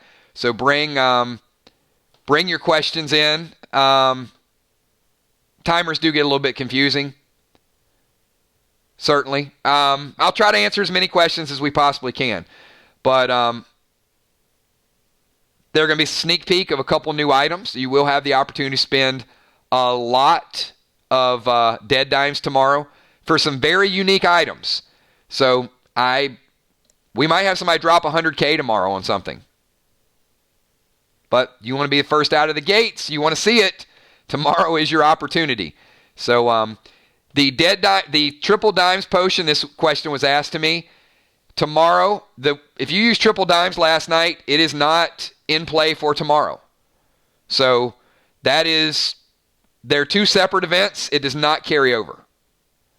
So double dimes, triple dimes tomorrow if you plan on selling. B-Dub, thank you so much. Appreciate that. So we've got ledgers, we got PvP, we got survival packs mailing out to you guys pretty soon. We got dance contest. I will figure out something with the trace batteries tomorrow.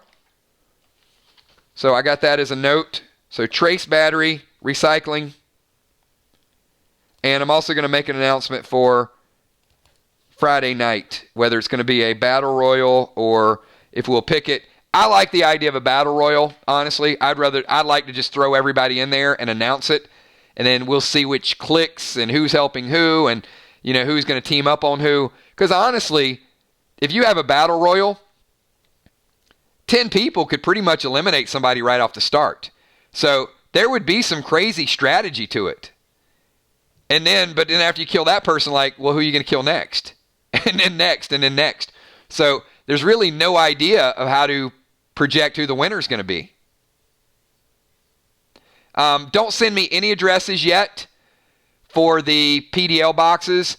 I'm just going to do a group blast in Patreon. Hopefully Monday when I get them. I really want to send them out sometime middle of next week. Tuesday's the end of March. So if I go a day or two over, just be patient. I got confirmation that the last item, it could be here now. If it's here now, I'll prepare all the boxes and get those ready, and it'll ship Monday or Tuesday. But I'll need a couple days. But on Patreon, I'm going to send out a request for addresses and get them out to you guys. And hopefully you guys will take some pictures and post some of the items you get. Can the bounty hunter join and we can all kill him off?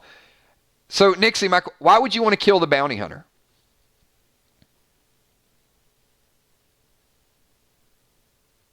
The bounty hunter's just doing his job. He's doing whatever's requested.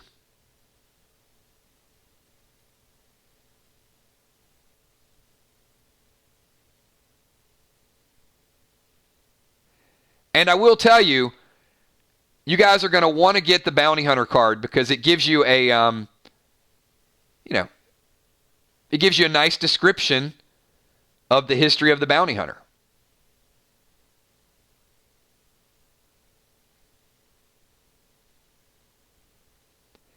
It is likely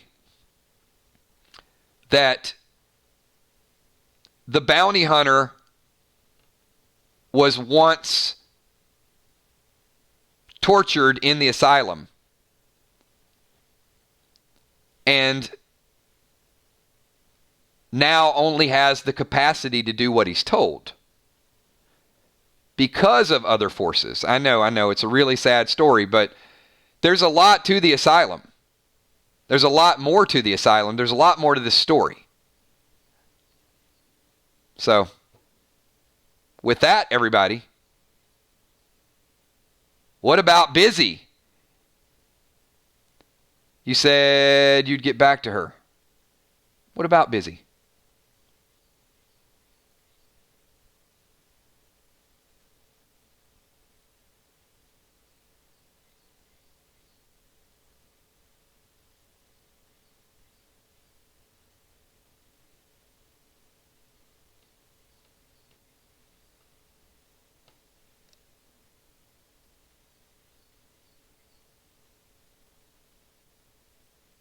I thought we went back to busy bee. Oh. No, I got to go through inventory. I don't have the file in front of me. I'll get back with busy.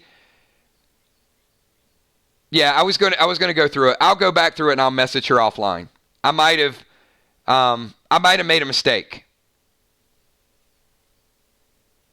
I think I looked at her bionic thread and thought and was adding up her bionic thread instead of her bionic parts.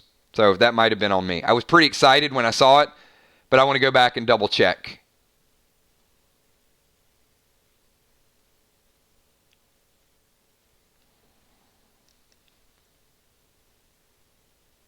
Yep, thanks for reminding me. I'm going to go back and double check, though.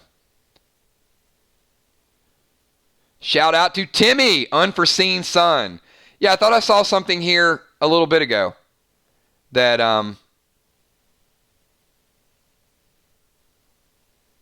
that her son was helping her out.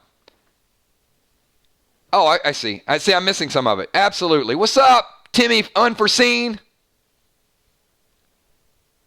You got it. Gina Crockett. So did I lose my paid poster last night? No, actually, none of the three of you used your paid poster because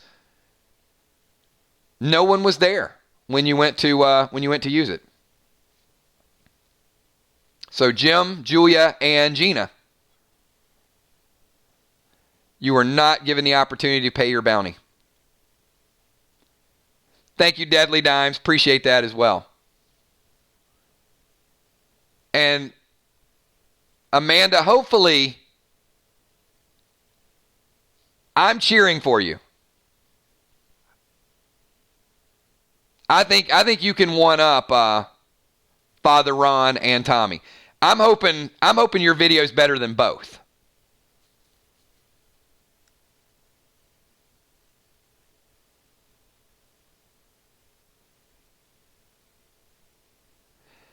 Yeah, Jim, I did. I asked that question because of that, and then what was weird is I had somebody else say that they had more of the one that you were missing. So I think it's pretty evenly spread.